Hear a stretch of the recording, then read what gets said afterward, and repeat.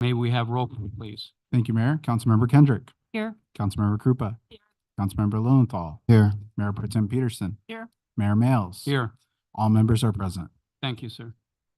At this time, members of the public may only comment on an item appearing on the work study item. Please adhere to the following when addressing the council. Comments will be limited to 3 minutes or less. Comments should be directed to the council as a whole and not directed to individual council members. City Clerk, are there any registered speakers? Thank you, Mayor. There are no registered speakers. However, I'm sorry, no registered speakers, Mayor. Thank you. Thank you. We will now move to the work study item. May we have a presentation from staff?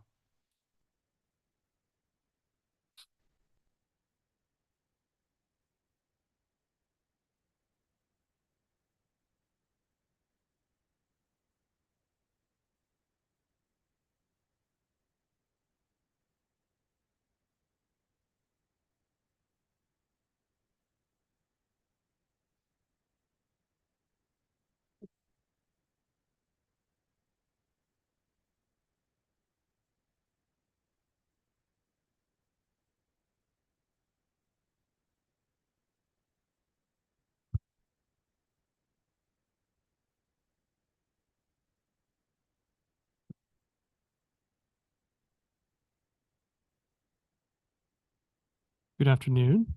Mark Prestwich, City Manager. And this is the time of year, having hard time hearing me. This is the time of year where I break out the glasses so we can look at some of these finer details and these numbers. But welcome to our first budget workshop for fiscal year 24-25. We've reserved some time at the next council meeting in case we need it, and we may want to come back to follow up on items that are discussed today. I'm going to handle the first 13 slides of the presentation. If I can get this to move forward.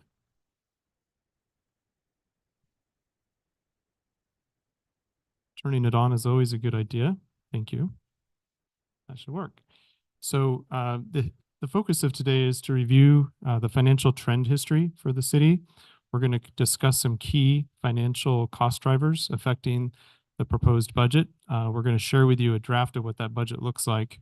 And ultimately, we want to confirm that our assumptions, particularly on the revenue side, are representative of your expectations. We've thrown in some additional slides that we'll consider bonus information that we didn't talk about last year related to the PERS discount rate, because it has some interesting implications on the city's finances. So here's a look at our revenue trends over time. We're dating back to 2011 here. But what you can see, the big takeaway from this chart is in 2018, we saw the revenues pop, and that's because of the introduction of Measure U. And for about 3 years, it was fairly stable. Then we had some pretty good growth in 2021 and 22. And what you've seen in the last year and a half, 2 years, is a moderation of the revenue. In fact, we're forecasting that the revenue for the city at the end of this current fiscal year will be a little off of what it has been the last couple of years. So we are experiencing an economic slowdown. A lot of that has to do with the current level of interest rates. Interest rates are affecting car sales. Car sales are one of the highest revenue sources for the city of Hemet through the auto mall. It's also affecting home sales. So as interest rates stay high, there's less inventory that's being sold. And as a result, we're not seeing the property tax growing at what it otherwise might. So the interest rates are having an effect on this, but this is a good view of where we're at. When we look forward, we are forecasting a very modest increase in some of our revenues. We're going to get into the finer details of what those look like later in the presentation. So here's a look at, this is the same chart with one extra year of data included. So this is a look at the sales tax, which is our largest revenue source.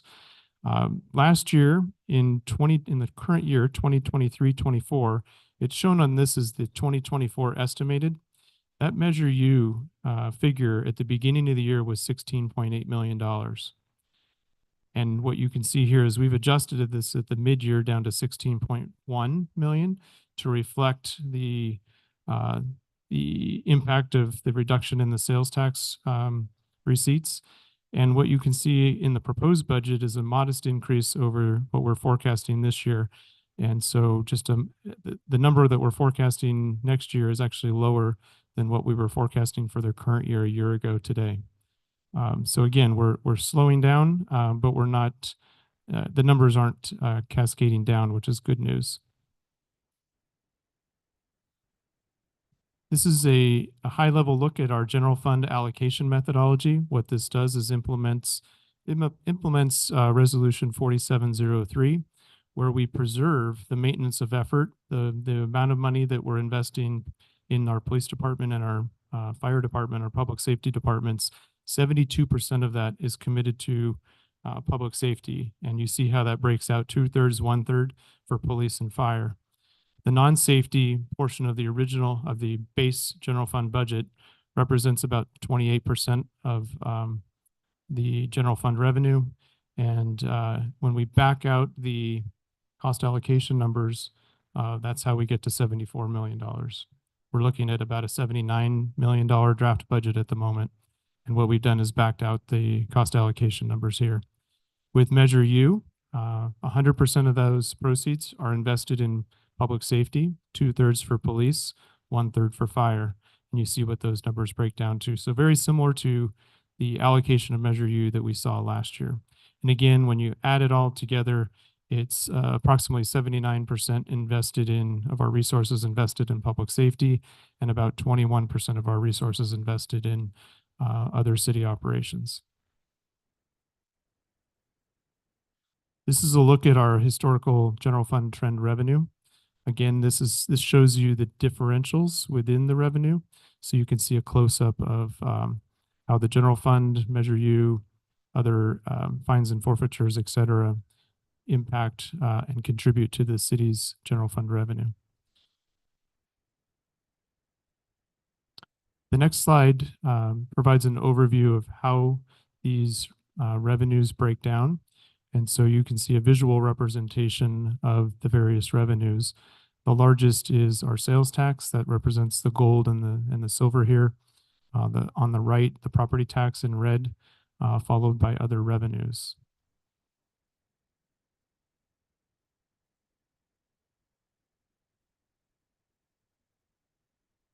On the general fund expenditure side, the good news is we've had a pretty steady growth on expenditures, that you haven't seen wild swings up or down.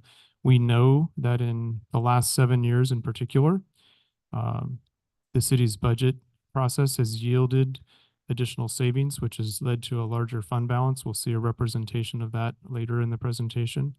But we've been a city that's been living within its means quite well. And obviously Measure U has helped quite a bit as well. And you can see a bit of that blip represented in 2018 on the 5th column over. As anticipated, the expenditures follow the methodology that we described in the earlier slide. Over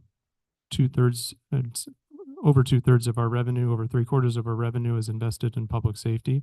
And you see that represented in both the Measure U and general fund slices of this pie. And so the larger portions here are funds that are invested in our police and fire departments, and then we see the remaining city operations on the left.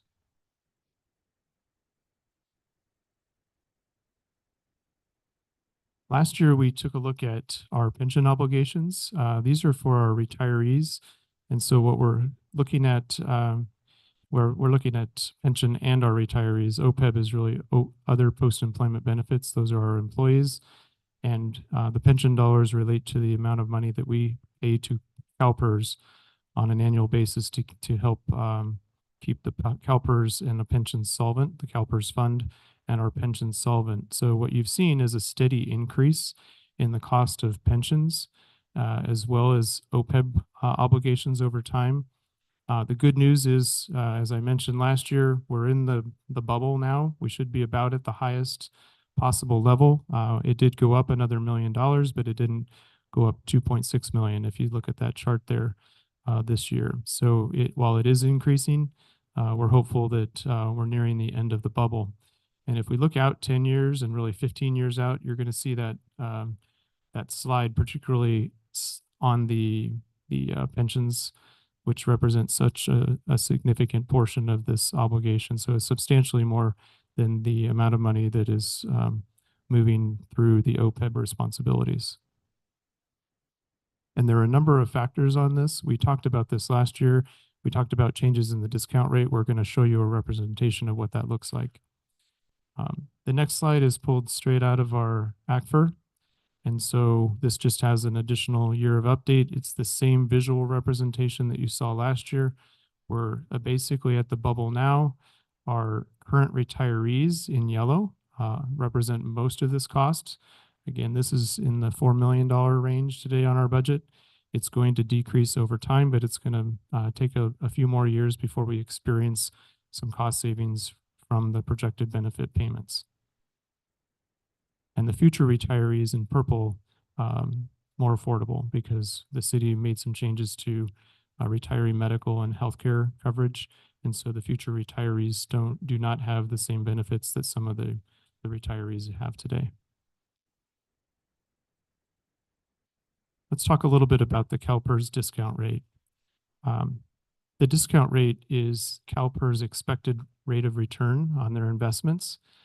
This number has changed over time, and there's been, as really in the aftermath of the Great Recession when CalPERS lost a lot of money, close to 40% of their investment portfolio, there's been an incredible amount of focus on rebuilding the funded status of their investments, and they've been working hard at doing that. One of their strategies has been to reduce the discount rate over time.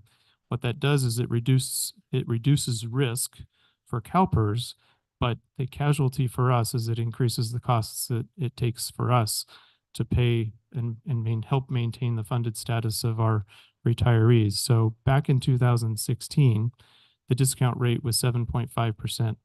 If CalPERS earned 7% on their money, they would still come in under that. Our rates would go up if they don't hit their target investment return. But at 7% in 2016, that would have an impact on our costs. They would go up. But if you look at the valuations for 2021 under the 6.8% discount rate, if CalPERS earns 7%, that exceeds their expected forecast, the expected rate of return. The good news is that would have a positive impact on us.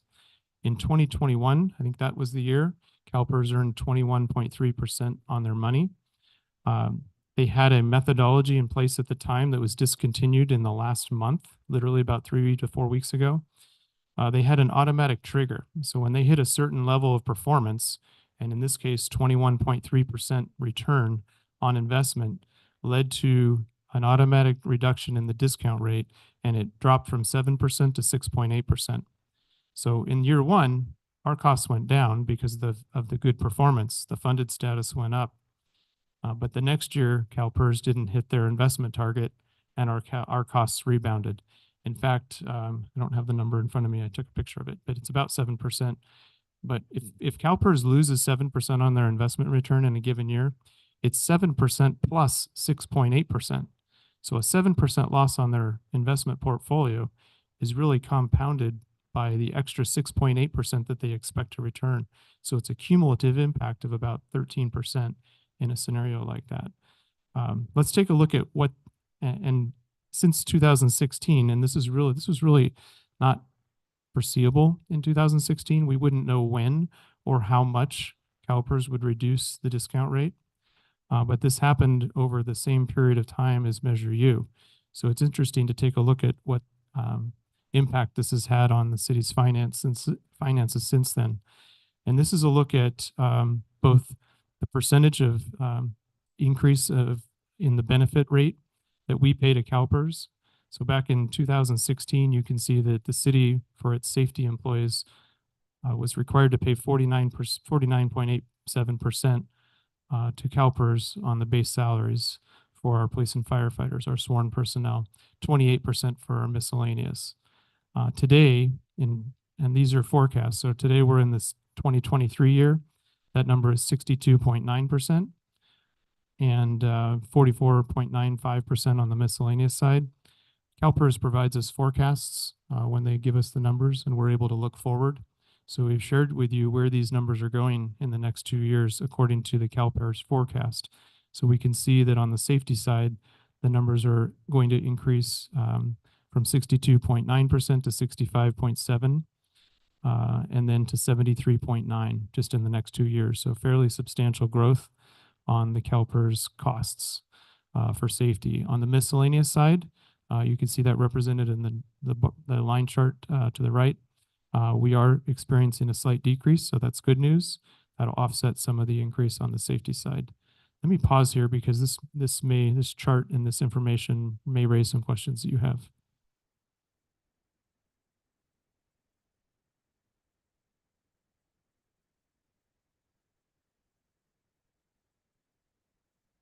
Okay, so at this time, I'm going to invite our acting Administrative Services Director to walk us through some additional slides.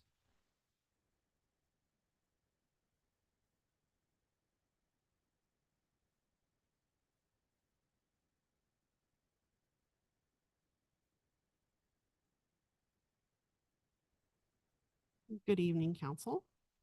The next slide that we're going to look at is the draft general fund recommended budget. So this is the revenues that we're looking at.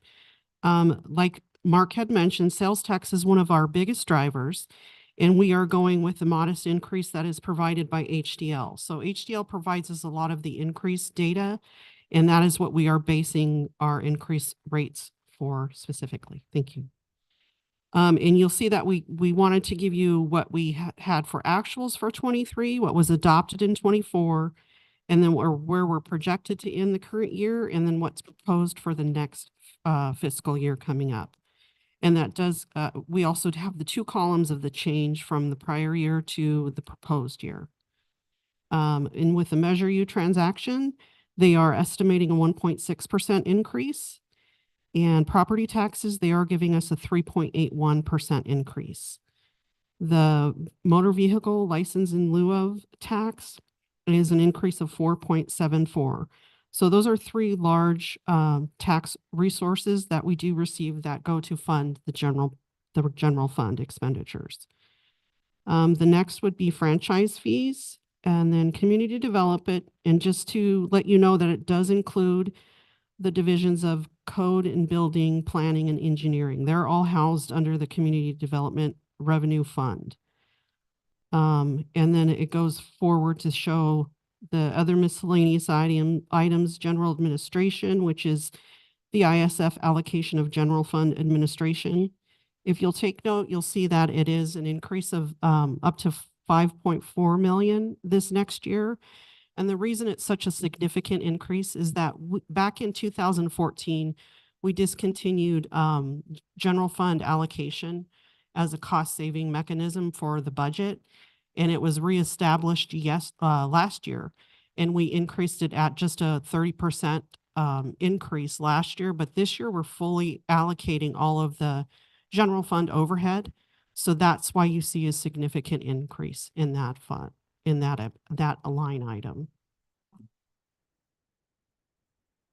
We have our transient occupancy tax, which is from our local hotels. We are working on an initiative to try and increase that revenue because it's not very significant, but it could yield a lot more for us to budget on. Charges for service would be things along the lines for fire inspections in the ambulance penalty fee. And then we have the uses of money and property, which right now houses our interest and any kind of rents that we do collect. And then, of course, business license, fines and penalties. License and permits right now just houses the development agreement fee. And then we have our interfund transfers, which in prior years we did have a couple of transfers. We have discontinued those moving forward into this next fiscal year. And that is our revenues as a snapshot.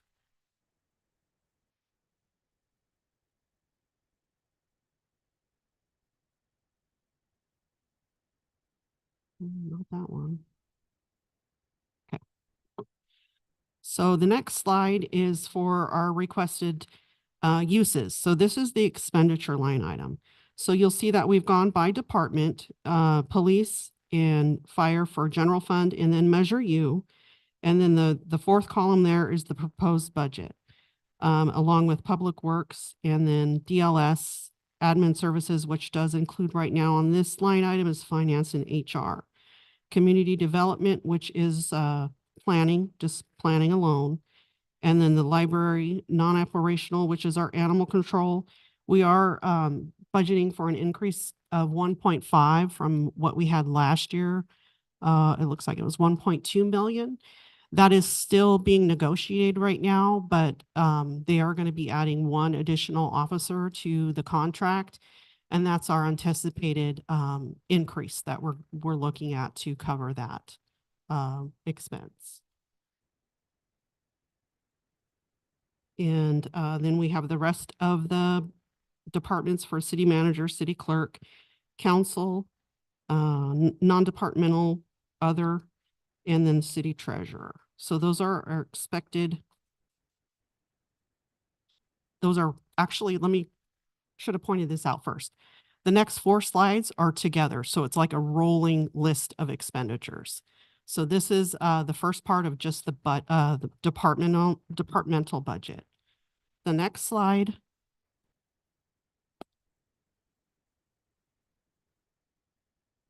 is a lot of the use of one-time fund balance that we are looking at. So we do have non-departmental, which we have the roads, facade improvement, trash enclosures, and grants, which we are proposing another $4.1 million to make those commitments into the community and make it a better place to live.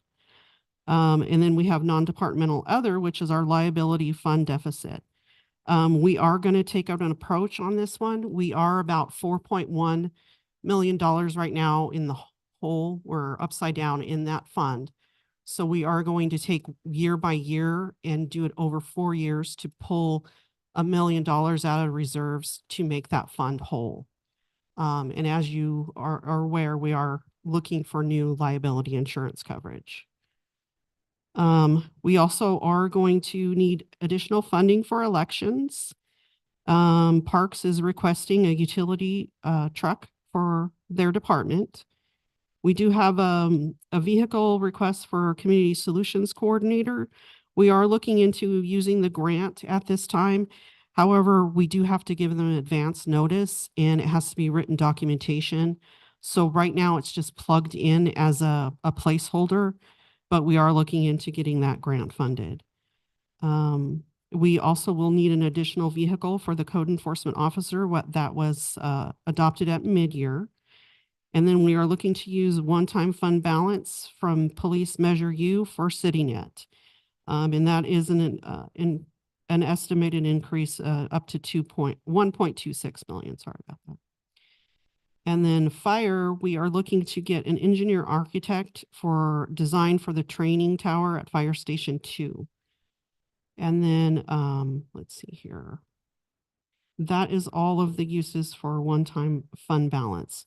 So you'll see that we do also anticipate labor increases, almost $3 million, as well as what we're taking into consideration so that we can truly balance the budget is a vacancy factor. And right now to fund all of these expenditures and balance the budget, we do need to pull about $3.1 million in vacancy to account for that. Right now, we are budgeting about $7 million in vacancies. We do anticipate that this is a realistic amount that we could go to. It's not something that we would like to do, but in the case where we're at right now, it is an option that we're using. And since it does take such a long time for recruitments, especially for public safety, it is a realistic number to account for. So along with all of that, we come up to 86 million for expenditures. And then the next slide has it all recapped. So we're expecting our resources to be 79.1 million, our estimated uses to be 86 million. And then we are backing out the one-time use of fund balance, which is the $6.9 million. And on the next two slides, we do have a list of the items that we are going to be recommending for the use of one-time fund balance purposes. A lot of that is more investment into the community with capital outlay. We do have the citywide street improvements for $2 million. We are doing that 1 year operating transfer into the liability fund for $1 million.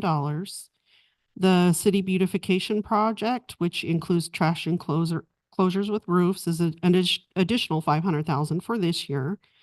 And then we have the citywide facade improvements for $500,000. And then the kitchen grant that we're proposing for the downtown restaurants is $300,000. Pension 115 trust contribution, we're looking at a placeholder of $200,000 that we would like to contribute to that.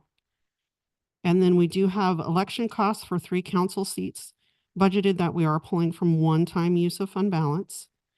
Park design that we're looking at for, I believe it's Gibble Park. And that's $150,000. We do have a new diff study that is going out for $150,000. Community enrichment grants, $100,000. And then if you just go down the list, these are the additional projects. Capital outlay is what the majority of it is. We do have a couple of new softwares that both finance and building code planning will be bringing at the actually next council meeting. The initial 1 year cost is built into this budget.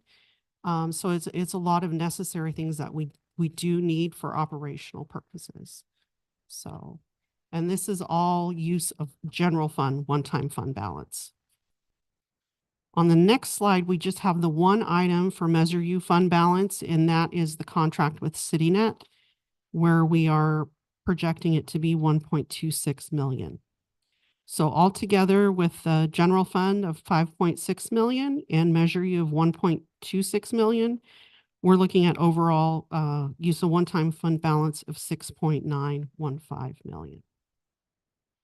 So I know that was a lot of information. I don't know if you have any questions on expenditures. I just have one question. Sure. And that's on the, on the architect services for the fire station 2 and the truck for fourth code enforcement officer.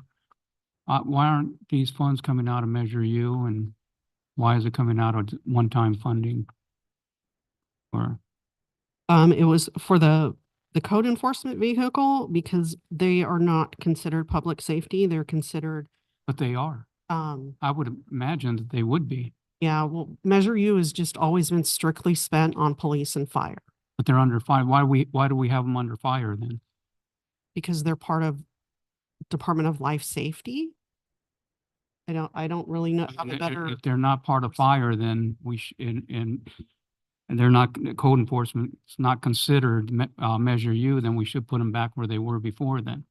Code enforcement is completely funded out of a different fund that is not Measure U related. They're out of the community development fund. So What about the other one? what Code was the other one? I'm enforcement sorry. officer. Oh, that's part of code enforcement, okay. They're both services for, what about the architect then? Oh, the architect design. And that is for Fire Station 2. The reason that it's not being pulled from Measure U fund balance for the fire department is because their Measure U fund balance is exhausted. Once we put in the 20% reserve, we are anticipating they're actually at a small deficit. So there is no more fund balance in Measure U at this point in time. Yeah, When we end the books, it may be a different story, but as right now, we are projecting it to be out of fund usually in balance. businesses, when they run out of money, they stop spending, but I guess we don't. Yeah, so, okay, thank you. I have one question. Sure. Okay, the facade improvement program, that was one of our goals for this year and it has not happened. Is that the same money? Is that a carryover or did we add money to that? So you're right, Mayor Pro Tem, this is a current year initiative. And we've had a recent meeting with Councilmember Lilienthal. And we will be taking a draft program to the Planning Commission as initially anticipated at, I believe, their next meeting. Well, second one. Next one. We're taking the draft program to the Planning Commission, receiving some feedback, and then we'll be to the council in June. What we are anticipating is one large type of grant in the $330,000 range, up to 330, and then approximately 8 up to $15,000 grants in the downtown specific plan area. That's going to be the framework loosely of the program. This fiscal year then? It's in this year, but we would be deploying it into next year, and we're recommending in the budget that we augment those resources so we can do double the number of initiatives.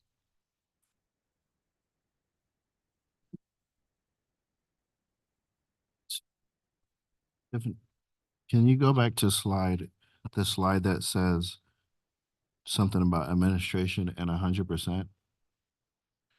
It looks like, Oh.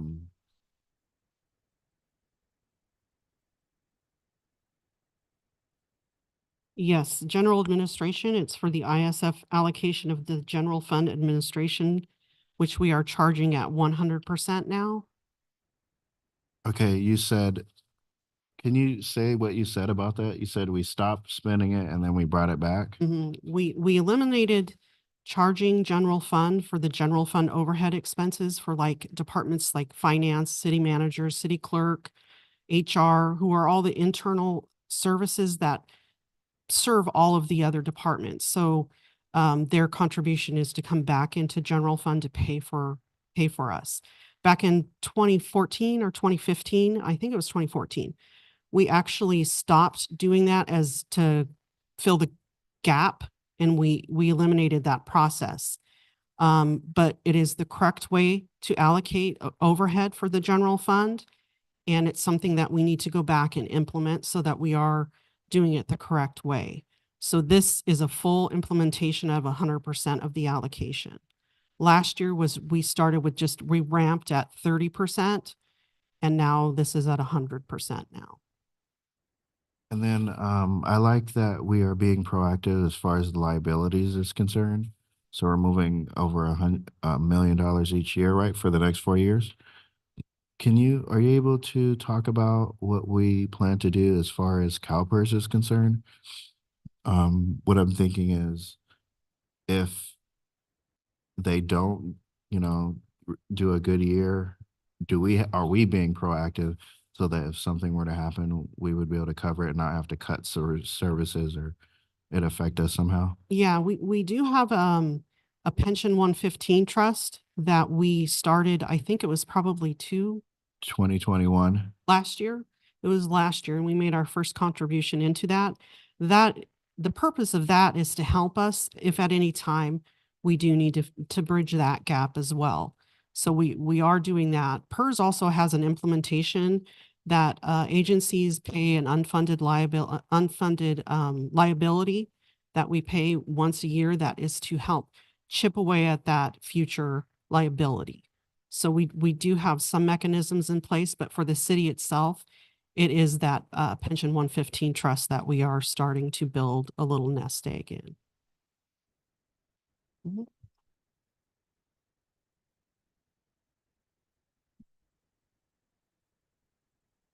For the part where you have the Gilbo Park, is it an architect? Yes, the architect for the Gibble Park, Does that include, Weston. I misspoke. It's Weston. Yeah.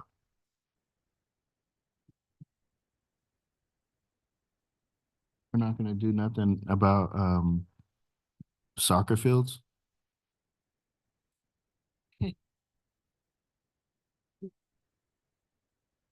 This is why we have budget workshops, right? This is still a draft. It's still flexible. The cost for designing that would be what we would need relatively soon in order to deploy that. If it's not in the budget, we would need to look to one-time resources like the general fund reserve.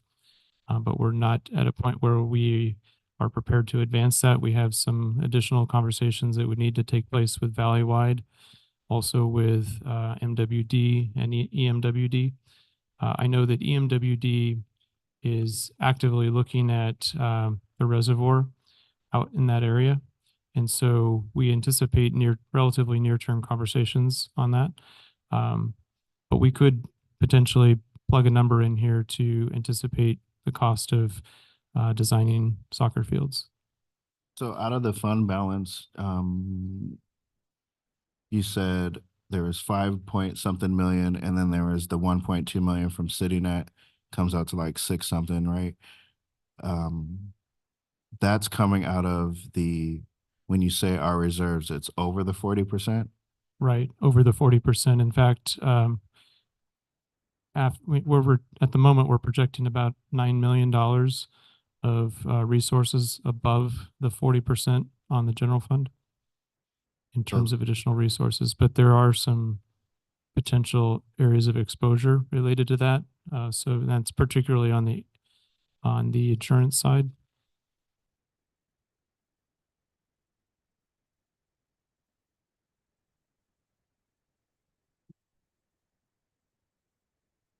So on the one-time monies, I'd just like to augment some of that. These are placeholders. So for example, with the $2 million for the roads, last year that number was $3 million. We've pulled back a little bit, partly because of concerns about the cost on the insurance side. We've grown the insurance budget from 300,000 to 1.1 million, but our insurance deductible has moved from $250,000 to 1 million per incident. And so right now, the general fund reserve is going to be the backstop for any claims that exceed $1 million. The general fund reserve is going to have to come to the rescue in a situation like that. So we hope that our claims will stay below $1 million, but there's risk there. The more we invest in a budget figure, so for example, we were initially penciling in $3 million when we first started building the budget. We've pulled that back to $1 million to try to accomplish a number of other initiatives, whether they're ongoing operational investments or one-time investments. But we've adjusted that number with the expectation that the general fund reserve will be the backstop for any excessive claims. And it's possible, because we don't have a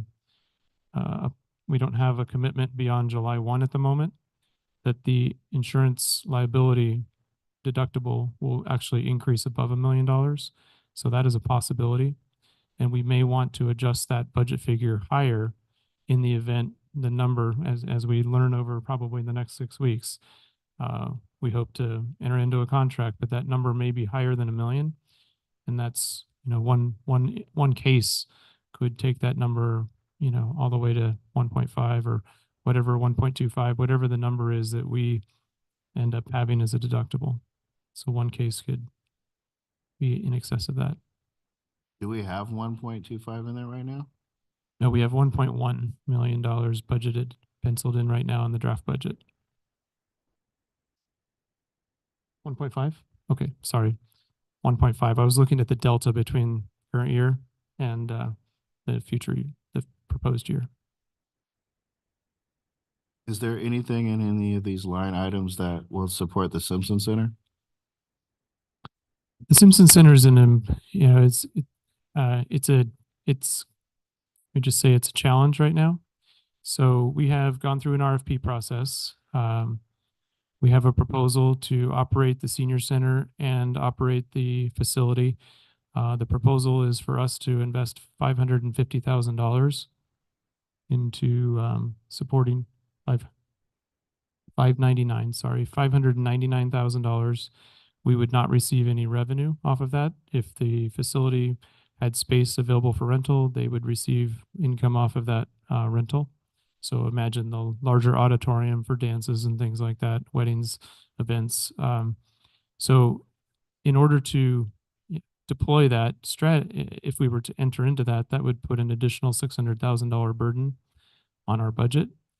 So we're contemplating ways to rethink and introduce to you some options at a later date on perhaps using the asset ourselves at a lower cost. And that's where we've left that conversation, anticipating that we would come back to you at a later time with some additional thinking on that. How much do you, and maybe you don't, maybe this is like, how much do you anticipate the Simpson Center would need if we were to run it ourselves? I think it depends on how we want to run it. And so we have some ideas that are sort of in the elementary stage right now. I think it's fair to say it would also require an investment of about $500,000. Most of those are people, right? 4 to 5 people.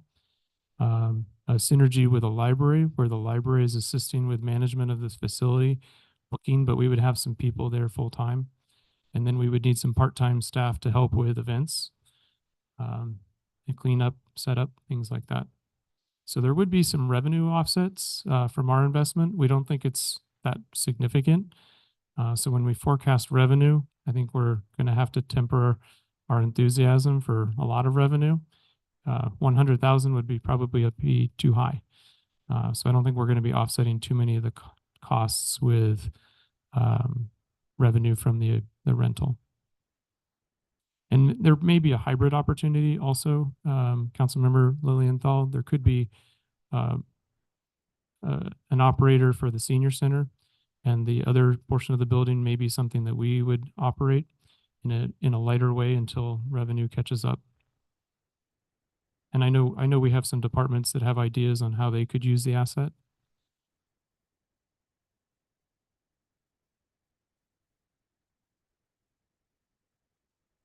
We have about 8 more slides.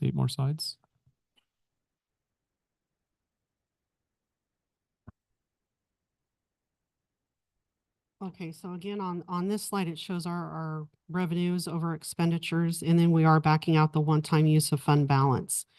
And we went over this slide, right?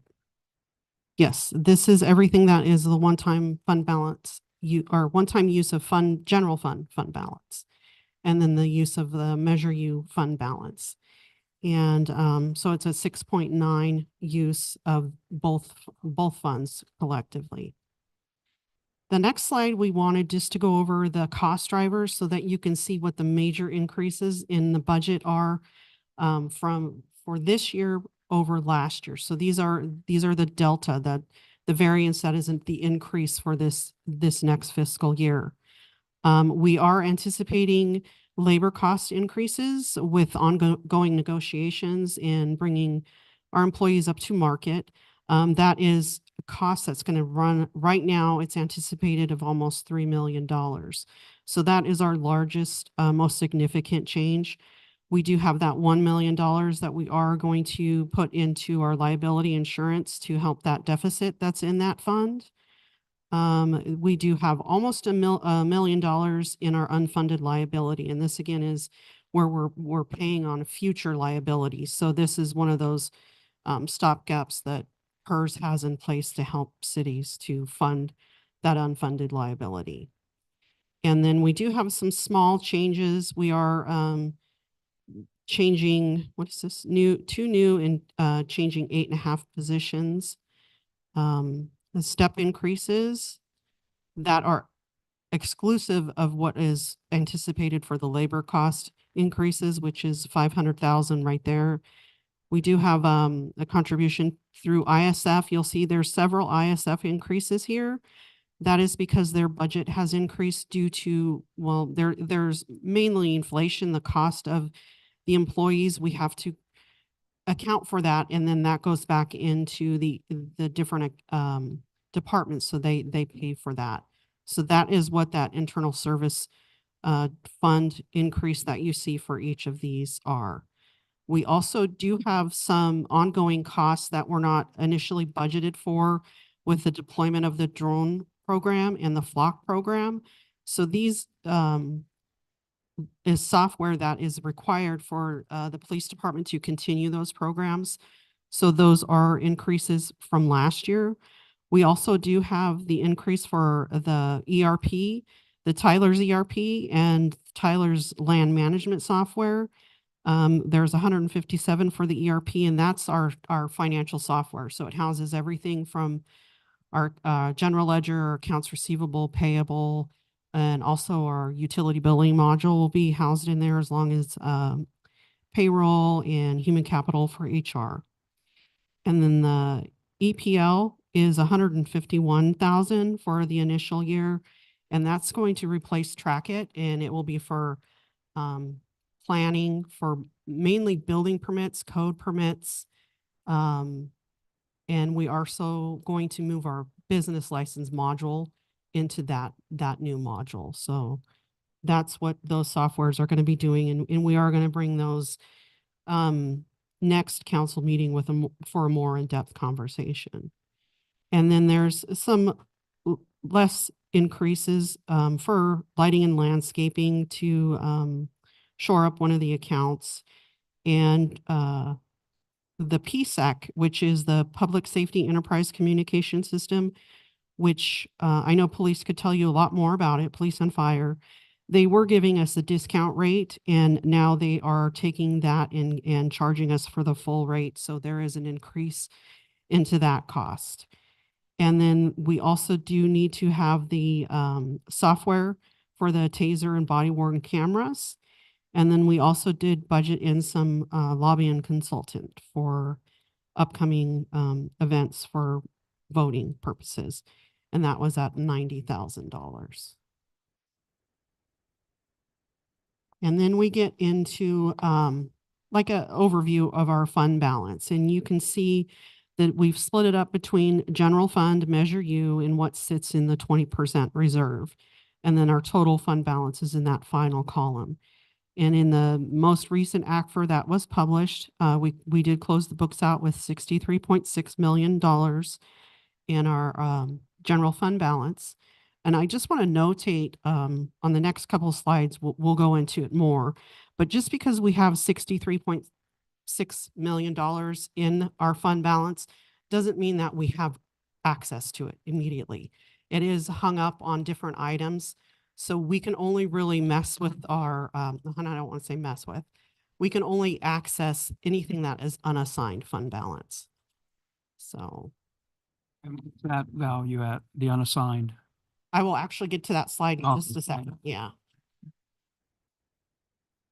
And this is just a graphical presentation of the fund balance. So you can see that we have grown significantly. And a lot of that is from our sales tax revenue through the COVID periods where we did very well, which was surprisingly to a lot of us because City of Hemet wasn't impacted like a lot of the other cities were. And then of course, Measure U has always helped the general fund grow. And then we also saw a lot of salary savings in this last year. So anything that isn't used through the budget process just falls back into fund balance and can be reappropriated the following year. So that's also why a significant reason why our fund balance has grown to that 63 million. This is the slide that breaks out the general fund balance. So in the first column there, it's itemized fund balance. This is where you get into the 63 million is non-spendable. It's allocated for non-spendable, which would be any of our prepaid items that we have that we cannot really, we've already committed that to something else. We have our restricted fund balance. And then our committed fund balance. In the committed part is where our reserve sits. So you'll see right now, the 20% reserve is 18.5 million. And that's based on as of June 30th, 23. So that's last fiscal year and where we started this current fiscal year at. And then Measure U is all committed. So that includes their reserve as well as their fund balances. It's just not broken up, but it is a $17.3 million amount right there. And then the assigned is also another committed into continuing appropriations. So future capital projects that we have that's where this funding is going to. The unassigned, which is the 20.9 million, is what we have to really work with that is freely available. But when I say freely available, it has to be for like ongoing one-time use of fund balance projects that we would use, not for anything that's an operational ongoing expense is not the purpose of that. And then our anticipated close, we are estimating that we are going to end this year accounting for that $3 million vacancy factor that we did speak about at mid-year. We're looking at a surplus of 2.79 million.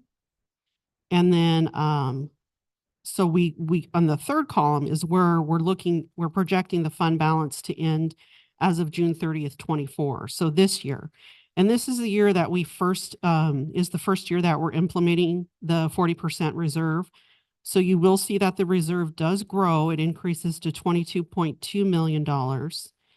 And then because of the use of the one-time fund balance that is in the lower section there, it nets out to a $9.8 dollar decrease that we have used for one-time use for capital improvement projects throughout the city. And so we're looking at 15.2 is our unassigned that we do have to work with going into next fiscal year. Now, keep in mind that we do have the $5.6 million of the general fund one-time use purposes in the previous slide that we are going to be pulling off of that 15.2. So that leaves a little bit under $9 million, or a little under 10 million, I'm sorry, that we do have available for unassigned fund balance. So. That doesn't include the CityNet one?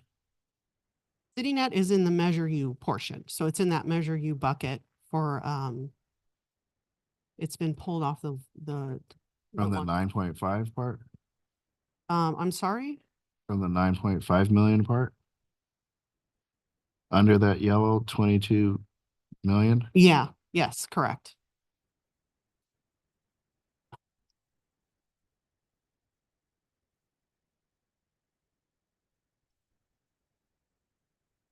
And then this is a summary of our full-time equivalents that we are going into this next fiscal year for. You'll see we do have the adopted 23-24 budget in the first column, and then our proposed 24-25 increases. There are a couple increases that you'll see in police, which were mid-year increases for the retail theft grant that was adopted. And then at mid-year, we did have one code enforcement officer and one part-time building tech switch to a full-time tech. So that's the increase there. And those are the items that have one asterisk.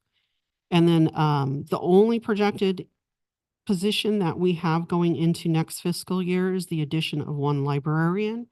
And that is to assist with opening the library to more hours.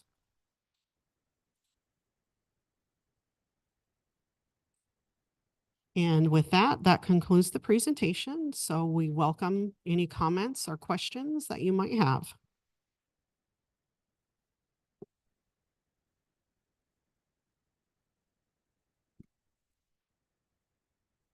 Just wanted to mention that I like you a lot. I can hear you. I can understand you project your voice well and you're knowledgeable. So thank you.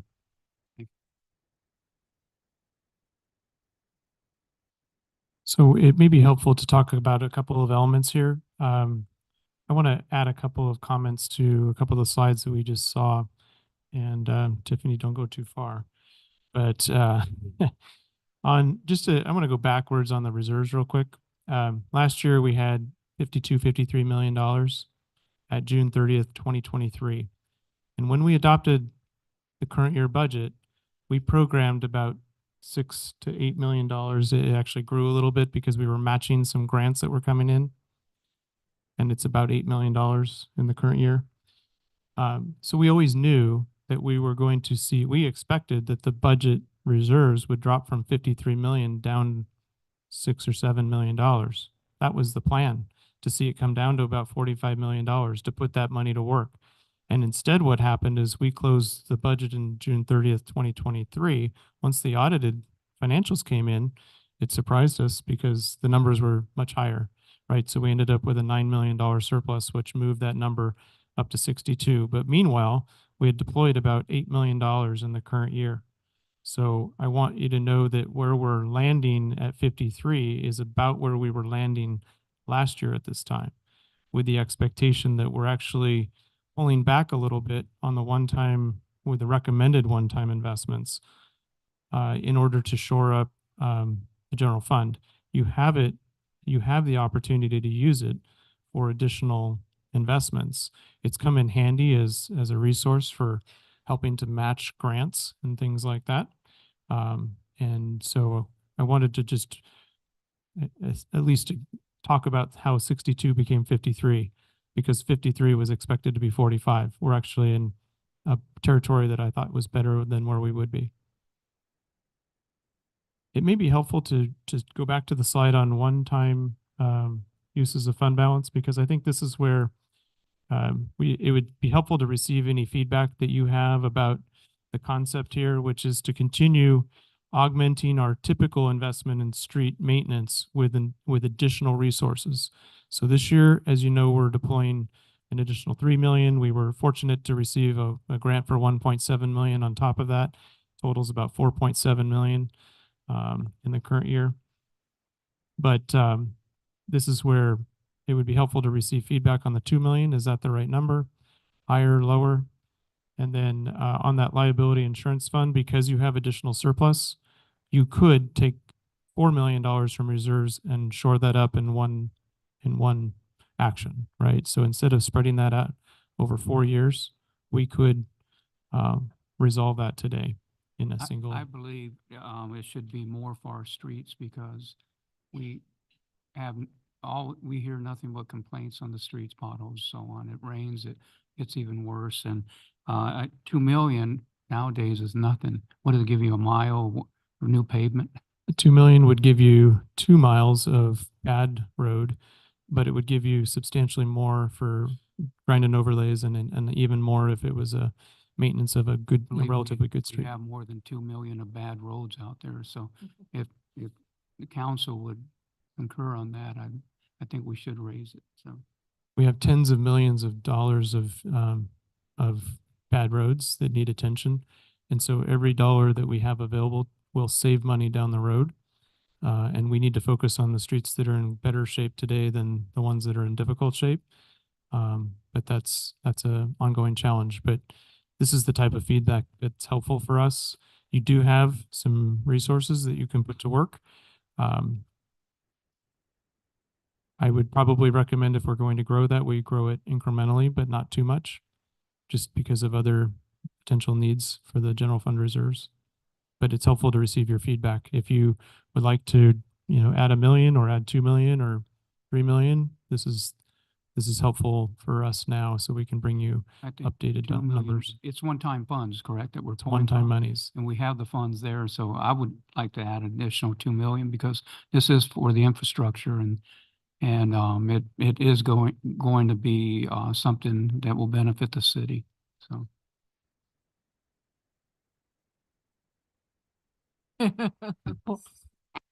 Well, I know we had talked about different options for trying to fund that, so I would really like to explore those more before adding additional money to that. I agree that it needs to be done. It's a high priority, but I would like to explore those other options before we allocate additional funds. Did have a question. What's the classification analysis? what's the what? So when we separated with Evergreen, we didn't spend all of that money. And what we didn't finish was work on the classification side. We think that work should still be done. And so this is money that we didn't spend in the current year that we were anticipating spending, and it would essentially allow us to continue the work, but with a different company. I didn't get the question, though. I didn't hear it either. There's 50,000 for a classification study, so I was asking about that. Oh, gotcha. Okay, thank you. Evergreen, right? Yeah. What kinds of things would be in the community enrichment grants? So this is, think of this as a nonprofit grant type of program. So with $100,000, You could set criteria on whether the grants, cap out at 5,000, 10,000, 15, 20, probably not more than 20 with that type of allocation. But we have a program that was not funded in the current year budget that I would recommend that we change from quarterly to once a year. But what this would do is present an opportunity for us to receive proposals from nonprofits and consider appropriations for them. So sometimes they're looking for money for one-time projects. In other cases, they're looking for operational support. Typically, the way I've seen cities work is that if there's going to be money made available to nonprofits, it's typically to help them start up a new program, but with an expectation that they become self-sustaining over time. There are probably a few exceptions to that rule. So in one agency, I know of, the city decided they had a senior center that was run by a nonprofit, and it helped offset what otherwise might be a city expense. And so what the city chose to do was put them on a 3-year, $30,000 per year contract. So they allocated $30,000 to help offset senior center services. The same thing happened with youth. And so there was a youth center, basically a boys and girls club, and the city contributed $30,000 a year to offset and help offset the cost of operating that. In terms of community enrichment, I found these very successful, where a nonprofit might say, we're starting up a new program, or maybe there's a business district that has a sign that needs some love, right? And the business district chamber comes to the city and says, wow, for $1,200, we could take that old sign and replace it with a newer sign. But that would be, and we would develop criteria, essentially, how can the funds be used? What are eligible types of expenses? And we would bring you that draft program for review. You have a program today that allows this. We just don't have money appropriated, so this would allow us to do that. Thank you. I think that's a good idea. So we have a lot of nonprofits here. So that would be- You'll end up with, just so you know, you will end up with $300,000 or more of requests. And we'll have to have the discipline to say, this is our number this year. It's 100,000 or whatever the number is. And then we'll need to make the tough choices of how we're going to allocate those resources. And that'll be the challenge. You'll have a lot of great ideas. What are you proposing to do the lobby? For the lobby, how far are we down there? So we never completed the lactation room. We did update the break room upstairs this year, but we believe some newer furniture in the lobby. And there's also a patio in the back that would be lovely to activate. And the lactation room is really required by law, and we would like to see that added to the building.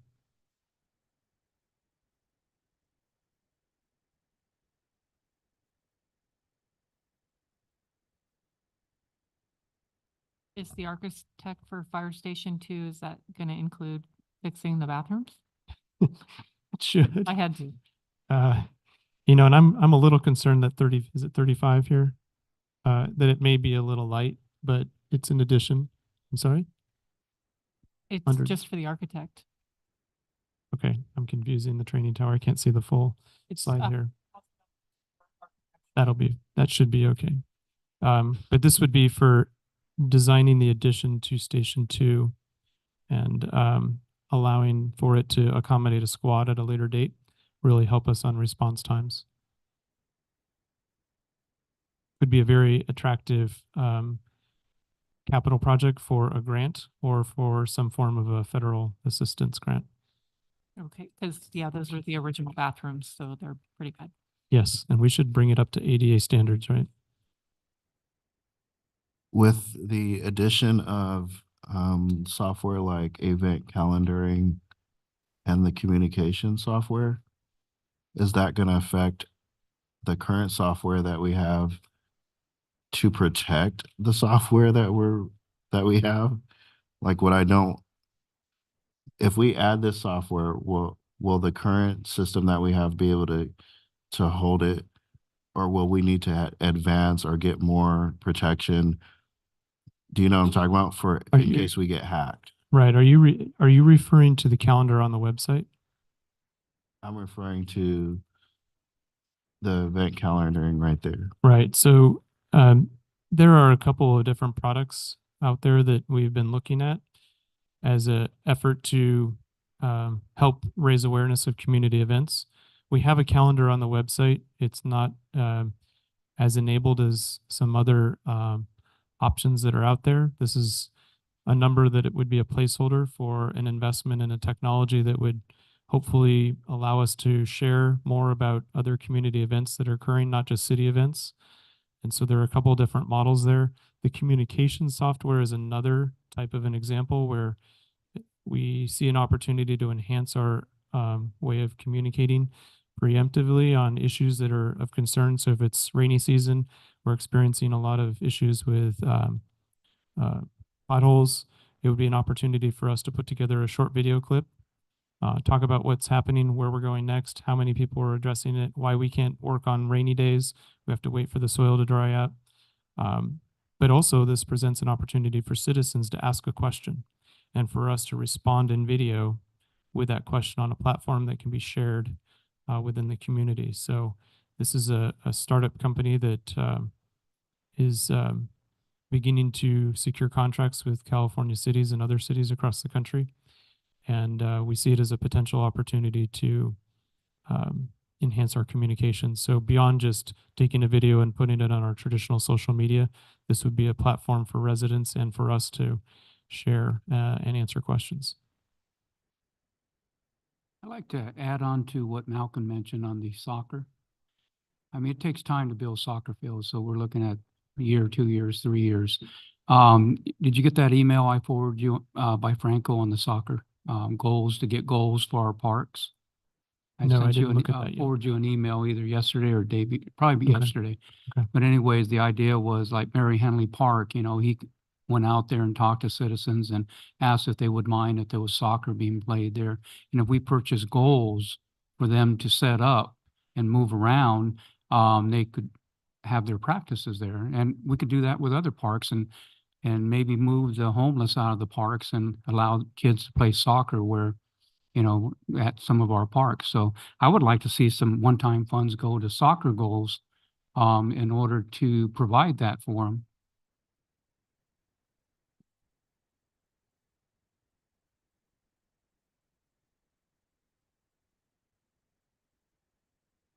Okay. Thank you. Are there those kind that are like stationary? Would they be stationary or would they be like taken down? Mobile, but the big ones that they can use as for practices. The ones that are hard to pull away with my sedan, right? Hopefully theft proof. Right. And put a camera on them. They're big and they're heavy. Okay. Any feedback on the insurance once or over 4 years? 4 years feel like it's okay. I mean, there's a potential that that number grows and we have to still address it over time, but this is an effort to proactively start to reduce the debt there. What is the advantage of paying it now? If we only do it like in increments, would that extra dollars earn interest in our account? If we Yeah. didn't pay it all at once now? Yeah, I don't think we're going to experience a significant investment return.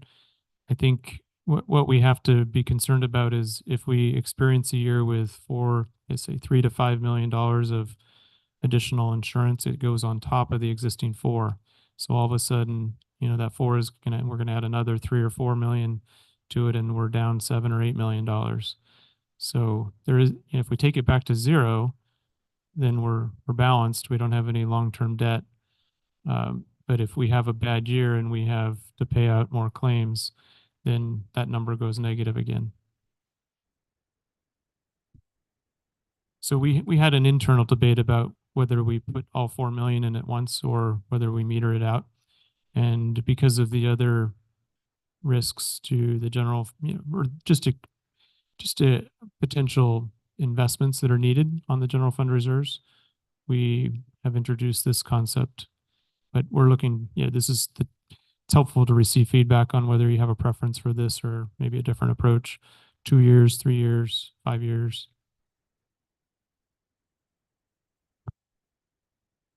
Just to add on that also is that the fund has ran in a deficit for several years. And our auditors just want to know that the city is going to do something. And that, so if we chip away at 1 million a year to get it back, that's suffices. But there's really not any kind of benefit, whether we pay it to get it zero now or just chip away at the 1 million per year. The only thing that we do run into is if we do have some large liability claim that we have to pay from that fund, it just grows it further down into the deficit. So. The other area that we wanted to just confirm that you're comfortable with is we're using HDL company estimates for sales tax and property tax. Those numbers are pretty modest this year on the sales tax front, 1.6% growth on the Measure U numbers, 2.1% growth on the regular general sales tax, and then 3.8% on the property tax. So I think there's a good chance that we can outperform those numbers. When I think about, why do I say that? We know that there are some promised interest rate reductions sometime this year. So we're 7 months out. When interest rates go down, we expect car sales should pick up a little bit.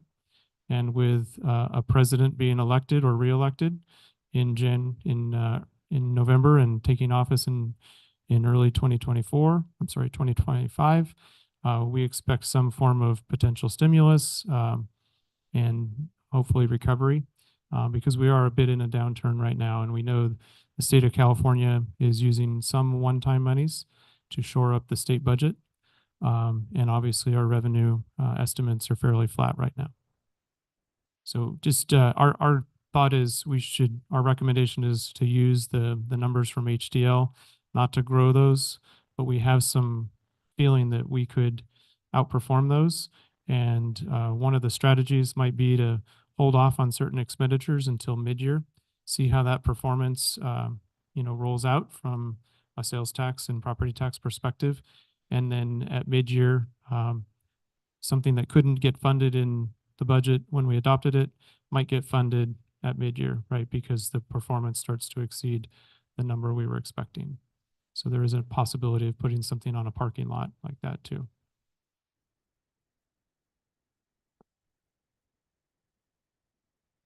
And then just any general questions in general about the budget.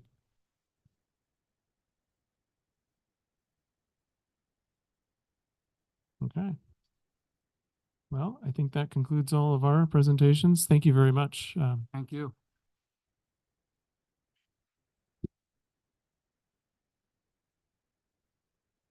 Guess that's might come up. Huh?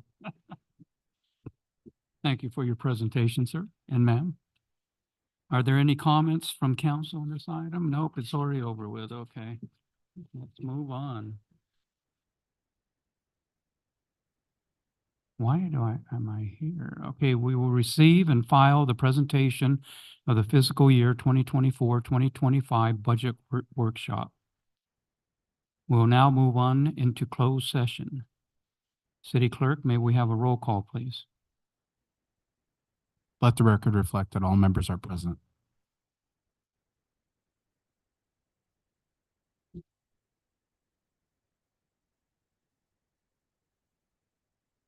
We can go to public comment. Oh, I'm so sorry. I fell asleep for a minute. Okay. At this time, members of the public may only comment on an item appearing on the agenda. Please adhere to the following when addressing the council. Comments will be limited to 3 minutes or less. Comments should be redirected to the council as a whole, or directed to the council as a whole, and not directed to individual council members. And I have Judith McPherson, please. And Good evening or afternoon. I have a question regarding the April 23rd council meeting in which I believe I might be recalling this not exactly correctly, but the city council voted unanimously to add a closed session at the end of the meeting it was April 23rd, 2024. And I did not see a report out on the YouTube video. And I think I heard that there would be a report out this evening. And as I recall, there were two items added that needed attention and that they were both involving code enforcement issues and the possible need to initiate litigation. And I was just wondering when the report out will be given. Thank you. Thank you, Judith. Mayor, Attorney. Mayor, would you like me to respond? Yes, the report out of closed session is item 18 on tonight's agenda. It'll be reported out at the beginning of the regular meeting. And yes, as noted at the end of the open session, the report out from closed session was going to be conducted today so that nobody felt like they had to stay into the late hours of the evening to hear the very short report coming up. So yes, it'll be during open session, Mayor. It'll be during open. Thank you. Okay, city clerk, is there any, okay. Council will now proceed to closed session. Thank you for joining us. A report of closed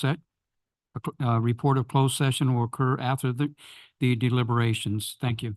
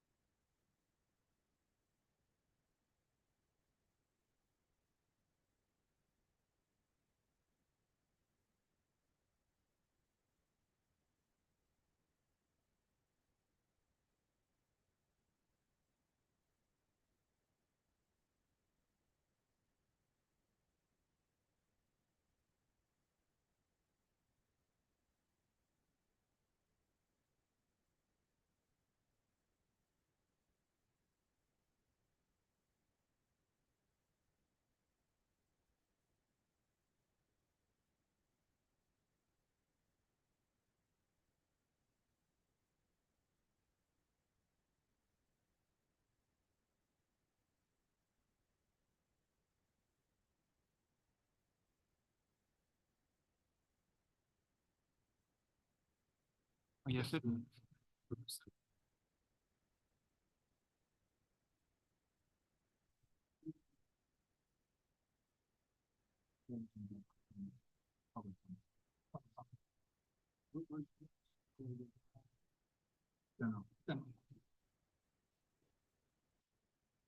Ah.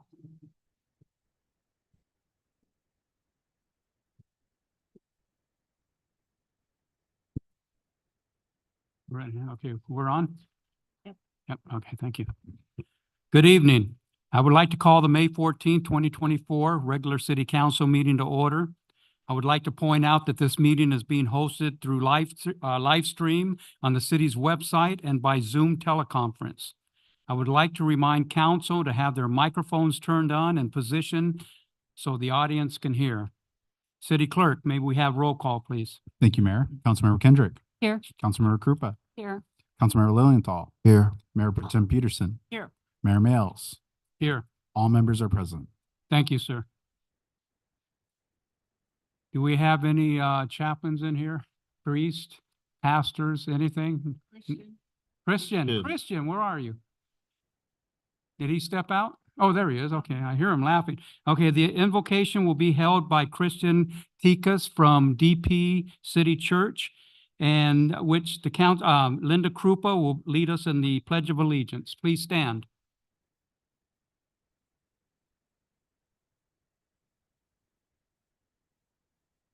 Let us bow our heads. Father, we just thank you for this day, the day that is today, which is a gift, a present, as we call it. We just thank you, Father, for the council people here and our citizens that care for this city that is being set apart, Father. So we just thank you. Bless the time, bless the conversations, and we just ask that your will be done in tonight's meeting. In Jesus' name we pray. Amen.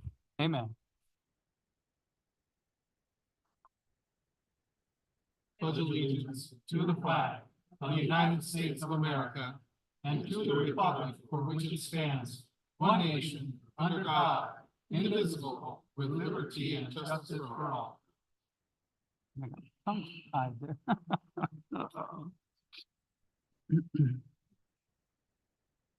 We will move to the attorney's report from closed session. City Attorney, can we get a report out, please? Thank you, Mayor. One of the items under 11A on tonight's closed session, the city council gave settlement direction by a vote of 5-0. I also wanted to report out the closed session from April 23rd, 2024. As I noted at the end of the meeting, the closed session occurred after open session, so the report was going to be today. There were 2 items on the closed session agenda. On both items, the city council gave settlement direction by a vote of 5-0. Thank you, Mayor. Thank you, sir. We will now move to public comment. There is a 3-minute per person time limit for all general public comments on non-public hearing items. All who wish to speak, including council members and staff, need to be recognized by the mayor before speaking. We will take public comments for items listed on the agenda.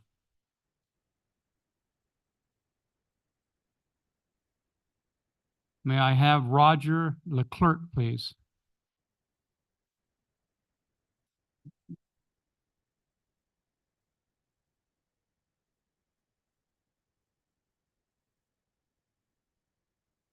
Thank you. I'm Roger Leclerc, a homeowner here Oh. in town. And I'm speaking in favor of a more visible, proactive code enforcement. I'm sure that if I brought a problem forward, that I'd get resolution. So the reactive, I'll imagine, is well working. But I don't see evidence around me, my neighborhood anyway, that they're doing enough. My personal gripe, sidewalks. Trees grow over to where the wife and I can't get around. They bring up portions of the sidewalk that need to be marked with colored danger. A lot of families having to live in the same house on account of hard times. They bring with them 3 families going to have 6 cars. we got room for 6 cars, but not on the sidewalk.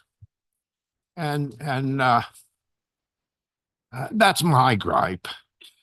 A lot of us just can't turn in our neighbors. We don't want to, or maybe we're scared not to. And don't got no homeowner association in us old neighborhoods. So either we do it or our city does it for us.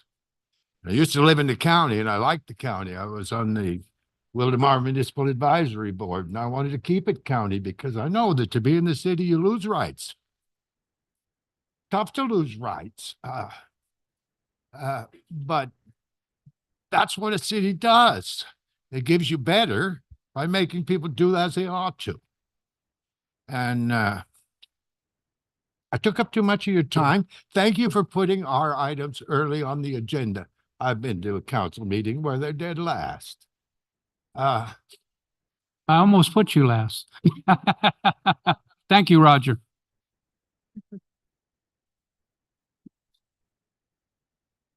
Stella Johnson.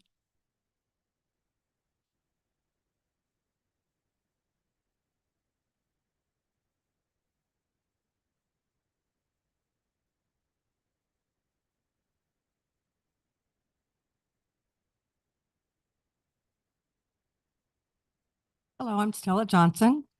And if you recall, I was here last month bringing up the issue of the not very safe intersection by my house of San Pasqual and San Arturo that needs stop signs really bad. Jenna. Councilmember Lilienthal did call me 2 days after the meeting. He left me 2 phone numbers to reach him. However, nobody answered those phone numbers and nobody's called me back. So is this something where I need to take another step, or is this a long waiting period, or how does this gonna actually work where I can talk with somebody about the importance of having stop signs there? Whose number did you try to call? Pardon me? Whose number did you try to call? Well, he gave me 2 phone numbers on a message machine because I didn't answer the phone because I was driving. So he left me 2 numbers to call to get a hold of him, and I called both of them, Okay. and I'm What- still waiting. We'll discuss that. Okay. Are you gonna be here all night through the whole meeting so we can talk afterwards? I can, yes. Okay, we'll see you then. Okay, thank you. Thank you.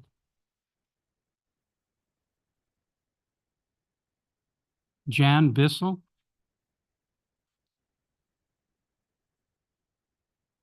Never knew your last name was Bissell. I know I was gonna say that, but.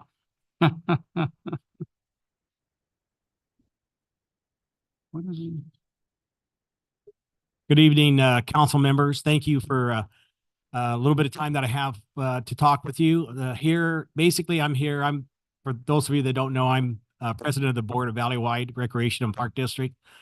And basically, I'm here to say I think we have more unity now than we've had in a long time between the city council and with Valleywide Recreation.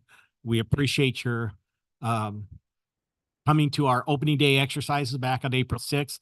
Those of you that could come, we appreciate that very much. We have many dignitaries from the county, from the school district, from San Jacinto City Council. So want to thank all of you for those of you that could come.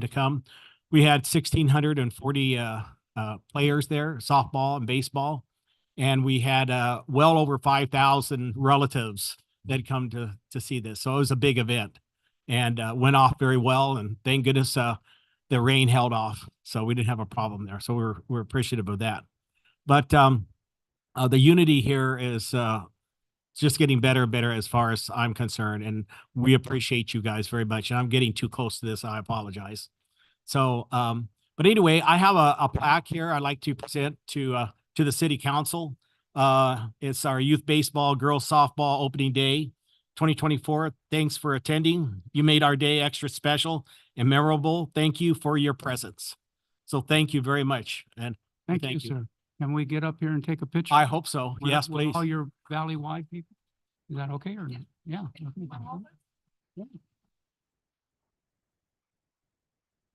You manager, you gonna join us? Attorney, you're more than welcome. John, you're more than welcome. The whole crew.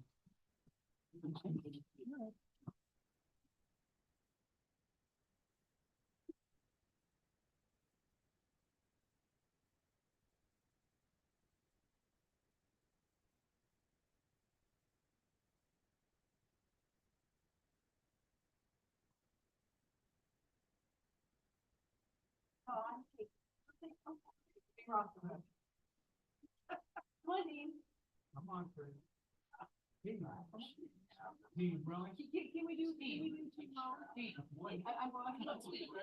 stand next to me. A little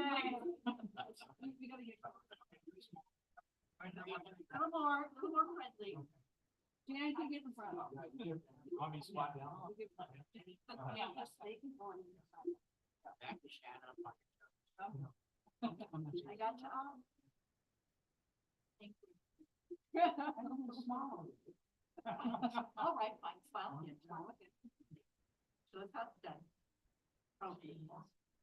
Thank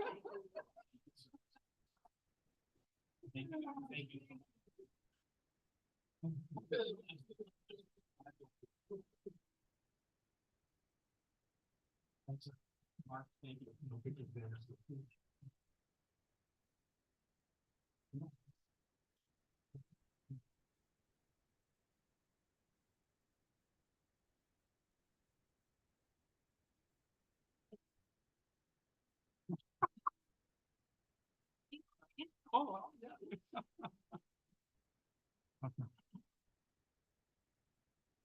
Oh, thank you. And they left. Okay. Sign order. Bruce W. Ortiz.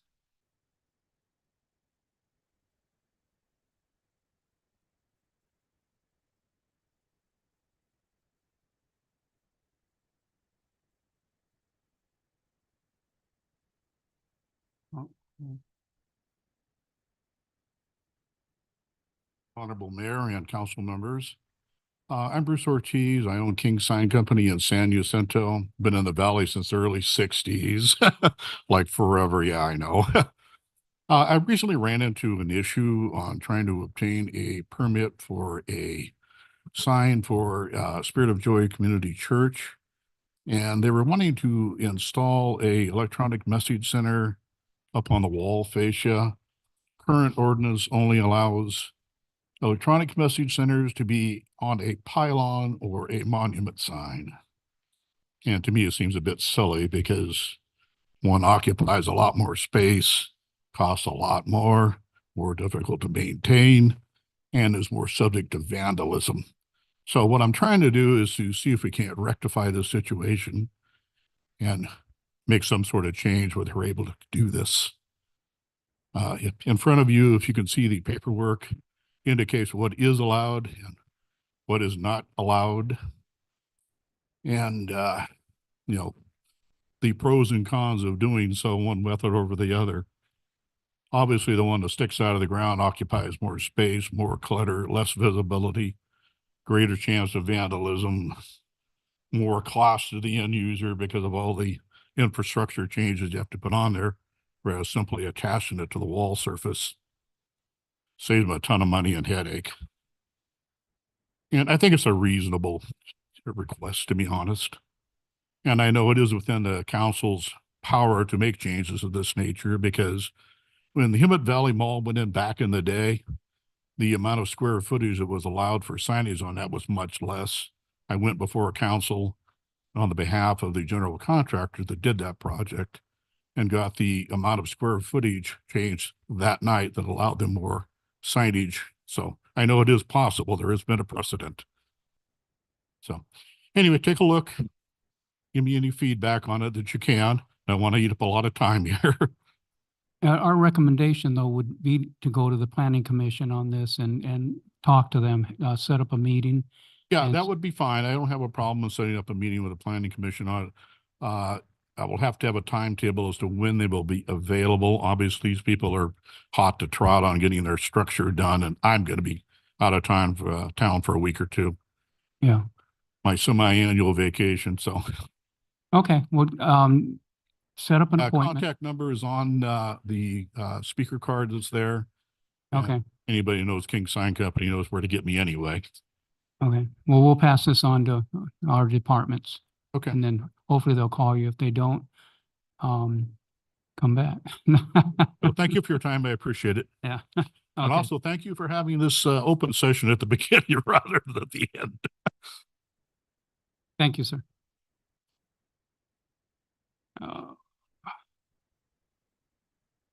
Richard Kontla.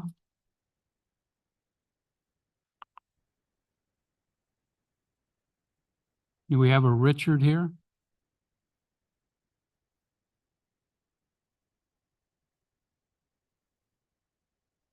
Martha. What's that? last name? Bazan. Okay, Martha Bazan. Oh, okay.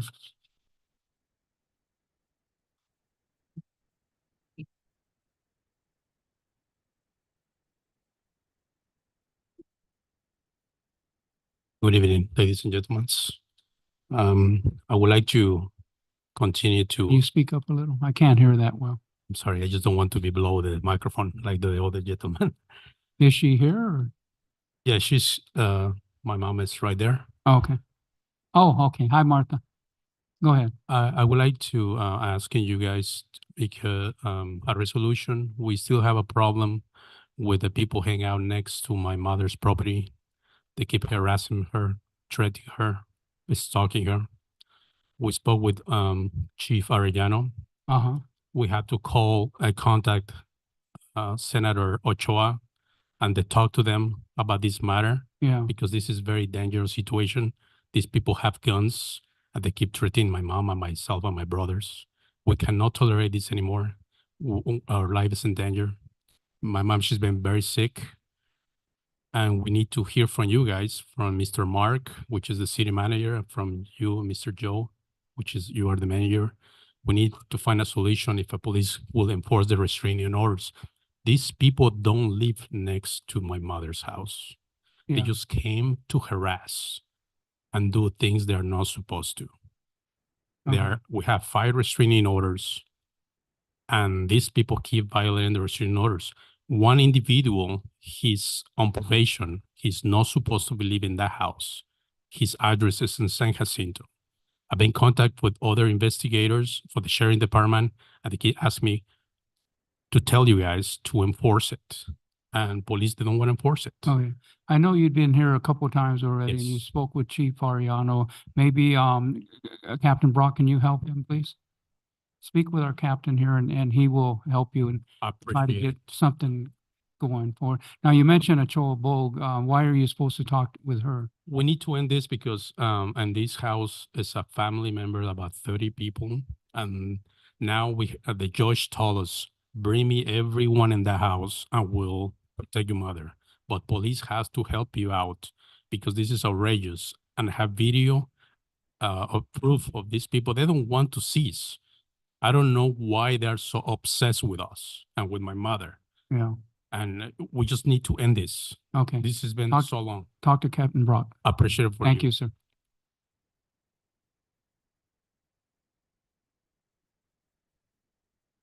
Vanity and Myra.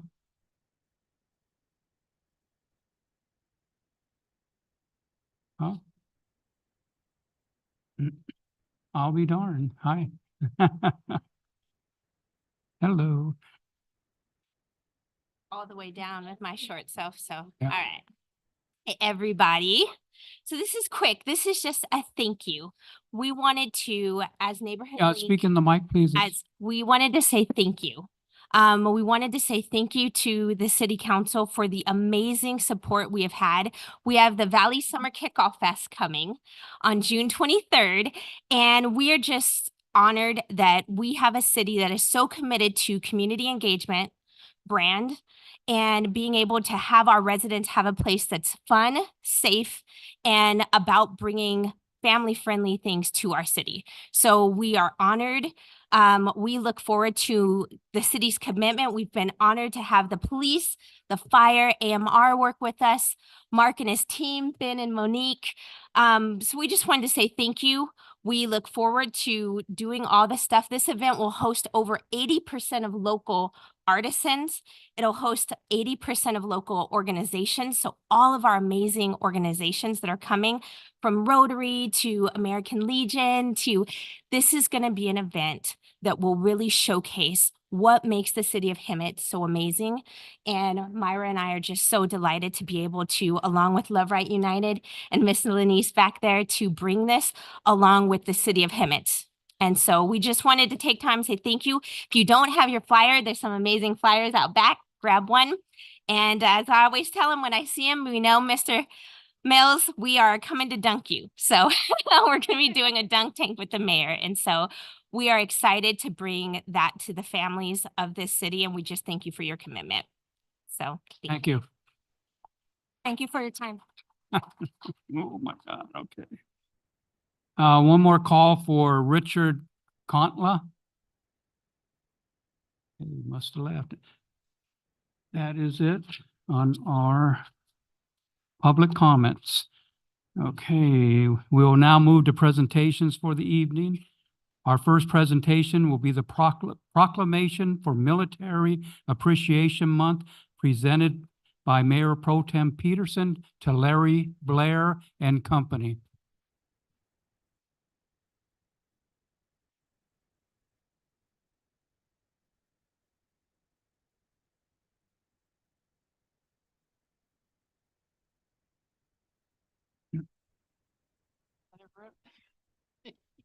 I kind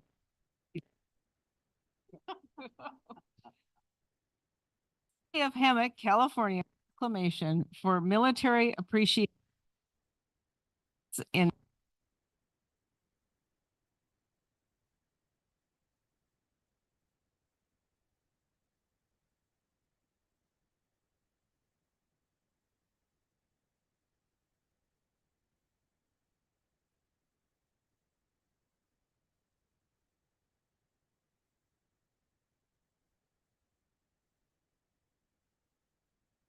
state government. Local jurisdiction have the responsibility and privilege to raise awareness of the aspects of the heritage of the United States and to encourage the residents of every community to dedicate themselves to the values and principles for which Americans have served throughout the history of our nation.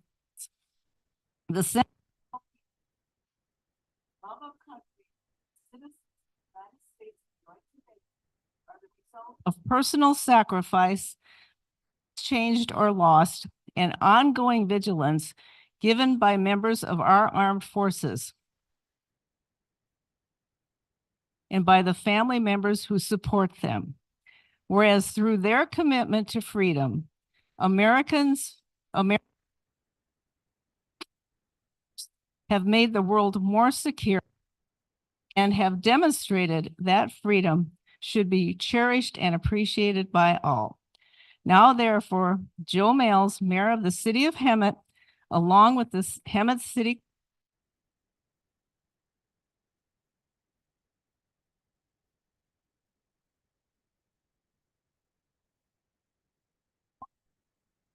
recognize the value of our veterans, sacrifices,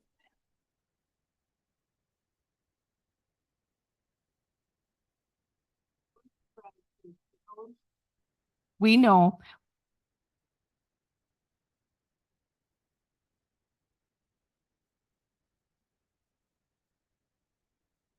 and this is Larry Blair. He's a member of the American Legion, and I've known Larry for several years now, and he has done a great job for our local Legion, and he can tell you more of what he's done in the years he's been at our post. A lot.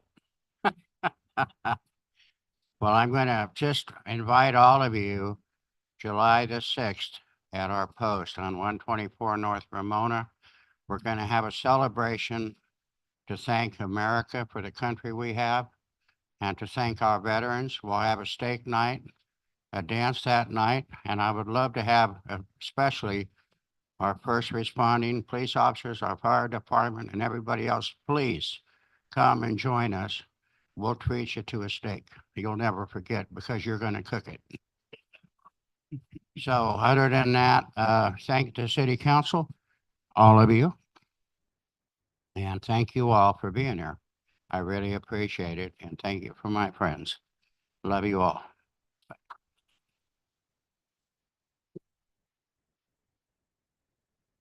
guess I need that first. Okay. I'll take my glasses.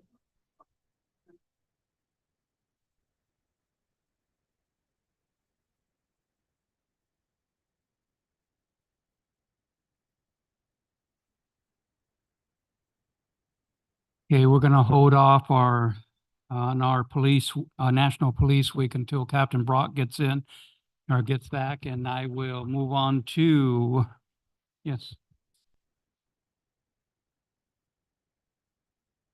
Okay. Oh, okay, we're gonna have to stop here for a minute. Carol, how could I miss Carol? Carol Kevins. Come on up. My apologies. Carol and Trish, how come I didn't see it? I'm so sorry. Okay, how you doing? Good, good.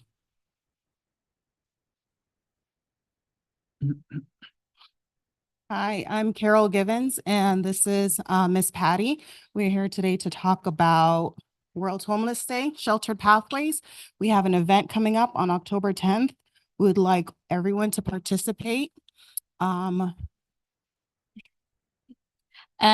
we wanted to talk about where we're hosting the event at, which is going to be at Winston Park. And we understand that the bathrooms are not available. So we're asking for the city to be able to open the restrooms or fix the bathroom. So that way we can have it that day for our event. We can work on that. And what park is it? Is it? Weston. Oh, gee, nice park. Okay, you got it. Yeah, it's a beautiful. So we have these flyers, and of course we have approval from the city of Hemet to put this on. So we're looking forward to it, and we're gonna post these around all the cities. So if you're a business or organization that would like to be a part of it, you can come and see us. And you have flyers outside? Yeah, and we have Okay. flyers outside on the Okay, table perfect. as well. Thank you. I And my want to say- apologies for missing you. No worries. There will be a lot of, I'm a veteran, so there will be a lot of veteran resources that are available. We have HUD-VASH coming, we have the Mobile Vet Center, and we also have the some other VA participants coming. So we definitely come out and get all the help you need. The Benefits Center will be there to answer any questions that you might have. So we'd love to see you guys there, Thank you. October 10th. which is World Homeless Day. Thank you. Thank you. Okay, Captain Brock's still gone, so let's move to, oh my gosh, there's so many of them. I missed one, military proclamation, National Police Week. 20D. I know, but Captain Brock's not in, so. I'll move into, yeah, that's what I'm trying to go to. Okay, so our next proclamation will be the National Public Works Week will be presented by Council Member Kendrick to Public Works Director Noah Rao. Kendrick. Oh.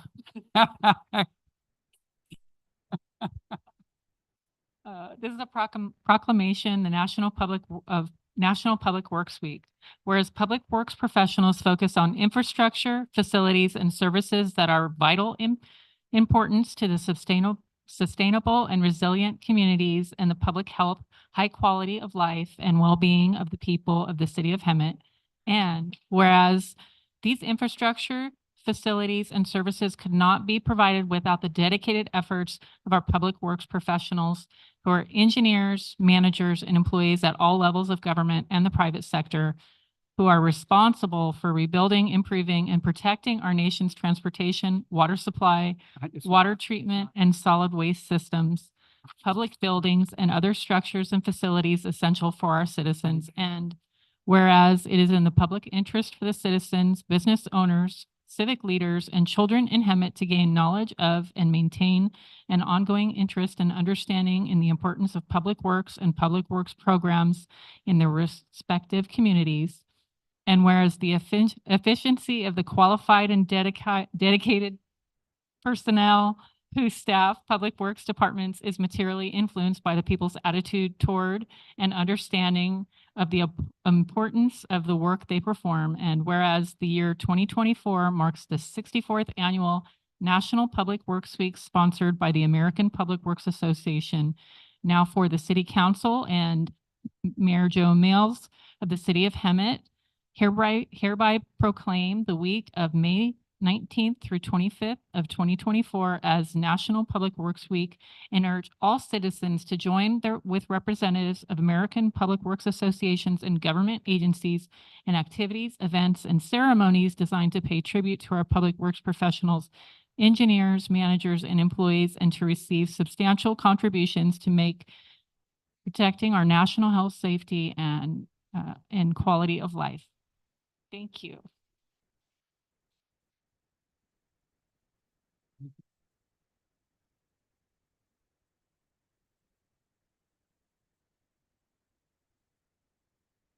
Oh.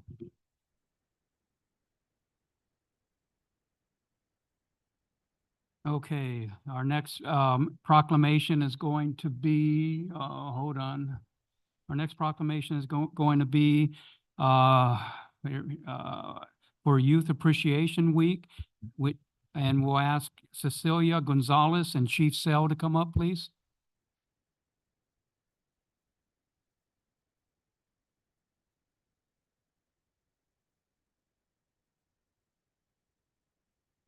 As they're coming up to join me.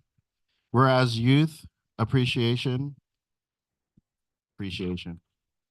Youth Apprenticeship Week is celebrating its inaugural year of raising awareness of the vital role that youth apprenticeships play in providing job opportunities and pathways to the people of Hemet by allowing youth apprentices to earn while they learn and advance into good quality jobs and well-paying careers, and the ability to advance in those careers. And Youth Apprenticeship Week is designed to increase awareness of registered apprenticeships among youth educators, parents, state agencies, workforce partners, industries, and to highlight the benefits of apprenticeships as a pathway to careers.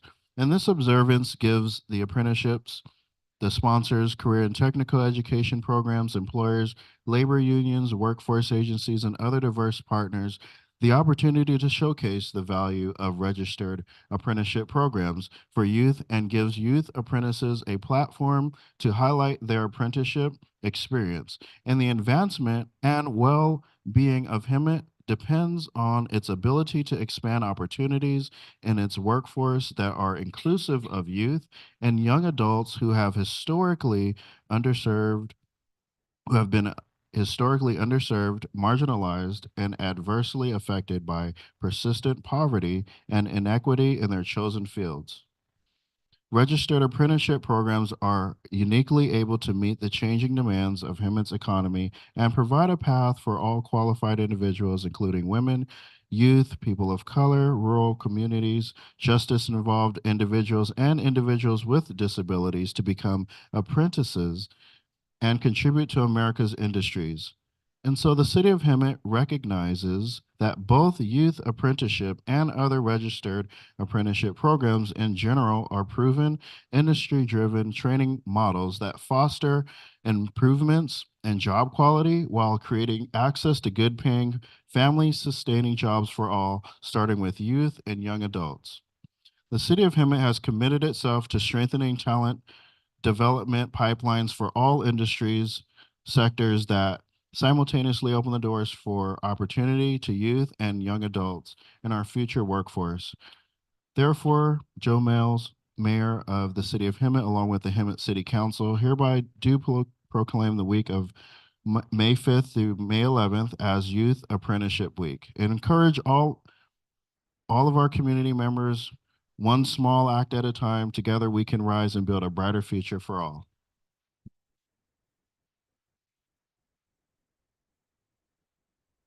I'm presenting this is Cecilia Gonzalez. And the reason why I have Chief Sell up here is because I want him to talk about the pathway program that's at Alessandro High. Thank you, sir. I appreciate that. So 2 years ago, we had the vision of the Hemet Fire and Life Safety Agency to partner with the Hemet Unified School District on a new CTE program, the First Responder Pathway Program at Alessandro. I'm proud to say now in its second year that the program is actually going to expand to West Valley High and to Hemet High. How about a round of applause for that?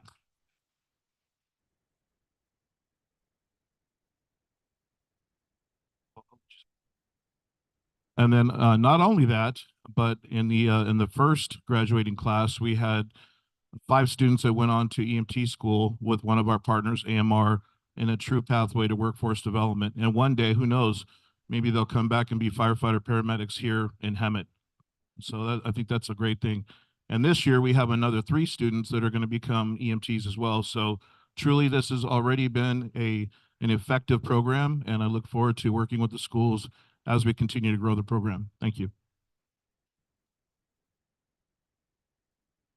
Hello, my name's Cecilia. Adding on to what Chief Sell said, at Alessandro, our teacher, Mr. Sell, you are able to go through a course where you can get certified in CPR, basic adult first aid, and AED. The AED is short for automated I forgot, I'm so sorry. Yeah, there you go. I got tongue tied. But the opportunity that was brought up with this class was amazing because, as you said, we have a deal with AMR that helps us go through college and help us decide on what we want to do later on in life. So thank you for that. So right now I'm a little messy. I just came from welding. I'm so sorry about that. But Alessandro, we have welding. We also have first responders, and we have entrepreneur as our pathways, which is amazing.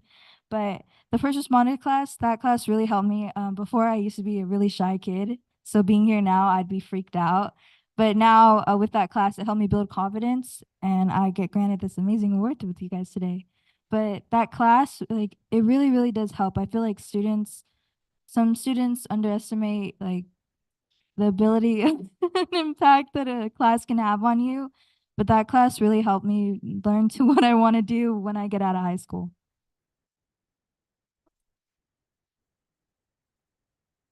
And just so you're all aware, you'll be graduating in June 3rd at Ramona Ball.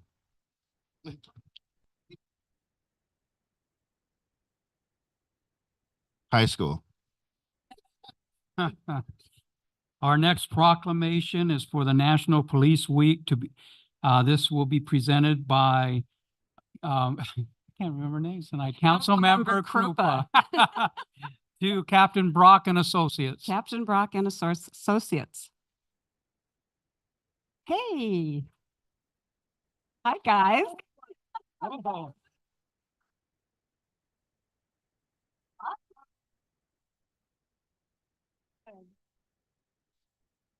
This is pretty cool. Okay. This is a proclamation from the city of Hemet, California for National Police Week. In 1962, some of us were alive, some of you weren't. The Congress of the United States and President John F. Kennedy proclaimed May 15th as Peace Officers Memorial Day and the week in which it falls as National Police Week. There are approximately 800,000 sworn law enforcement officers serving in communities across the United States, including the dedicated members of the City of Hemet Police Department. Since the first recorded death in 1791, more than 20,000 law enforcement officers in the United States have made the ultimate sacrifice and died or been killed in the line of duty.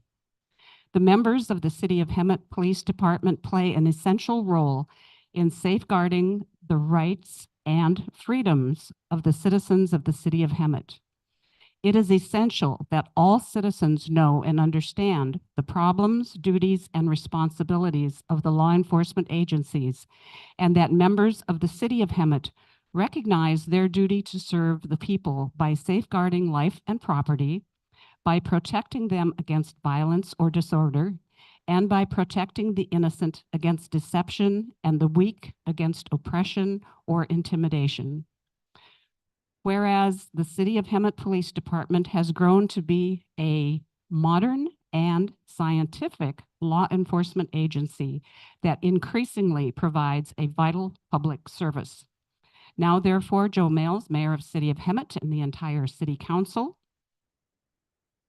this way, hereby proclaim the week of May 12th to the 18th as National Police Week in the city of Hemet and encourage all residents to observe Wednesday, May 15th as Police Officers Memorial Day to honor those people who are serving and who have served by lowering their flags to half-staff.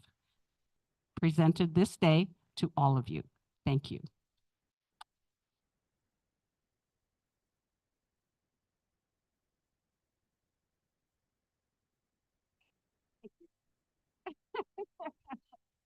Any of you want to talk? Oh, come on, somebody's got to talk. Real quick, on behalf of Chief Ariano and the men and women of the Hemet Police Department, we'd like to say thank you to our council for all your support over the years, and also convey to our community that it's an absolute honor to work in such an amazing environment. So thank you all very much. Thank you, thank you, thank you. Thank you, thank you, thank you. And thank you to our acting chief, Captain Brock.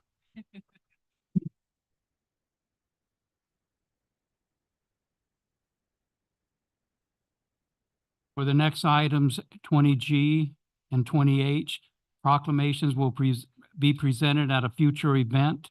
These proclamations include honoring Centurion Rusty Straight, 100 years old. My gosh, I bet he has a lot of good stories. And honoring Sergeant Jamie Gonzalez for 19 years of service. Thank you.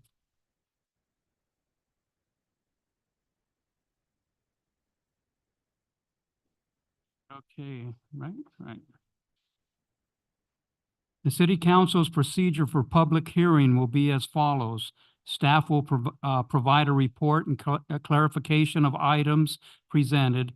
The public hearing will be open for comments for those in favor or in opposition to the item, followed by rebuttal to any comments made. The public hearing will be closed and the city manager may respond to any questions raised by the public. The public will not have an opportunity to respond. Discussion will be brought back to the city council for direction or action.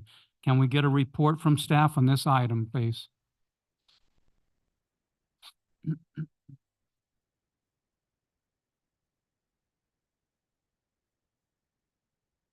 Good evening, council.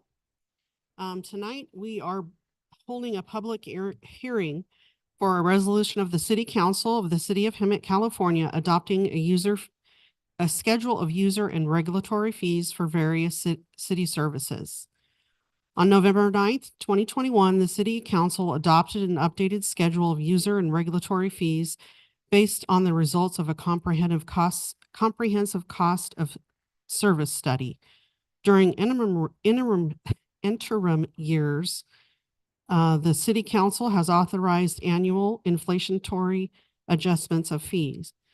This year represents an interim year update, with updates primarily intended to apply the authorized inflationary adjustments and to incorporate feedback received after adoption of the city's current schedule of fees.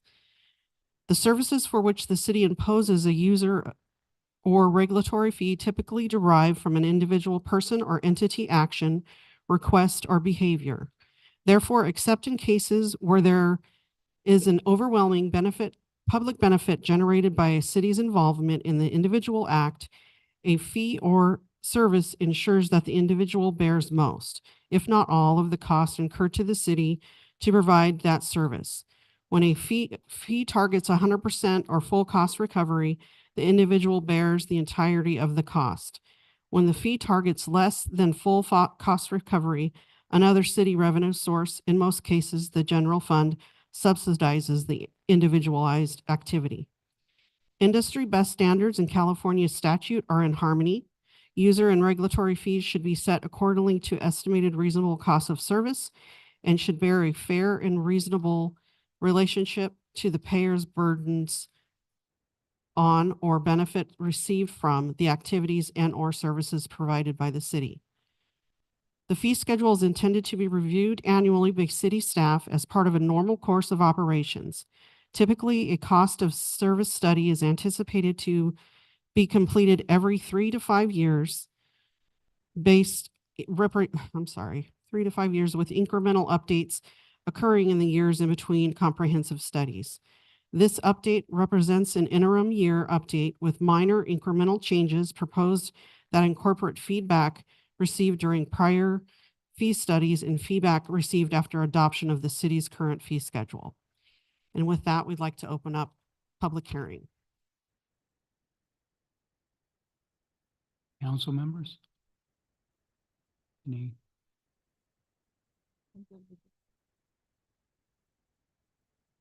Anyone?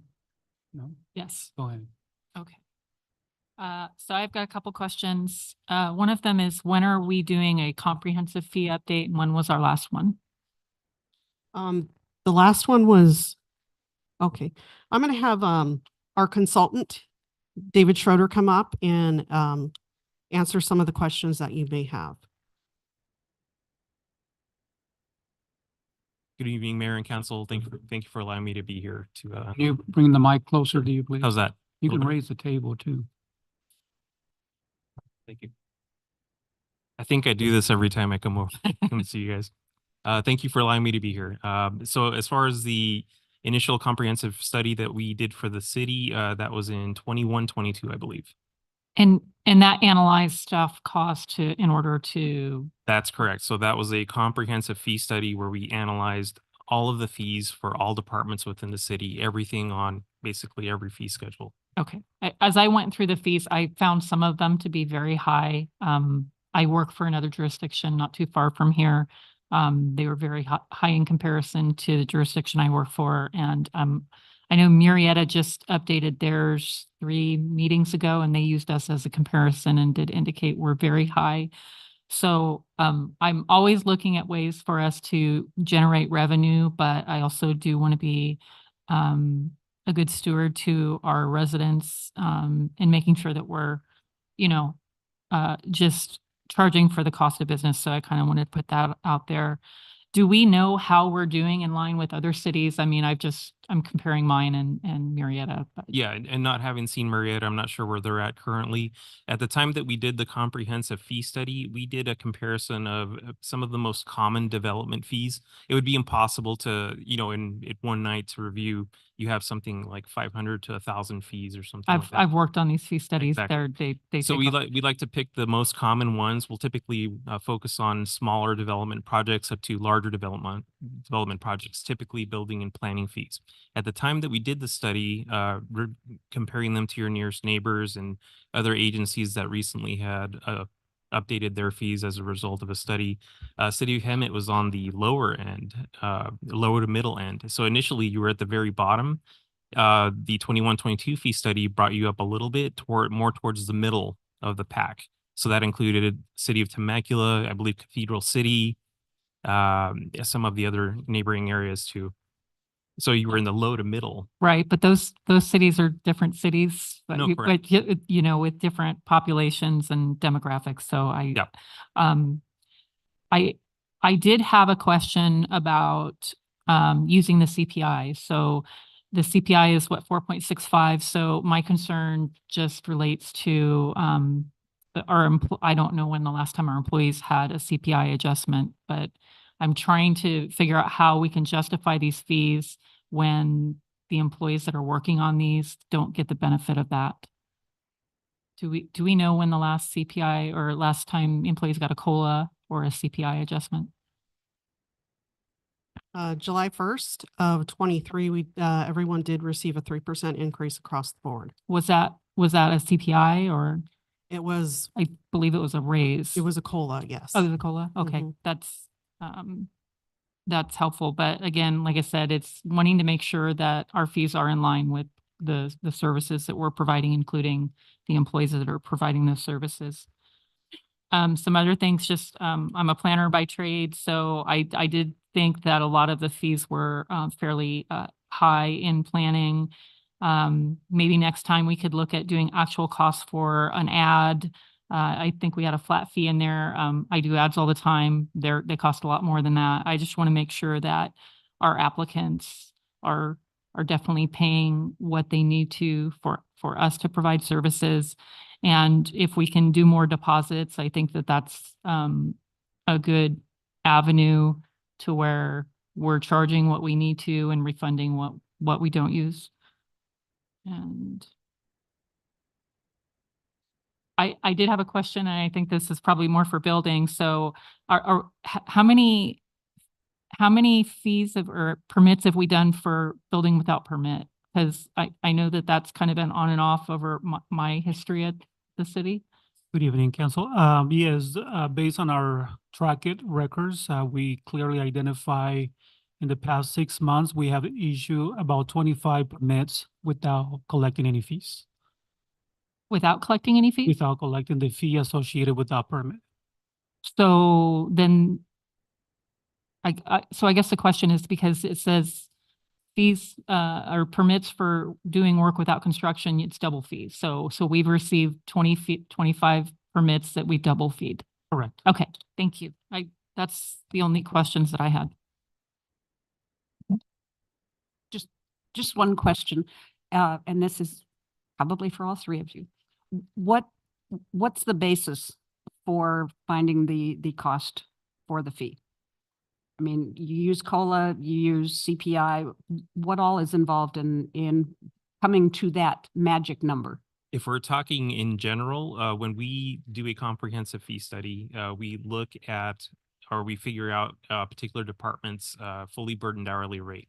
So we account for things like, you know, adding a piece of city council budget or adding a piece of city manager, HR, all the things necessary to have a fully functioning department work. So once we figure out what that fully burdened hourly rate is, we work with the department to figure out how long a particular service takes. And when we look at how long it takes, we try not to be too fine. In some cases, what we tell staff is 6 out of 10 times, how long would you expect a particular service to take? Once we establish that baseline, that is our estimated cost of service, and that represents the legal ceiling of what you can charge. You don't necessarily have to charge up to that full amount, but that's the highest level that you could charge.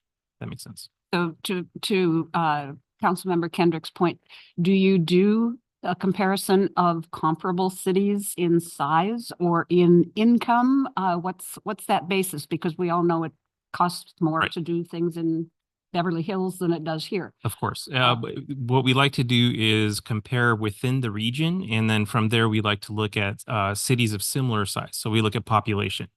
So for instance, a city with population of 50,000 will have tend to have much less of a staff available to do work than, say, a city with population of 100,000. I can look at, if you're curious, which agencies we compare to at the time of the fee study and let you know. Let me take a quick look. Give me a moment here.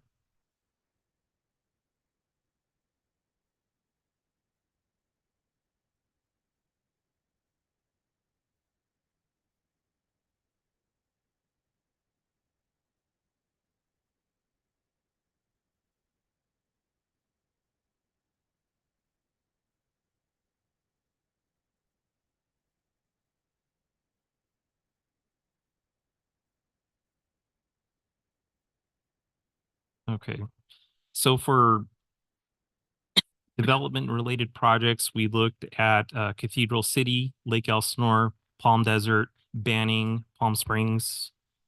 Let me see what else. Also Indio in some cases for smaller projects like HVAC or HVAC changeouts. And City Redlands also for some projects.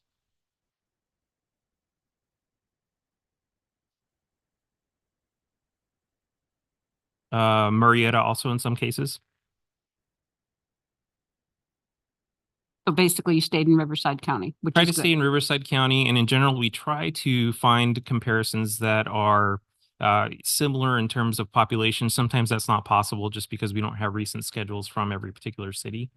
The other important thing to understand is if you have let's say a building permit with plan check and various other trades, electrical, mechanical, plumbing, they may not be identical across cities. So what, let's say Murrieta does may not be exactly what City of Hemet does when they're inspecting a particular project or reviewing plans or things like that. They will be similar, but Hemet may be doing a little bit more. or a little bit less as compared to another city, though a fee may have the same name. Okay, thank you. One And- quick question. Do these new fees get published anywhere so the citizens or the builders, whoever you has to pay these fees, know what our costs are, our new cost, or they do? Yeah, within your comprehensive fee I'm sorry? schedule, in your citywide fee schedule or master fee schedule will Okay. be in there. So I just want to point out that our fully burdened hourly rates are probably much lower than all the cities you mentioned, though. So again, our fees seem kind of high, so I've got some concerns, but We done? Can we get a motion? Open Oh. public hearing. You need to open the public hearing for public comment, Mayor. Any public comment out there? Nothing? Anyone? Going once? Going twice? Can I get a motion?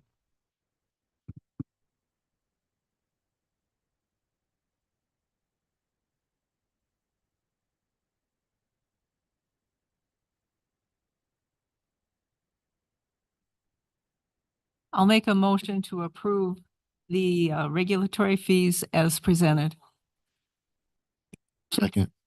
And Mayor, I'd recommend closing the public hearing and then taking the motion. Hold on.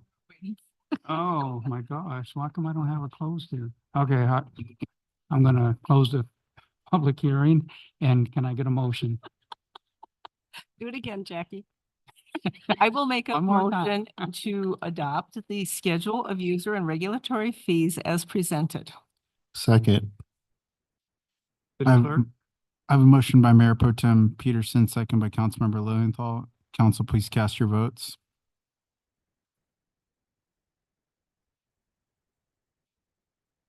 That motion passes 4-1 with Councilmember Kendrick voting no.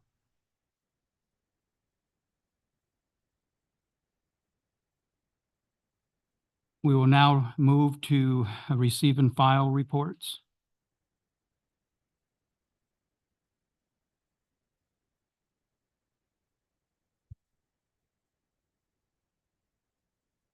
Anyone?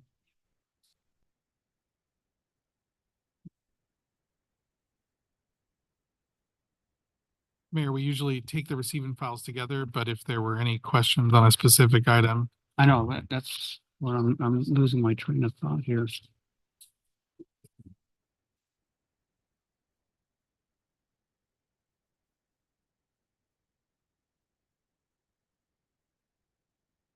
Being filed, hang on. Are there any questions regarding the City of Hemet warrant registers or budget adjustments? If not, we'll receive and file these items. There's a lot of good stuff here. And then what now? This one? Okay, we will receive and file the reports. Next, we will move to the consent calendar. All consent calendar items will be acted upon simultaneously unless requested by an individual council member for separate consideration. Are there any members of the council that would like to pull any consent items for separate consideration?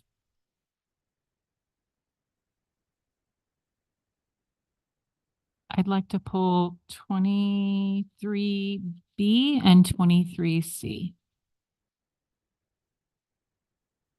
Oh, sorry, not 23B, just 23B and 23C. Oh, yeah. Sorry. BNC.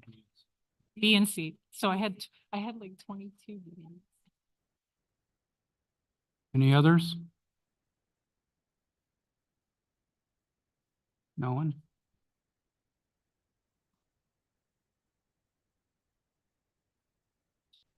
And I have a motion to approve the items on the remaining items and a second, please.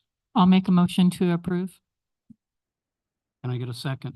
Second. City Clerk? council, please cast your votes. I have a motion by Councilmember Kendrick, second by Councilmember Krupa to approve the consent calendar with the removal of items 23C. And may I have the motion maker to repeat the other items that were pulled? Excuse me. B2.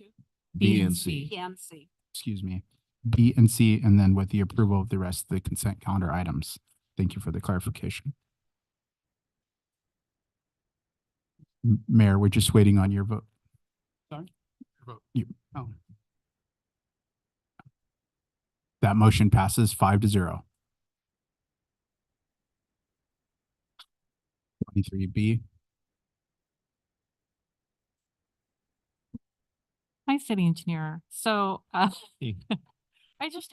had a quick question. So, on these, final maps, maybe in the future, I'd like to see, a discussion on the extensions. And can you explain to me, I believe this had a timely filing, but what the timing was on that? Yeah, they submitted a final map about 3 or 4 months after the tentative map was approved. There were some longer times in between. They received comments. I think there was some major changes initially. So there was a pretty long time in between the first and the second.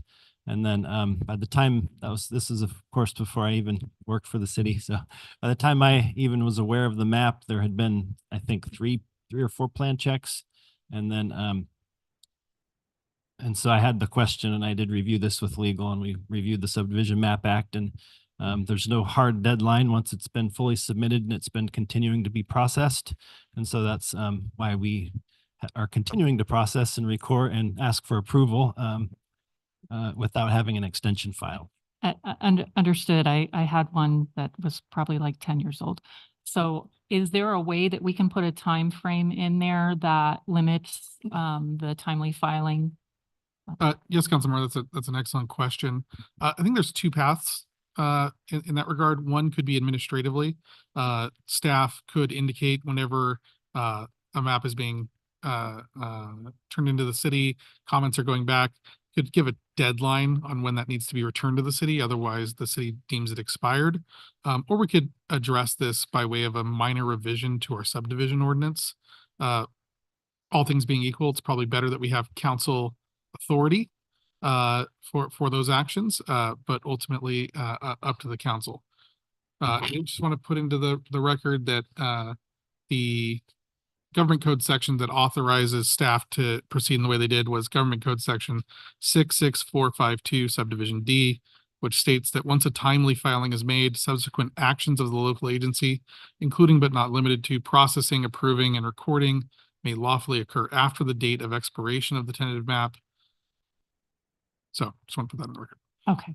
So I'd be more in favor of just making the minor change to the code so that it's clear to anyone that's processing a map. Like I said, we had one, I had one that was 10 years old and it was painful. So. Very good. Our office can work with Public Works Director to bring forward a minor revision that would have a timeline that keeps things moving, but also doesn't necessarily, result in a significant number of expired maps and angry property owners. Yeah. I have one question on, excuse me. Was most of this during COVID when nobody really knew what they were doing? I believe one of the long periods of time was due to someone having COVID. Yes. It wasn't you. Okay. Thank you. Appreciate that. Sure. That's all I'll make a motion to approve item 22B. And I will second that. 23B. That's why I said it's all these Bs and As. I got too many numbers on here. 23B. 23B. I have a motion by Councilmember Kendrick, second by Councilmember Krupa. Council, please cast your votes. That motion passes 5-0. 23C. Hi, Assistant Director. Hi, I have a quick question. Yes. Can you tell me when we're kicking off a DIF update? I know it's been since 2006, so I think we're long overdue. Yes, it is currently out for RFP right now. It closes in 2 days, and then we will select the firm. What would be the timing on that? Do you anticipate? Be a finance question probably. So I know we are working together. I'm going through one too, so. Okay. I have not personally been through one, so I do not know.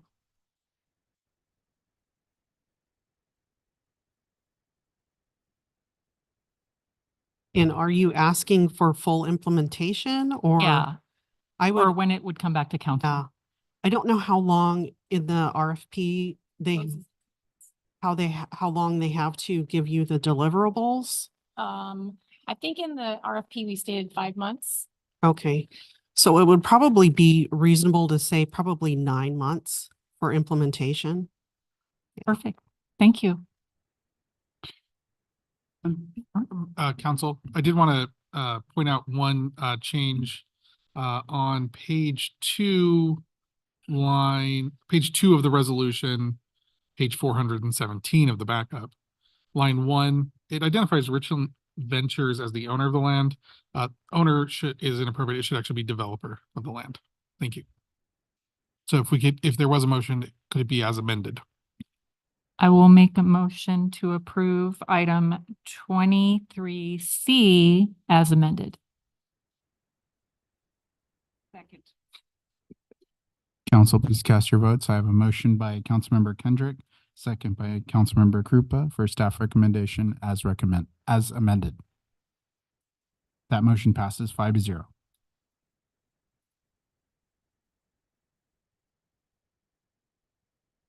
Next, we'll move to the discussion action items. Our first discussion item will be item 24A. Can we have a staff report presentation, please? Yes, Mayor, I'll be handling the staff report for this item. Just give me 1 second while my computer struggles to load the staff report from the agenda. This was a ordinance change that was actually requested by the city council. In 2021, when the city council first adopted the cannabis business ordinance, one of the most robust portions of that discussion was what to do with storefront retail in the city of Hemet. The city council ultimately decided that they would allow retail, but only as a ancillary part of a micro business that had some other cannabis component to it, such as cultivation, manufacturing, or distribution.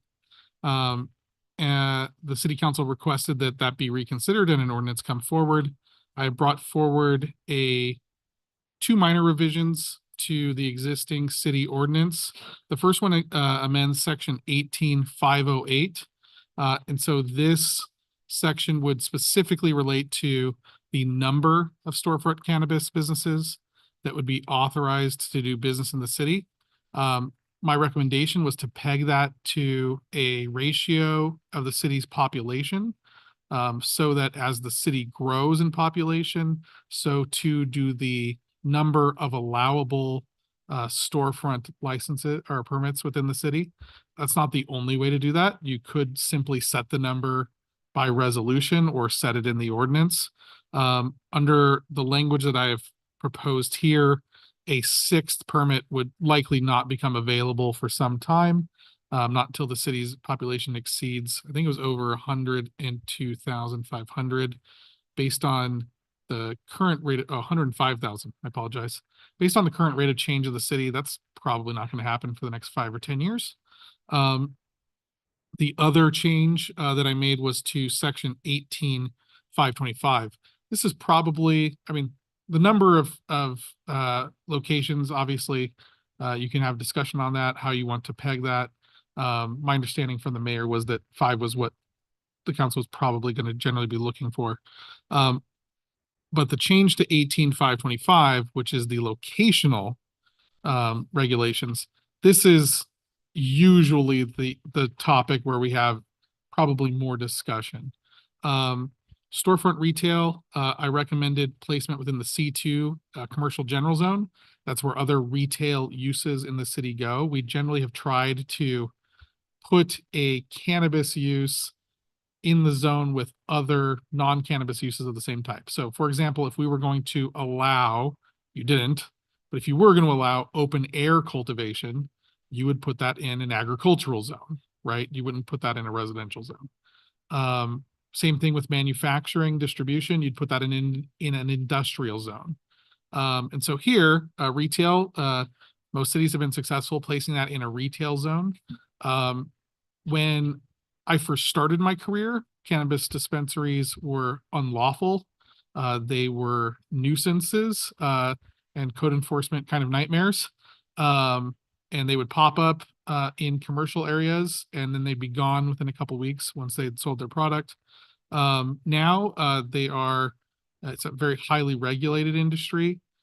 Most cannabis operators who are state licensed and are locally licensed tend to run pretty tight ships. Generally speaking, they don't tend to be public nuisances in the retail area that they operate. And oftentimes, because of the high security that they bring, oftentimes they're some of the safest commercial properties in the jurisdiction.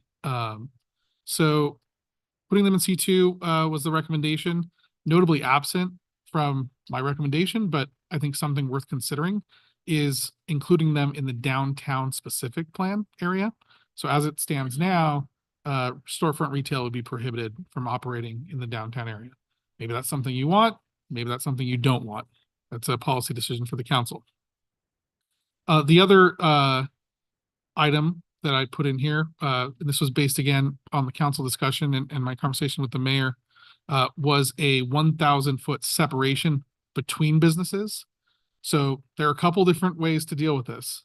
Some cities want them all in one area of the city, so the city can keep an eye on them, right? Concentrating them in one area. Other cities want them spread apart so that they're not all in one area concentrated, right?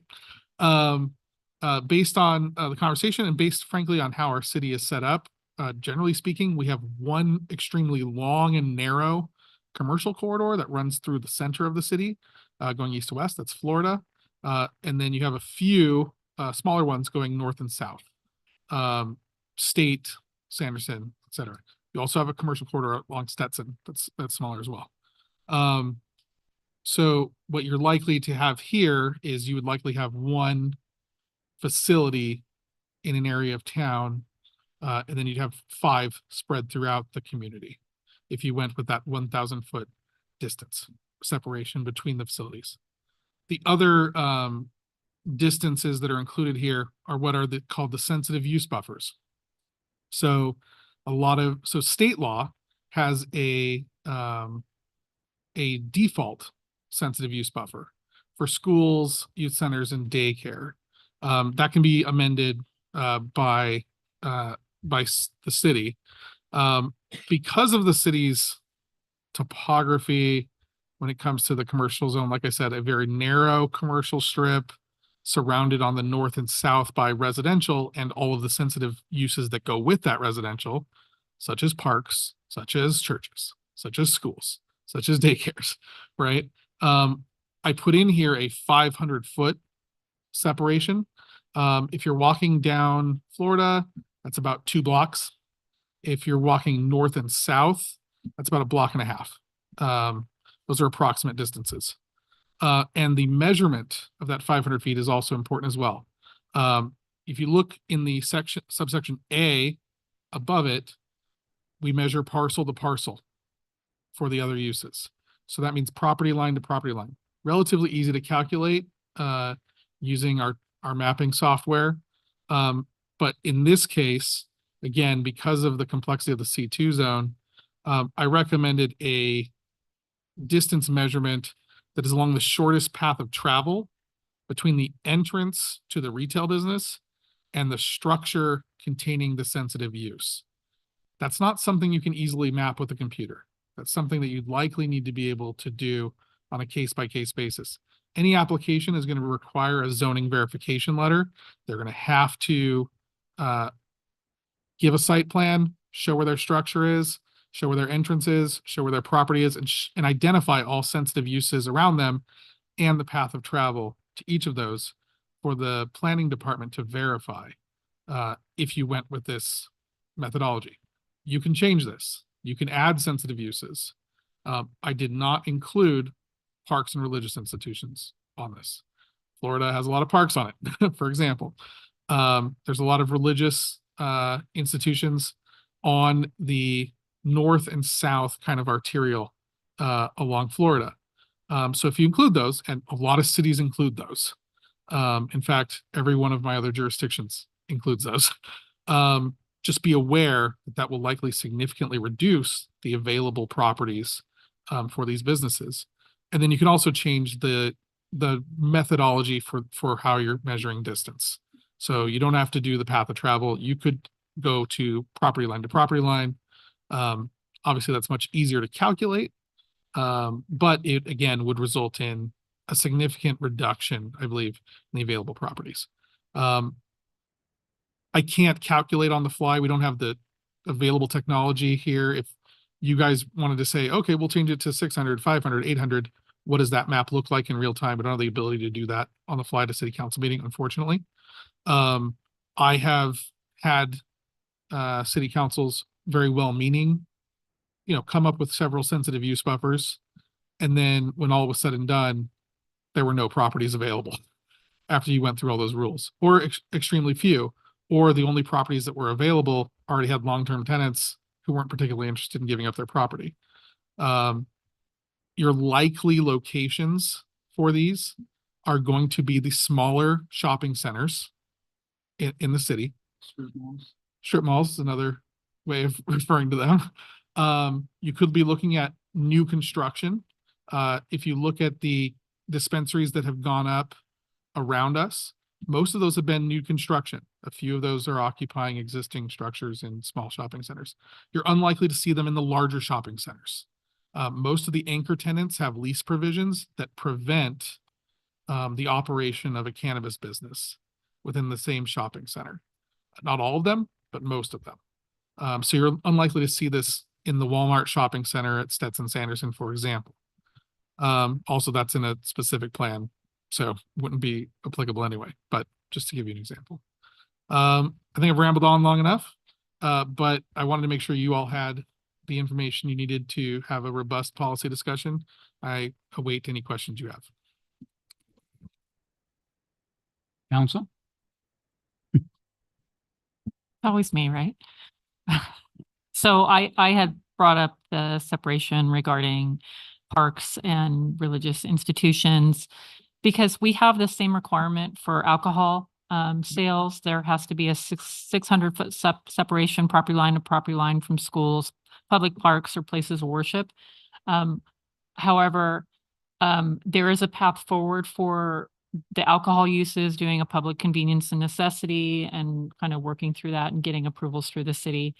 I don't want to hinder the availability of land to have this type of opportunity, but I also don't want to see a cannabis store next to a church or next to a park. So I'm willing to kind of compromise, but I do, these are sensitive receptors and I want to be, I want to be sensitive to them.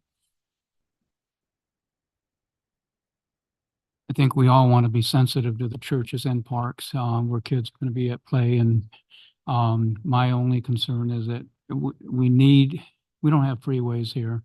We need tax revenue. And I see them all around San Jacinto. They're there. They're on our border here in the county as you drive in down Florida.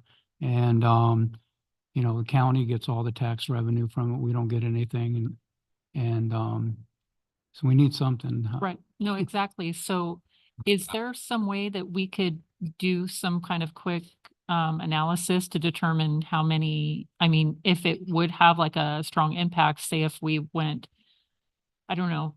I don't know what the rest of the council would be comfortable with. Like I said, I was kind of looking at the alcohol, but again, there's a path forward for them to get past that. I just, like I said, I don't want it next door to a park. And I don't want it next door to a place of worship.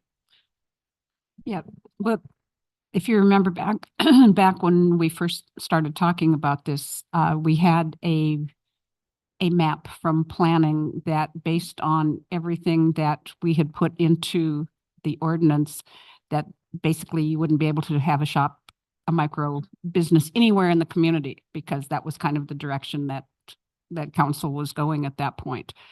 You could do it out by the airport and that was about it. But there is a change, and I think there's as the mayor pointed out, we are being surrounded, and it's our citizens probably that are utilizing their tax dollars in the county and other cities. I would like to see that the drain on our tax dollars stopped. I also have a concern with the distance. We do have a lot of, this is allergies, not not anything else. I am not, I'm not contagious. No, I this had is the all same al- effect earlier. everything- I don't know what it was. everything Allergy wise. Just that we really have to be cognizant of the distance, and yet we don't want to be prohibitive in what we do. But anybody that does apply for this is on a case by case basis, right? So we would bring forward, if this was adopted, we would bring forward a resolution amending the guidelines and application process to account for the newly available storefront permits. Right now, the city council has a application process, but there's no maximum number of permits for the other uses. And so essentially, if you want to operate one of these businesses, and like you said, they're almost entirely confined to the industrial area near the airport. It's like coming in for any other business regulatory permit. You come in, there's application requirements, and if you meet all the requirements, the city grants the permit. There's no public hearing before the planning commission. There's nothing for the city council. We would likely recommend that you continue with that process. But because there is a limited number of permits available, that's likely going to require some sort of application process where we have a start date, we have a deadline, we have an evaluation process, and then we have the permits being granted. And so, one of the things that you could do, right, is you could, for example, not necessarily include a sensitive use buffer on a particular use that you're worried about, but you could direct us that when we bring forward those guidelines for that application process, that points be awarded for neighborhood compatibility. And so, for example, if, maybe maximum points if you're more than X number of feet away from a sensitive use, but you could still apply if you're closer, and perhaps you could still get full points if you get a letter of support from that sensitive use. So there's ways to get those letters. Exactly. So that's maybe one of the ways to address the sensitive use thing without putting it in the ordinance. What about the way we have it here? It's in manufacturing and commercial zones. What are medical facilities classified as? Commercial, industrial, manufacturing? I would defer to our community development director, whose brain contains the code of much. Okay, never mind. I'll do it. So medical facilities. We have a medical Generally see them in district. commercial general. You also maybe the commercial manufacturing zone, but that's maybe, I'm thinking maybe like biotechnical is maybe what I'm thinking of when I'm thinking of the commercial manufacturing. Generally see them in the commercial general zone. They're up and down Florida. Yeah. Okay. I'm not against this, but I have the concerns that with the distance and the compatibility, but like say if a neighborhood wanted one and they had something close by, a sensitive use close by, I don't know. Well, and I would say that, we were talking about the county. While we prohibited storefront retail, our good friends at the county have allowed it. Right, and it's close to they- sensitive uses, at least on Columbia. They've put them on the corner adjacent to the city boundary. Yeah. Across the street from sensitive uses over our objections. Right. So we're already dealing with that in the community. The community's just not receiving any of the benefits of it. Yeah, they put one on the east side. I mean, they're doing that There's one. more coming in, Yeah, but I'm thinking specifically of the one, like you said, at Columbia and Florida. Yeah, on Columbia, it's over by the church. no, That being said, I'm not aware of any complaints about the operation. No. Right? So they already exist. in Members close may proximity. buy their product there. I was gonna say, like, it already exists in close proximity. I'm not aware, granted that's outside our jurisdiction, so we don't get the calls. But I'm not aware of it operating as a nuisance. I'm not either. Stephen, how do the alcohol, can you give a couple examples of how the alcohol people get around? That's what I was gonna say. Maybe we could recommend that. Sure. I'm not exactly sure. I mean, that's probably a better question for the council Hold on. member She's who got the call. processes, the alcohol uses in her jurisdiction. I would just say alcohol uses are processed very differently in the city of Hemet than cannabis uses are. Those go through a conditional use permit process in addition to the state process. So when you're talking about the PCN, what you're talking about is in the 90s, after there were certain civil disturbances in various parts of the state determined that there were certain areas of the state that had an over concentration of alcohol uses. And so what they did, and they do it by census tract, it makes zero sense. It's completely unworkable. But what they've said is if there's, more than this number of alcohol uses in this particular census tract, then you have to get a finding from the local agency if they have a process for it, where you have a public convenience and necessity finding where we say, yes, this is fine, we can have this alcohol use. In Hemet, in addition to that, or if you're talking about off sale, right? So liquor stores, right? Not including grocery stores where it's just a small part of the business. There's also a requirement for a conditional use permit, which is the highest level of regulated permit that the city of Hemet offers. For those businesses that existed prior to that conditional use permit requirement, we have what is called legal nonconforming. This council has also, I believe, adopted a deemed approved ordinance, which includes performance standards, which essentially mirror the conditional use permit requirements for those legal nonconforming properties. I know that's more information than you wanted, but all I'm saying is that is a very different process. The critical distinction, in my opinion, is that the conditional use permit runs with the land, right? So whereas our cannabis permits run with the business operator. So if a different operator comes in, the permit's gone. Whereas if you buy a liquor store and you go through the process of transferring the state license, you get to continue operating even though you weren't the original applicant. And I just would say that we have many liquor stores. I think most of our census tracts are over concentrated. So I guess I'm not concerned about us being over concentrated for cannabis uses. I just want to be sensitive. Like I said, I just don't want them next door to a place of worship or a park. So I'm willing to work around that. I just was looking at the alcohol sales and kind of thinking in the same tone. Just as a fun aside, one of the first cannabis cases that I was involved in this area involved a church that sold cannabis. Well, cannabis. So you get all kinds. Can different conditions be put on this, like security and lighting and cameras and? We already have all those. We already have that. conditions, Okay. In the code, and they will have to include their security plan, their operation plan, their lighting plan as part of their application. That'll presumably be scored by city staff and HDL, our consultant. And again, typically what you do is you award points for, having those sort of things. You'll have a minimum threshold that people meet, and then over that, it's like a lottery system. And does that include odor?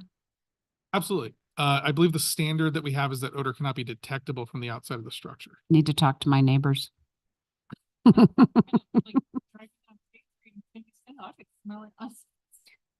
Yeah. It's a pretty robust smell. There is some very expensive odor control devices that can be installed. Sometimes they're not maintained, and so you do get a little bit of an odor. But that is one of our standards, is that no odor should be detected outside the structure. Any other comments? No. Well, it just kind of sounds like, from what I'm hearing from the other council members, is that you want some kind of a condition not to be right next to a school or a church. And like you said, all your other jurisdictions you work with have that in it. So maybe that's what we want. I think we have to have some type of a footage distance measured from point A to point B, what that point is. So the council could, for example, add in addition, so currently there's already a distance requirement from schools, licensed daycares, and youth centers. So you could just add religious institutions or parks to that list. Like I said, so I did this is completely unscientific, okay? But I just Googled church and looked at Florida, and we are a very churchy. I know no one can see this. I'm very sorry, everyone. There's a lot of churches in the city of Hemet. Yes. And they're essentially on every block north and south of Florida. That's like, So I think it would be, if you put a distance buffer from churches or religious institutions generally, I do think that that buffer would likely wipe out significant portions of Florida. I mean, there are even religious institutions on Florida, every other block. So it would be challenging. I think you can do it. I think you're going to significantly reduce the properties. I do think if your direction was, we're not going to put it in the sensitive use buffer on the ordinance, but we want it to be strongly considered on the application process, we'll bring the application process to you for approval. Yes. So these aren't going to pop up before you guys have your say on how to weigh balance those interests.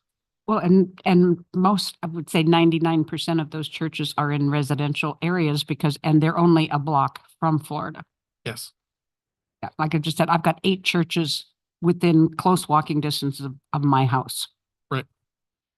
The alcohol separation for residential is 100 feet, so it's different, but I'm okay with doing the guidelines. Like I said, I don't want to prohibit the ability to have them, but if we can score them based on, hey, if they're right next to park by my house, So do you want there to be, we could put the distances, because I'm sort of drafting this in my head. Do you want there to be maximum points if they're not within certain distances of parks and religious institutions?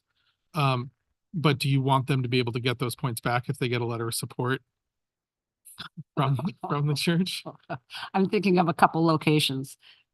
Only because, they can be good neighbors. Yes. If they want to be. They would probably want to strike a deal. If it's valuable, if something comes their way. The cell tower companies were able to make deals with religious institutions as well to work things out. So I think it's possible. Why don't I bring the language back? You guys talk it over at that point. Maybe you don't have to make the decision now. But we'll keep that in mind, and we'll bring a couple of options forward. And can you do like a couple of GIS maps? Right. I think it would be appropriate for us to try to map out to the extent possible. I think the pathway issue, we may want to just look at if you have specific parcels that you would like us to analyze from a path perspective, that may be helpful to know in advance. And just so you know, part of our application process that's going to be coming forward, we already have it as part of our application process now, but any person can come in, pay a reasonable fee, and get a zoning verification letter. So they can come in, not do the whole application, but just come and say, here's the property we're looking at. We've mapped all the sensitive uses. Can you verify that it would qualify? And so that's something that, applicants can also do. Well, yeah, that would probably be easier, not better, but will the applicants do that? Oh, absolutely they will. Because they're going to do that before they enter into options or lease agreements or purchase the property. They're going to want to make sure that they can actually operate that location. Good. Hey, thank you for your presentation. Can I get a motion in a second? I'll make a motion to approve item or continue item 24A off calendar or well, so you could introduce the ordinance and have the first reading today. Okay. Like I said, we're going to bring back a resolution which has the application guidelines. Okay. It's separate from the ordinance. So you could proceed forward on this path. Okay. No one would be able to actually apply until we get those application So procedures. I'll make a motion to waive the full reading and introduce the ordinance of the City Council of the City of Hemet, California, amending the Hemet Municipal Code to authorize storefront commercial cannabis businesses and direct the city clerk to set a second reading and adoption at the next regular meeting on the consent calendar. Second. Council, please cast your votes. I have a motion by Councilmember Kendrick, second by Mayor Males. The That motion passes 5-0. We'll move on to item 24B. Can we get a staff presentation, please? Yes, Mayor. Tonight we're going to receive an update on a number of activities related to homeless mitigation efforts. And tonight it's my honor to introduce Robin Gilliland. She has been providing consulting services to the city for the past couple of months. We're going to talk about her scope of work, some recommendations, and receive some updates on a number of recent developments and activities with this topic. Thank you so much, Mr. City Manager. Good evening, Mr. Mayor and Council. It's my honor to be here this evening, really to showcase the remarkable efforts made towards addressing homelessness and assisting those at risk of becoming homeless. Do I do this? Or is it... Gotcha. Okay. In 2021, Riverside University Health Systems, they conducted a study.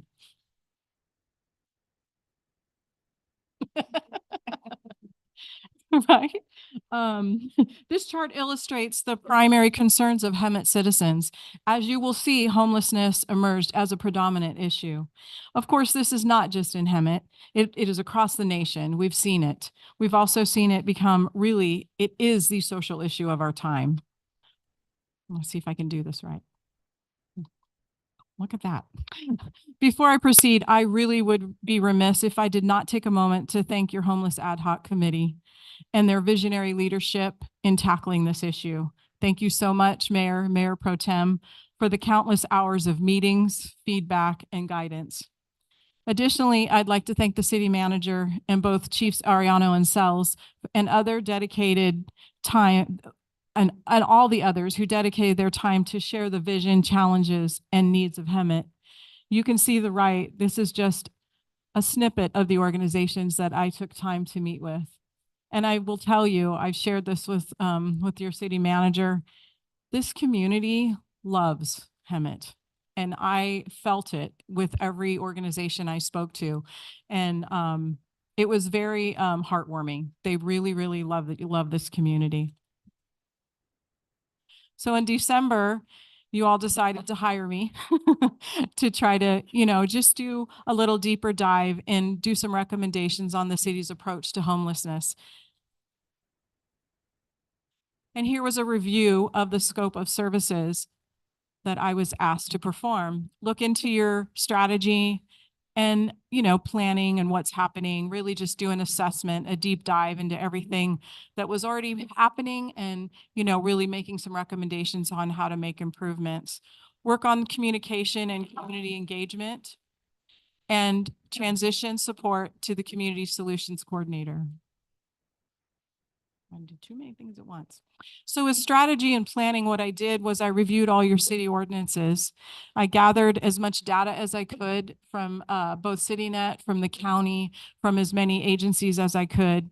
Obviously, I interviewed many, many stakeholders, and I developed some recommendations and identified grant opportunities. So communication and community engagement. This is just a snippet of really what my recommendations are. It's really important to do that coordination and get the information flowing in a systematic manner. So you can see to the left there, many of the different agencies that I spoke with also would recommend working closely with. Faith-based organizations are really, really important in Hemet and the local and regional nonprofits. I think working with neighboring cities just makes sense. It's much easier to work collaboratively. And I always say our homeless individuals don't know where one city starts and then the other one starts. So they're just flowing back and forth. And then just all the other departments. Really developing a robust community education campaign will really, I think, catapult things to the next level. The third piece was transitional support to the Community Solutions Coordinator.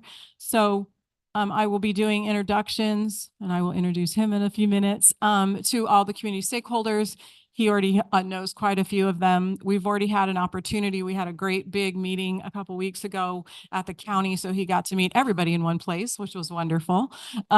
Chamber of Commerce, the school district, which I know he works closely with, and then all the local law enforcement teams. So here's just a few things to keep in mind as we continue. The data here shows that the household income in Hemet is lower than the average in Riverside County. And this is important to remember because specifically the median household income in Hemet was $43,000, while the average was $53,000. In contrast, Riverside County's median household income was $72,000 with an average of $93,000. So if depicted in figure 9, you can see that 1 in 3 Hemet adults live in households earning less than $35,000 annually. And I only point these out as you'll start to see some of the numbers later. This will make sense.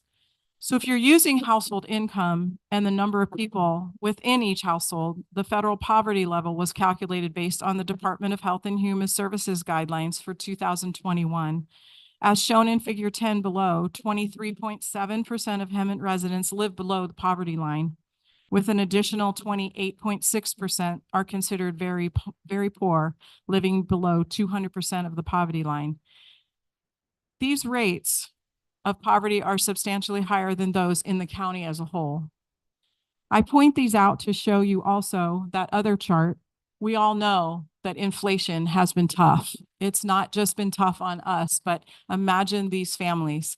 The families in the city, I say are, many are one flat tire away from living in their car. So I think it's just to give you an overview of sort of where we're starting, and other things will make more sense. So primary findings, enhancing city departments was one thing that I felt very strongly about. The city manager's office hiring a community solutions coordinator, which has been successfully completed. The police department having a dedicated team that just is established to address homelessness. That has also been done. With Chief Ariano here, that was one of his first things he did as well. The fire department, allowing code enforcement team to really be proactive and address private property issues. This team should also be tasked with inspecting motels for safety concerns and ensuring compliance and safety, probably at least twice a year. Public Works, a dedicated team to retrieve shopping carts and clean up public spaces. Additionally, the use of GIS technology that will help map and monitor hotspots of concern within the community. Staff training. I'm a big proponent of staff training, and I'll tell you why. Because it's really critical that we get the information out to the community in as many avenues as possible. It's critical to ensure that all of our frontline staff receive the appropriate training to maintain consistent messaging and help share the overall goal of all of our initiatives here. So as I went through the strategy and planning findings, I went through your municipal codes with a fine-tooth comb, and they are all consistent with best practices. I found no gaps in your municipal codes at all. Notably, the shopping cart ordinance is an area that requires some development with local businesses. A program to highlight the importance of this ordinance and creating a healthy, beautiful Hemet would be recommended. There were several grants that we discussed over the short time I was here. However, we do have to keep in mind that the governor's shortfall, he is definitely cutting into some homeless spending. I do recommend that Hemet still continue to knock on the doors and continue to try to bring some of those grant dollars locally. I will tell you that on behalf of Hemet, CityNet did apply and was awarded some rapid rehousing dollars. The final distribution of these funds is still pending. Speaking of CityNet, the next slide will show you some of the stats. I will admittedly say those graphs should be the other way around with 2022 on top. But at this time, I would be honored to introduce Martin Joseph, the Riverside County Program Manager for CityNet. And I feel like he can do this justice and explain the data more clearly. Good evening. So we wanted to highlight some pretty remarkable numbers that in regard to the CityNet Hemet team, I have a unique perspective because I'm able to see across Riverside County the work that's being done. And I can tell you the work in Hemet is not only staggering, but I'm so grateful to be able to present to you this data. And you'll see some comparisons as well in the slides that I present. You can kind of see the definitions on the left. Contacts are just that, how many people that the CityNet team has contacted. And those can be multiple entries as well. So if it was an initial contact and they went back to another individual again in an attempt to get an individual support. Newly enrolled is, again, just that. We made initial contact, and then we enrolled them into our coordinated entry system, which is the HMIS system, and they were accepting of a service that we wanted to provide to them. Street exits, that's what we take pride in. You know, as an agency, we have the audacity, and it's a good thing, to feel like we can end the homeless challenge. And street exits are our bread and butter. Those are the success stories. Those are individuals and families that have taken the support that CityNet has provided and gone to the next step in their life from the streets to permanent housing or temporary housing, shelters, but it's getting individuals off of the street. And we're very, very glad to show you the next slide with a lot of good data. So you can see on top, those are the point in time numbers. And we've been in the city of Hemet since 2022, as you can see, and you can see the point in time number has increased, right? Point in time number is very, very important. It is just that it's a point in time. It's a blip when we were able to count individuals in the city of Hemet. You can see between 2022 and 2023, the number of street exits has increased. The numbers of newly enrolled individuals has increased. The number of contacts have increased. So that's kind of in line with the numbers of people that were counted in the point of time. The CityNet team is going out there and attempting to support those individuals with getting them off of the streets. And again, all of this data is taken from the coordinated entry system. It's something that Riverside County uses as a whole. This is all data pulled from that entry system to show these data and graphs.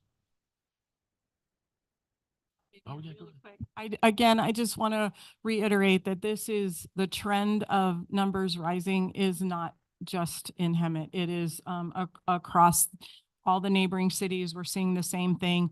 And I really felt that these three charts were important just for demonstration purposes, to think if we hadn't had CityNet here the last 2.5 years or however long they've been here, imagine what those numbers would be, because they've been out here, mitigating and getting people at least going in the right direction. So I think it just shows that the investment that you've so far invested in this program is definitely proving to be a good choice. Thank you, Robin. Okay, so we also wanted to show a comparison of a close city. On the left is the CityNet impact report for the city of Hemet. On the right is the city of Paris. Now, the city of Paris has about 10,000 less total individuals in their city. You can see that the numbers between Hemet and Paris are very different. So let me go through a couple of them. I'll kind of go in an L formation. The client interactions was just that, interacting with the clients. The clients enrolled, like we talked about, those are individuals that said, yes, we would like to be enrolled and get support. 221 positive exits. Now, we call positive exits, every exit is positive to us, right? So anytime that an individual has gone through the program, has accepted our support, and they're on to the next step in their life with being housed. We are a housing first agency, so we prioritize getting people under a roof because we feel that case management works. You can see in the positive motel exits, obviously there's a motel program in Hemet. So we were able to make sure that 115 people from the motel program were transform to the next part of their life with our case management. And that is kind of a snapshot from between July 21st through April 30, July 31st of last year to April 30th of this year. Your Hemet CityNet Impact Report is top 3 in the whole agency, and CityNet is all over California. So the work that is being done in the city of Hemet, it is just a tremendous victory for those individuals that have accepted our help.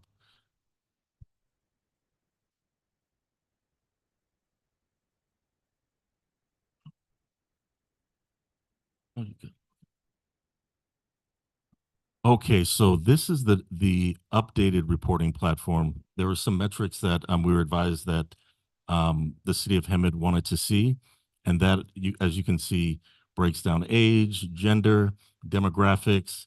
But again, you can see from July 1st to April 30th, the numbers are really through the roof. I want to turn your attention to the 136 exits to shelter. We all know that we have a challenge with what we can provide services in this region, right?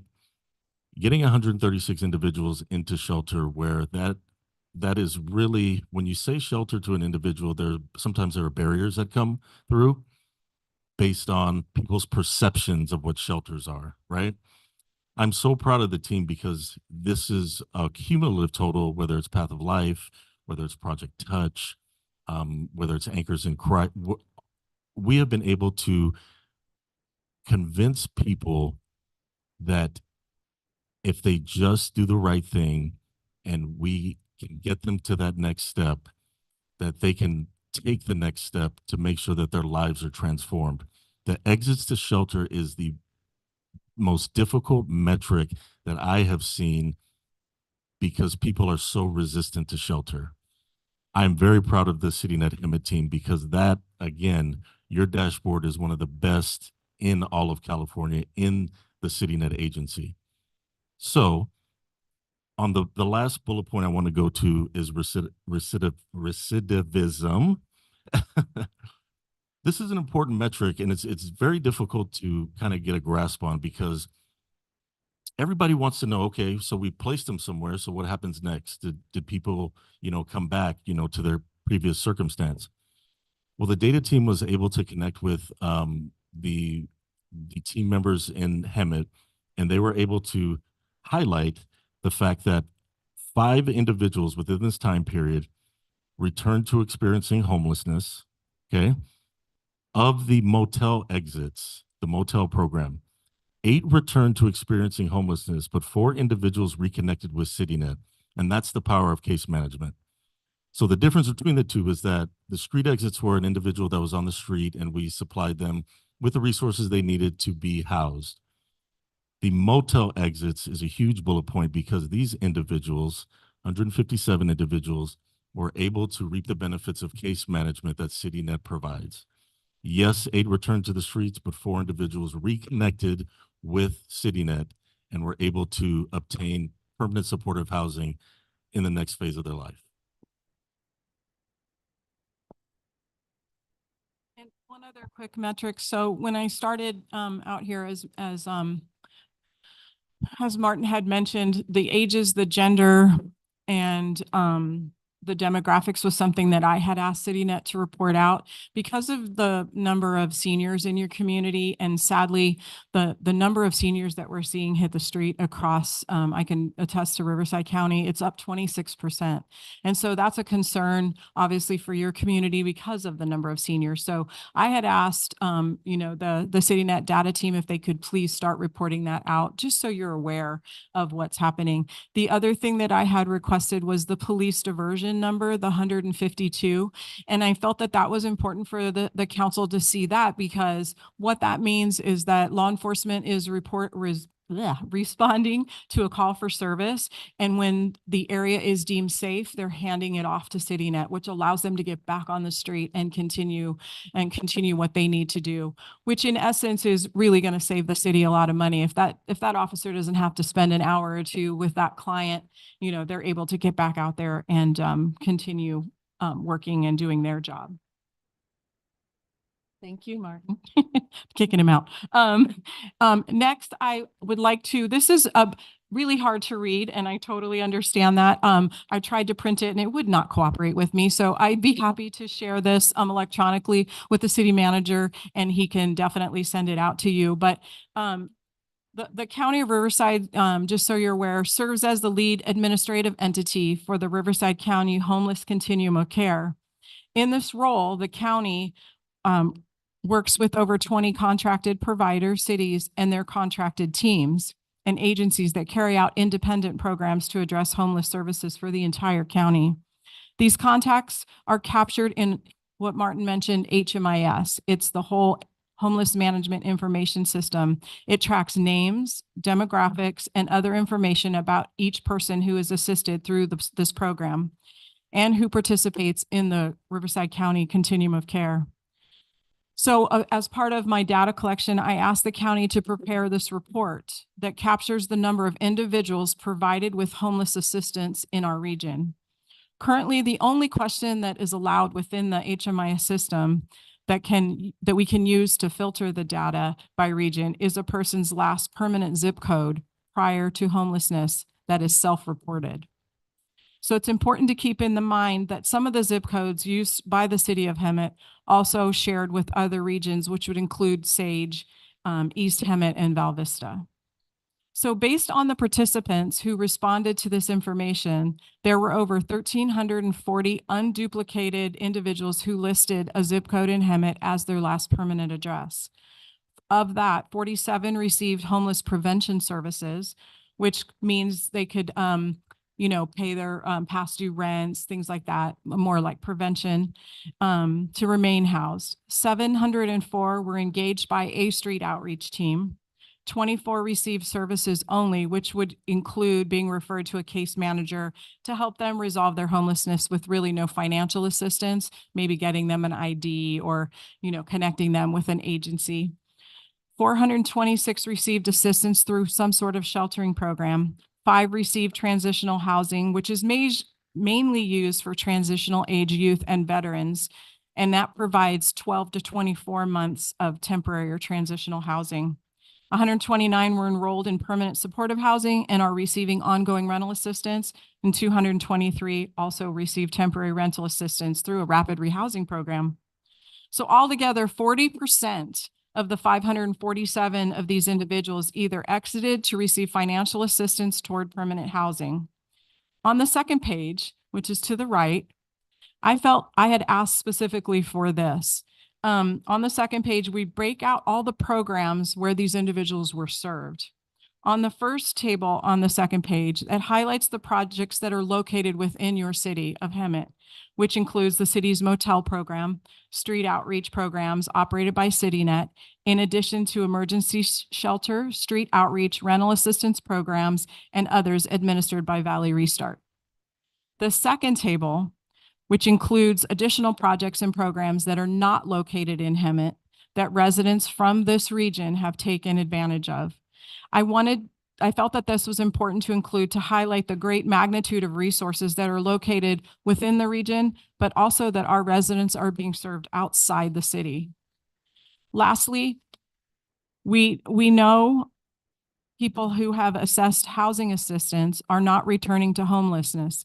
In fact, 86% of the county of those who received housing assistance maintained that housing and did not return to homelessness 3 years later. This is important because it recognizes the inability to access affordable housing or affordable rent. We know that's a big issue, and it's often the cause why people experience homelessness, and one's health worsens as they remain on the streets.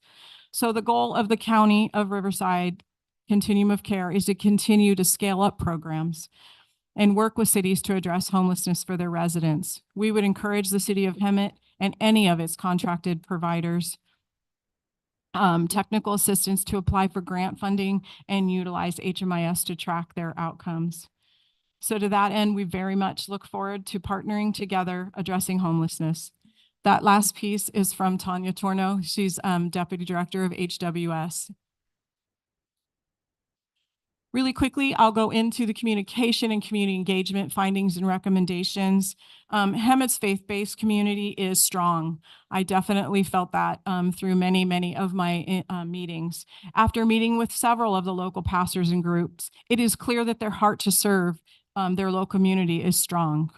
I recommend hosting a faith-based forum to align what the local congregations are doing to address homelessness and your at-risk population. This will provide an opportunity for education on best practices and to create action items for consistent participation.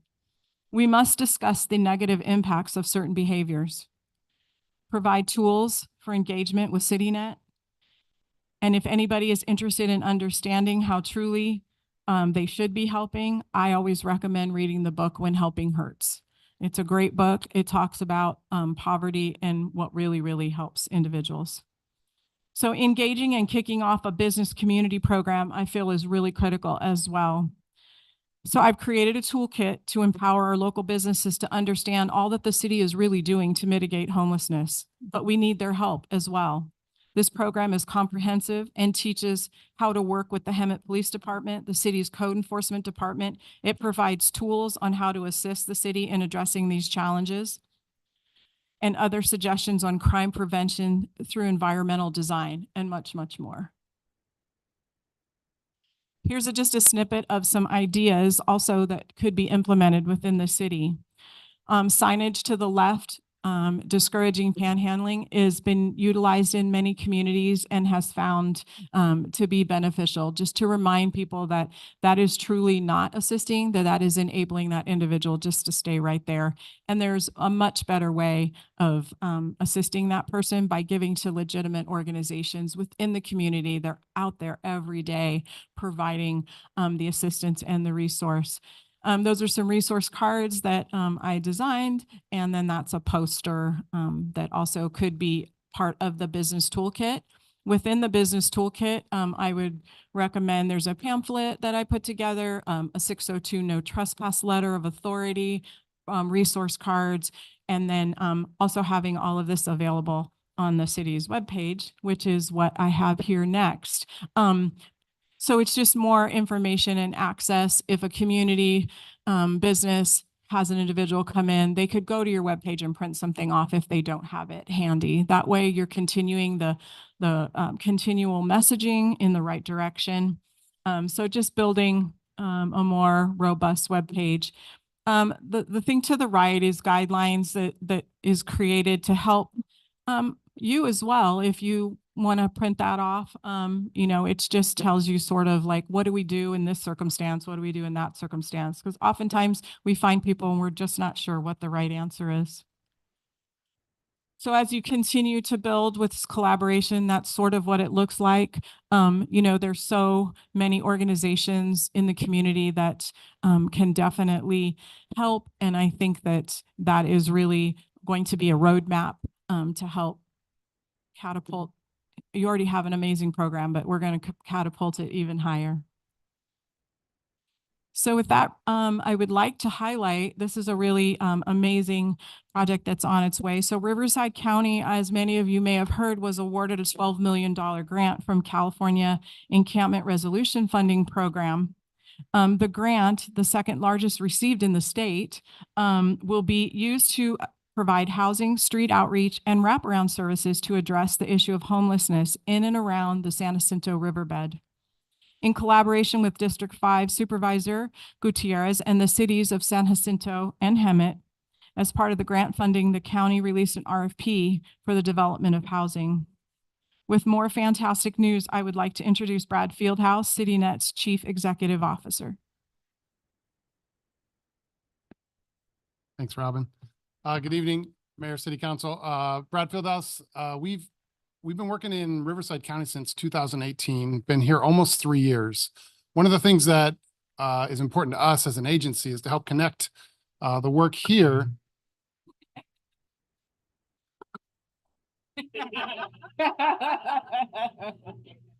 That's so cool. Gotta get me one of these. Take it with me. Brad Fieldhouse, Executive Director, CEO of CityNet. And one of the benefits of us working here locally is that we get to advocate. We're a nonprofit, so we get to advocate for the resources that exist countywide. And as Robin was alluding to, we applied for an innovative housing solutions grant. So we work countywide. We work in districts 2 through 5, every single one of those districts, and Union Pacific Railroad. So we sort of have kind of a depth and breadth. We're just one of the collaborative agencies here locally and countywide. But when we heard about the encampment resolution funds, we wrote an innovative housing grant directed here to this region, realizing that this is a region that does actually need more resources. As you heard Martin talking about, oftentimes we take people away from this area when a lot of their connections are actually here. So we applied for this grant and we were awarded just over $5 million to bring what they're going to call a navigation center. Essentially 30 beds of bridge housing that will operate initially as a temporary shelter. So we'll actually be able to use it as a place to get people stabilized. You do have a motel program here. That is another best practice that we've implemented. So this will be complementary. So it's a partnership with the county. It's a partnership with the local agency. We will be the operator of it. We're currently looking for properties in unincorporated county land just on the outsides of Hemet and or San Jacinto. So special thanks to city management for their willingness to jump in and help kind of identify sites and talk about some of sites that are on the market and potentially some that are not on the market. We've talked to some community residents that are very passionate. As Robin alluded to, there's a lot of people here who want to do something. So we've even found a few locations that are off market and we've sort of see what we can do to sort of, we're not announcing any of those today because people know that we have government funds. And so prices go up. So we're just a nonprofit trying to do really good with the resources that we've been trusted. So we're hoping to, with again, the county support, we've actually gone out with Christian and his Jeep and driving around in some of these local areas. Our goal is by the end of next month to have a site secured and have some site control so we can actually begin to sort of negotiate how we're going to do this in terms of populations, how we're going to set it up. Obviously, it depends on the location that we pick, some of the things of how big can this be. The grant award for us is 30 beds. So our goal is to make emergency shelters that are standalone units that when done as an emergency shelter can actually be turned into housing. So not just sort of, pallet shelters or something like that in a parking lot. We're actually going to build housing, use it as a shelter, and then convert it at some day into actually permanent housing for individuals. So we're super excited about that. It's going to be interesting to see where this lands. So again, thank you, city management, for your willingness to kind of jump in and help us with that. We are talking to your neighboring cities. We've had many, many meetings with both supervisors, but also with districts 3 and 5. We've also been meeting with City of Paris and San Jacinto. So our goal is to get something that really will serve and prioritize this region. A long time coming, and we're excited to bring that resource online here very, very soon. Now, Malcolm, I can't reach. No, you're good.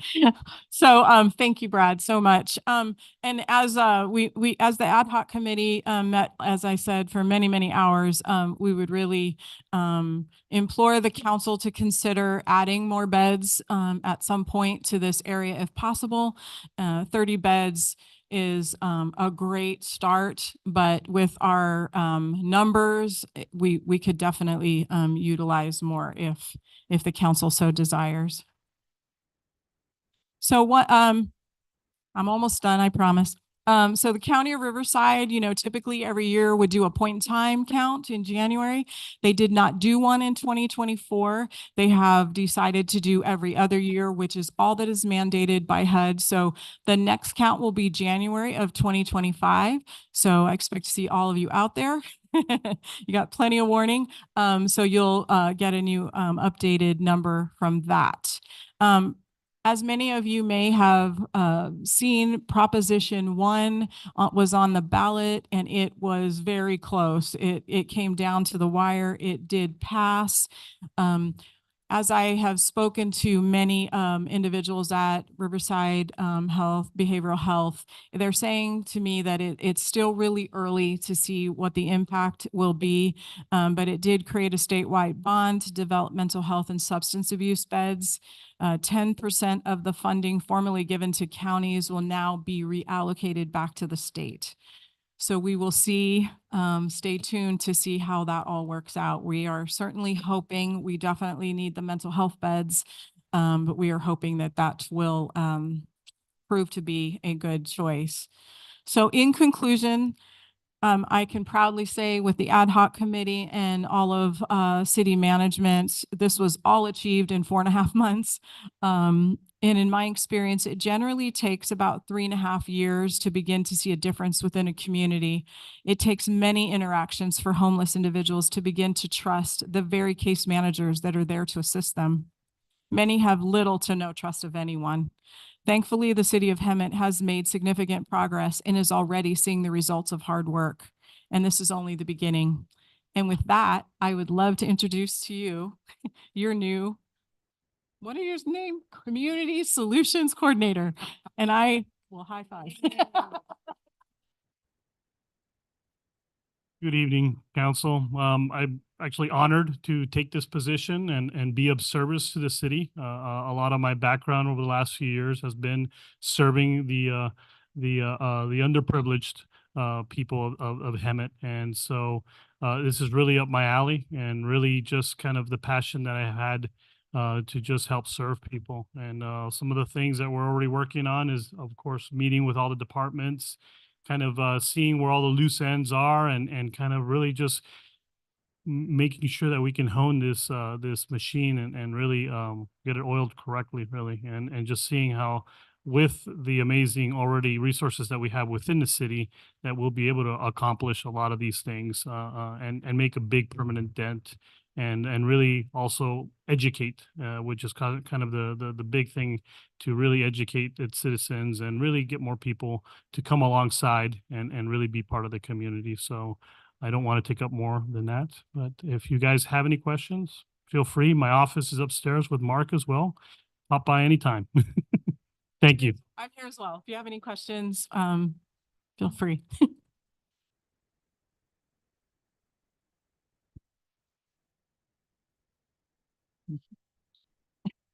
One question.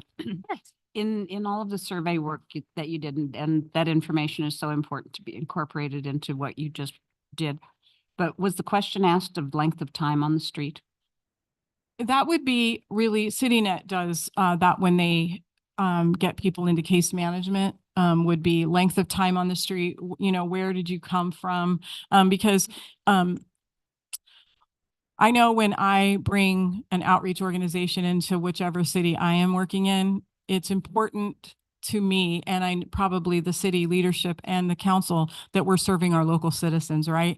So we don't necessarily want everybody flooding in saying, oh, look what you have. We don't want to do the magnet thing, right? And so I know that that's a priority. So if CityNet is in Hemet, they are asking those individuals, you know, did you live here? Did you go to high school here? You know, what is your community connection? And if they don't have a connection, it's not that they won't help them, but they will refer them on to an agency that can better serve them. Yeah, and I know it's easier to help someone who's only been on the street for a short time than it is. Definitely is. There's always been that like 30 to 60 day, they're like ripe. If you can get them back out, you know, their success rate just skyrockets.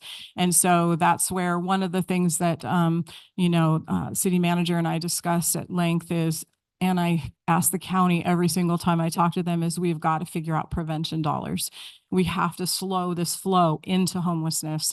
So, you know, we're always looking for grant opportunities and always trying to tap into the COC to see if there's any, you know, new monies coming down that we could use the prevention. Yeah, definitely. And I would say, especially here with the number of older people that we do have whose probably sole income is Social Security, and they're renting and they're, you know, out of state renters, and they pop it up 10%, 20%, whatever. And they, you know, they call me and say, okay, I've got a choice of staying in my house or eating or paying for my medicine. And that's And sadly becoming have such to- a reality. And Christian and I have talked with, we're brainstorming some maybe innovative ideas for your community when it comes to the senior population. Maybe there's a shared housing sort of program. Many seniors, unfortunately, they don't always die from illness, they die from loneliness. And so if we can figure out a way to connect them within their own community, I think that they will, thrive across the board. Thank you, Robin. You're welcome. When you talk about educating the community, there's one slide, I felt like you skipped over it really fast, but when you talk about educating the community, what do you mean, like responsible giving?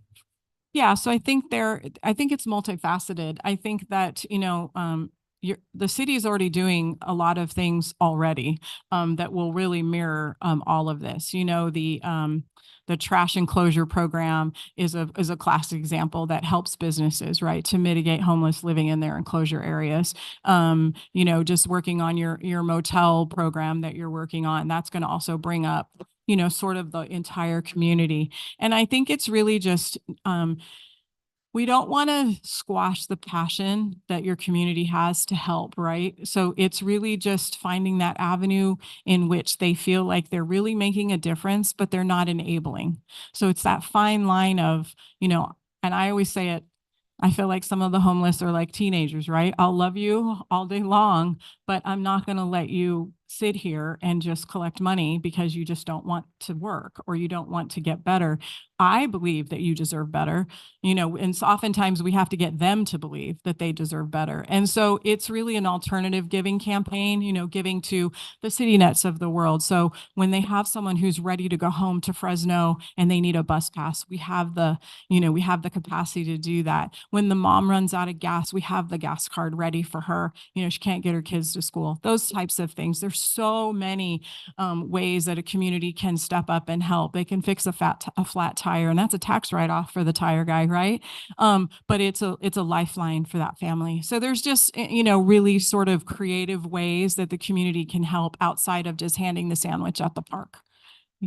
Did you guys come up with like a plan on how to organize everyone together? Like say, This is where. This is where collaboration with obviously what we already have in place here, like meeting with Chamber of Commerce, right? Getting together a faith-based kind of expo on tackling these issues and really putting together that we're here to help, but we also, again, don't want to be here to enable. And so it's the concept of we're here, just like Robin says, we see the value in these people, and it's sometimes just being able to recognize that in them so they can see it as well. And that's part of the education as well. So it's the hand up mentality instead of the handout mentality. And having Christian here, you're going to already see a big difference because I always say I always call myself this too. He's kind of the funnel. All the information will come in and it'll get distributed to the appropriate places. So the response times are quicker. See Click Fix will get, quickly responded. Not that they weren't before, but they're going to get a full answer, and because they're not running from thing to thing. I always had like a script, I guess, so to speak, that I would send to the community when they would respond with a complaint. Thank you so much, but I want you to be aware this is what we're doing, A, B, C, and D, and this is how you can help, right? So it's just like a comprehensive, robust community education, and it's going to be great. so a year from now, what can we expect? I would expect by next year's point in time, your numbers will be down if we can mitigate and do some prevention programs. And we can get some senior programs up and running, which I think can happen. And I think that, meeting with some of the church groups, they're ready. They're ripe to learn what they can really do, right? They oftentimes they just don't know what to do. And so the sandwich in the park or the whatever, the $5 is just easier, right? It's quick. And so I think that you will start to see, I've already noticed coming through Hemet, like Florida's cleaner. You know, there's definitely less individuals that I can visually see. And I would assume that's the testament of both the Rocks team as well as CityNet being here. So, and now with Christian being here, I think you're even going to see that next level of, you know, just real collaboration and quick responses.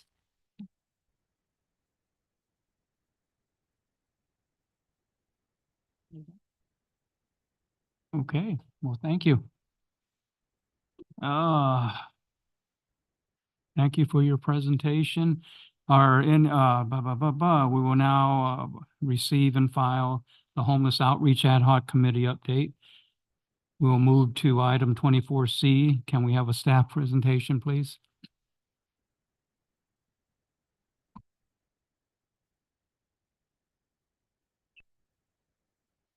I just wanted to play with it.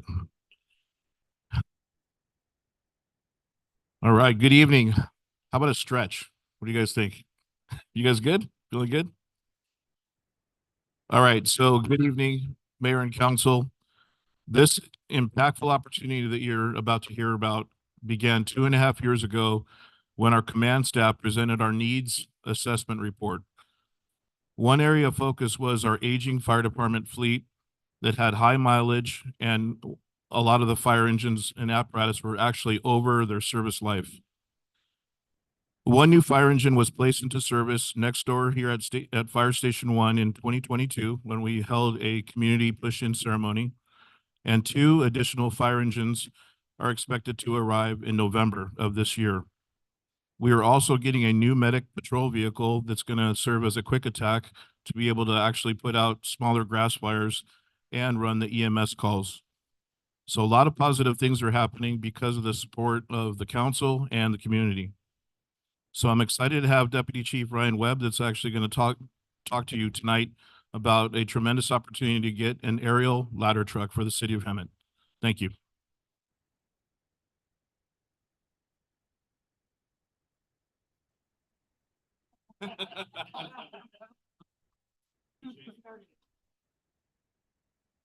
Good evening, Mr. Mayor, City Council, City Manager Prestwich.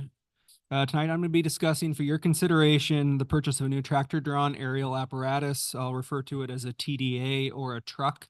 They're all synonymous, from the manufacturer Rosenbauer.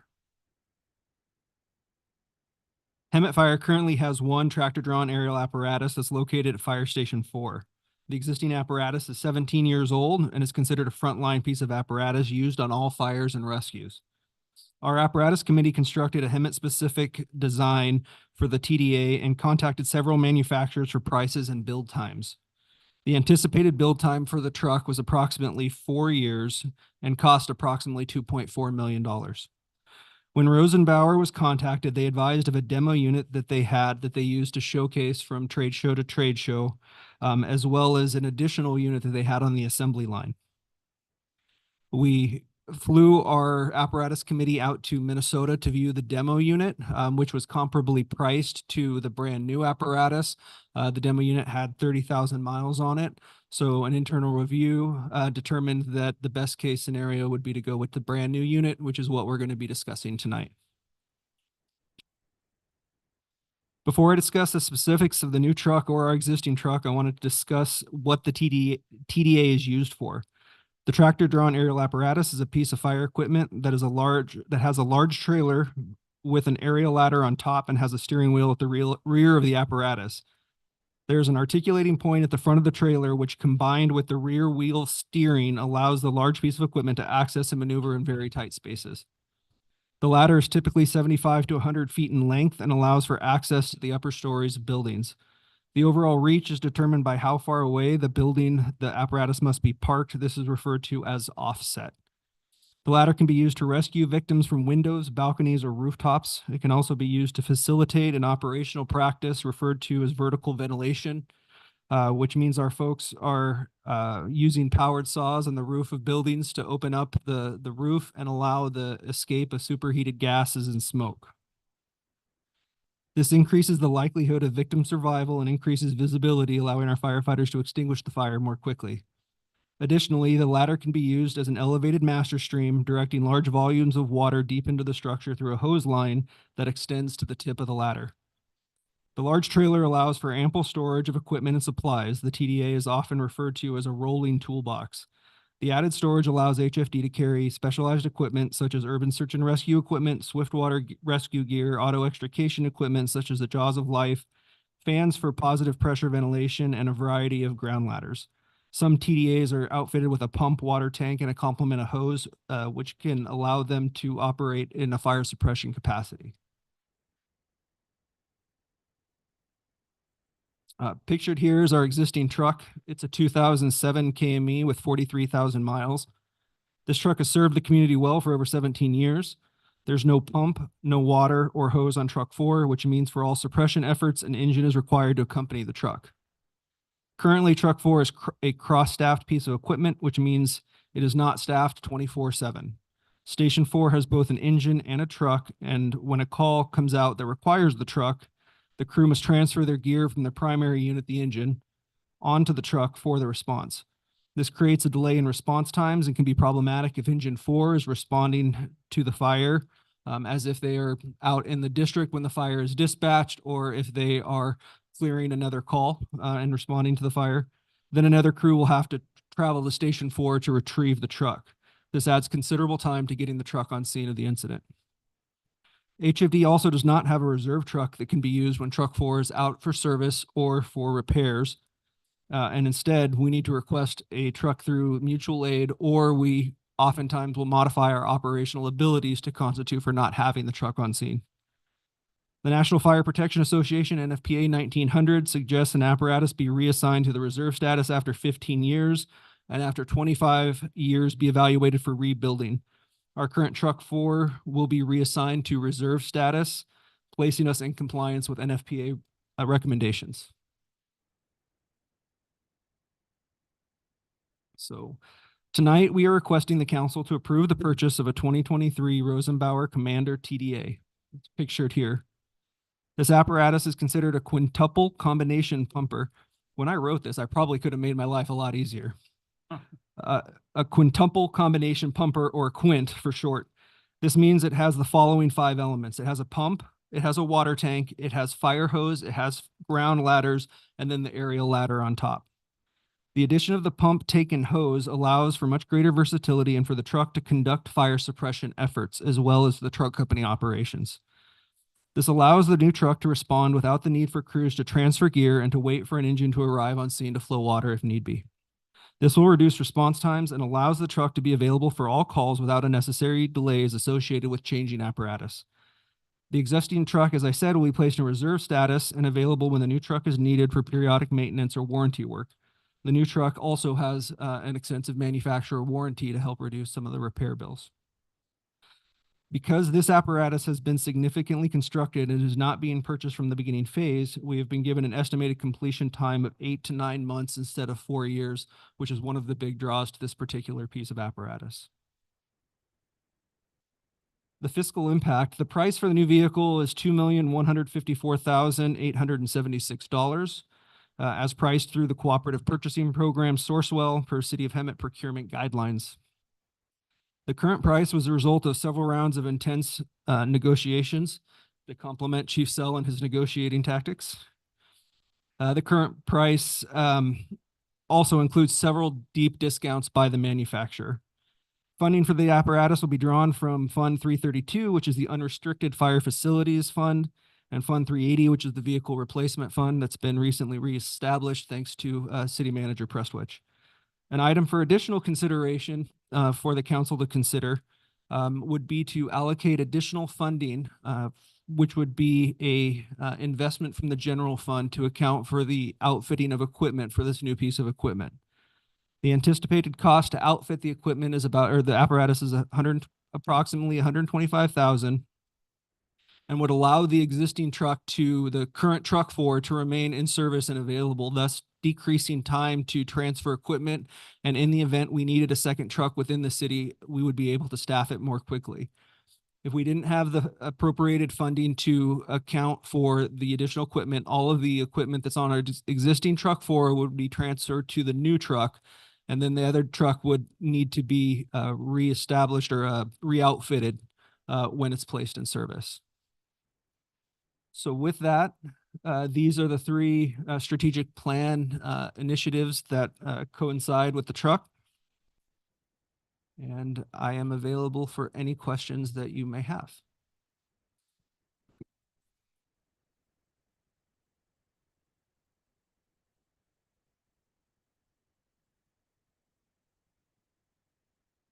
I have one question. So the $125,000 for the equipment, would that come from the general U fund or the general excess fund? Currently, it would be required to come from the general fund reserves, as the Measure U fund balance for fire is restricted to the 20% limit that was imposed on it. And how soon would you need that 125,000? We're anticipating delivery of this truck probably 8 to 9 months. Okay, so next fiscal year maybe then. Yeah, Okay. much of the equipment does take some time to order, so I wouldn't advise, if we're going to go that route, to wait till that point, because due to supply chain issues and staffing issues, that the companies are seeing delays in ordering equipment. So we would want to have all of the equipment once the truck is placed in service. Okay, thank you. Other questions? No? Thank you, sir. Thank you for the presentation. We'll now receive and file, that's not the right one. We will now, gosh.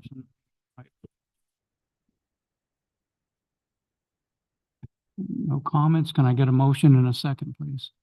Move staff approval to adopt a resolution. Second. And Mayor, if I may ask a quick question, it will be helpful to receive clarity on the additional outfitting of the equipment. So the recommendation would be to utilize general fund reserves for that purchase. It would be a one-time expense, and we can accommodate that within the $53 million that we're anticipating having in reserves.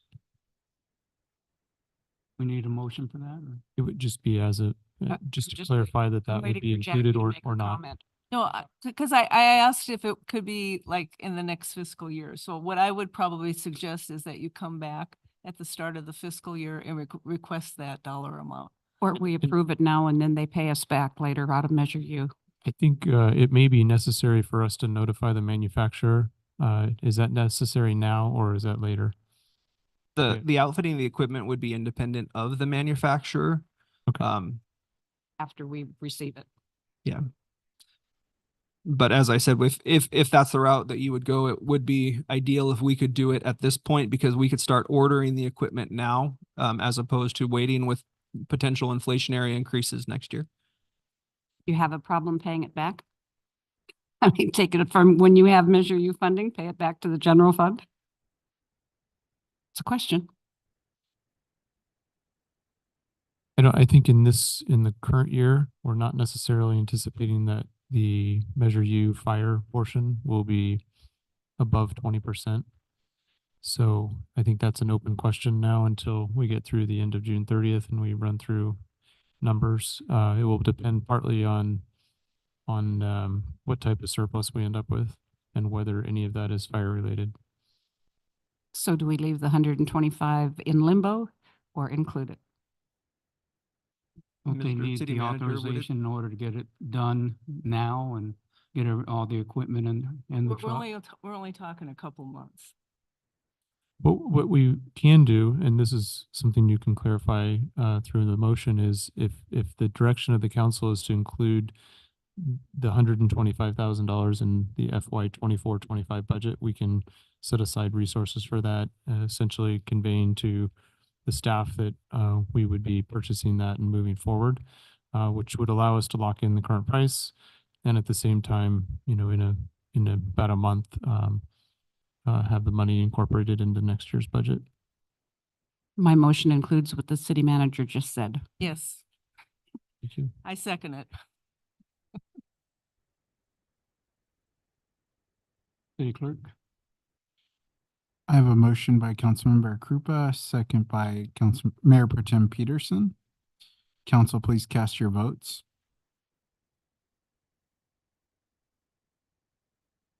That motion passes 5-0.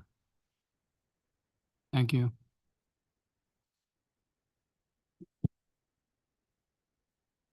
We'll now move on to city council staff reports. Councilmember Linda Krupa. Okay. First off, the library, Kids 4 to 12 Reading Challenge on Beanstack is active and going. And if you read 7 books, you get a Cane's meal from Raising Cane's. So tell everybody you know, ages 4 to 12, to get onto Beanstack and start reading books.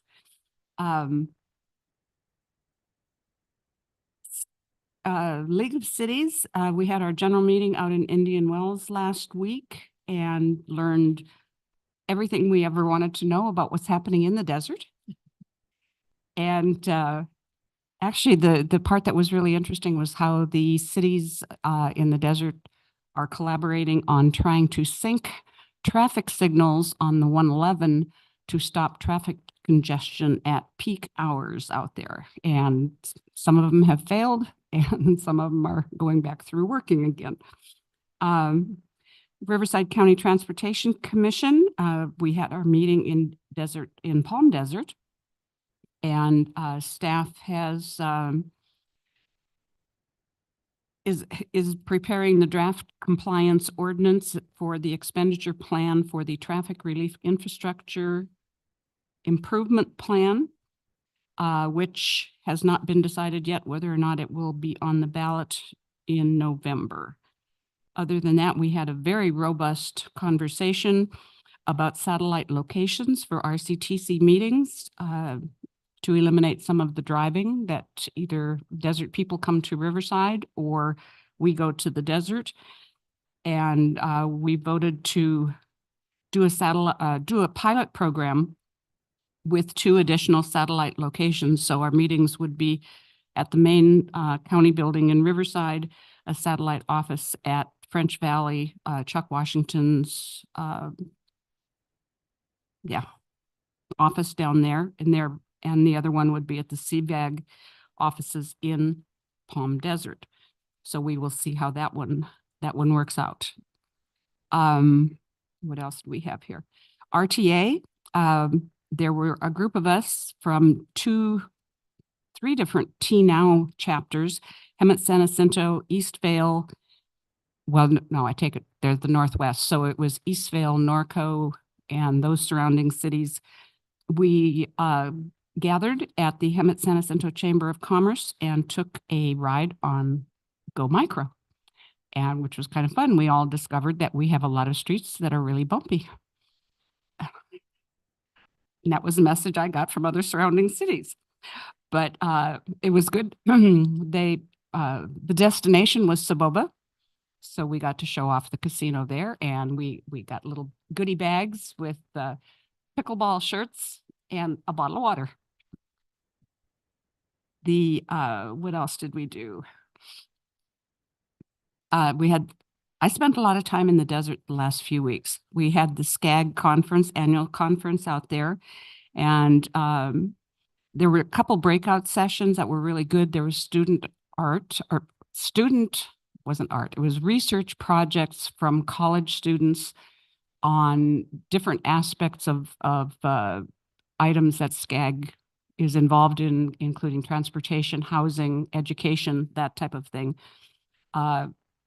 I was very happy that one of the award winners of a $1,500 scholarship was a young lady who did a survey on bicycle transportation and accidents in Riverside County. And she did an exceptional job. It was very good. We had the sustainability awards presented, and one of the cities that received a sustainability award was Moreno Valley for one of their affordable housing projects. And Malcolm and I agreed that next year we will be getting the award for our Palm Villas project. So we better get it done because we agreed on that. Other things that happened, attended different fundraisers, was awesome opening of the CBOC this week. And RCTC has appointed me as a voting member of the MSRC, which is Mobile Source. I don't know what the RC stands for. It's Mobile Source Smog coming out of vehicles. Anyway, that thank goodness we can do these remotely because I'm not driving to Diamond Bar every month.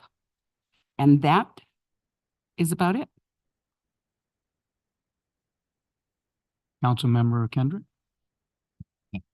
On May the 4th, Star Wars Day, I did a dispatch sit-along for about 7 hours. And that was very interesting. So I sat with Yvette for the first shift. She has so much patience, and then I sat with Colleen for the last half. So I want to thank everyone in dispatch. And I got to spend the day with Angel, so that was amazing. And it's really interesting to see how many calls come in that are not emergencies. I'm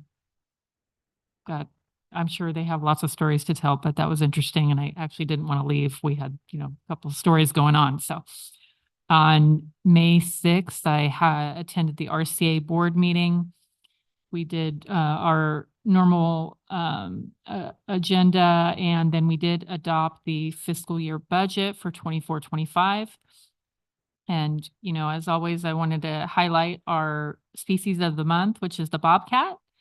It's an apex predator. Its diet is primarily rabbits. However, it will occasionally go for a rodent and may target larger prey.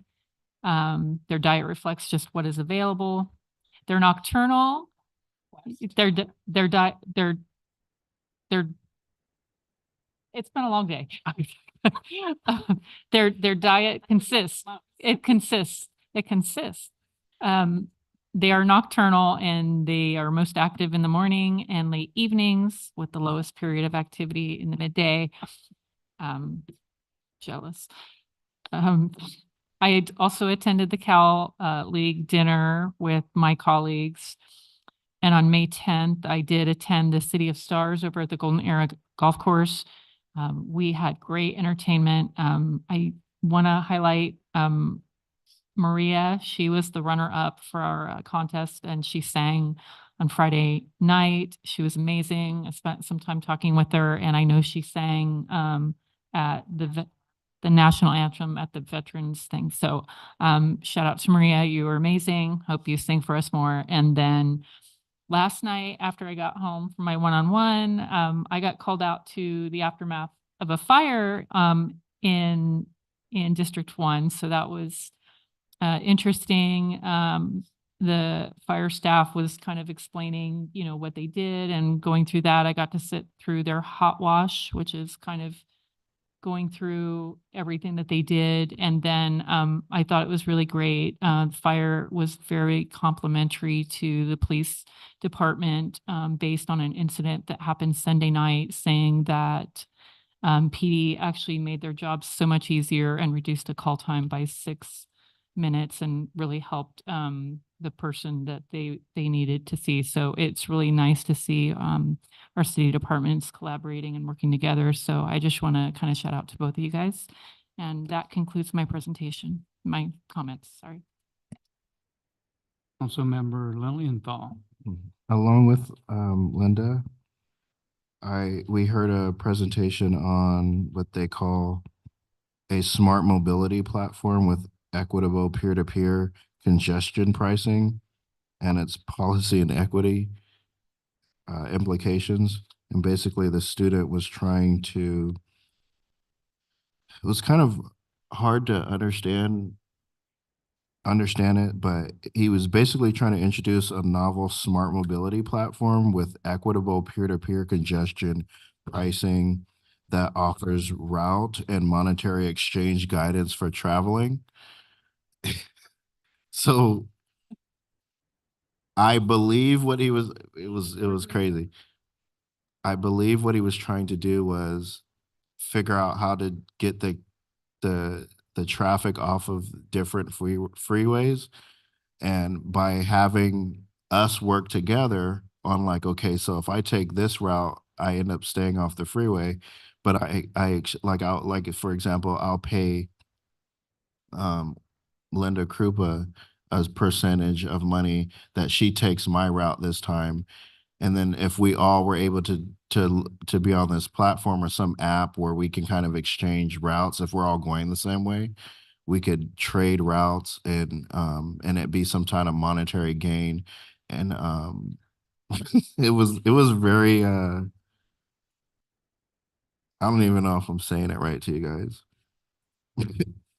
But another one was like how she talked about pedestrian fatalities, not only in Riverside County, but it was pedestrian fatalities in LA County from 2010 to 19, and their association with household median income and non-white population percentage.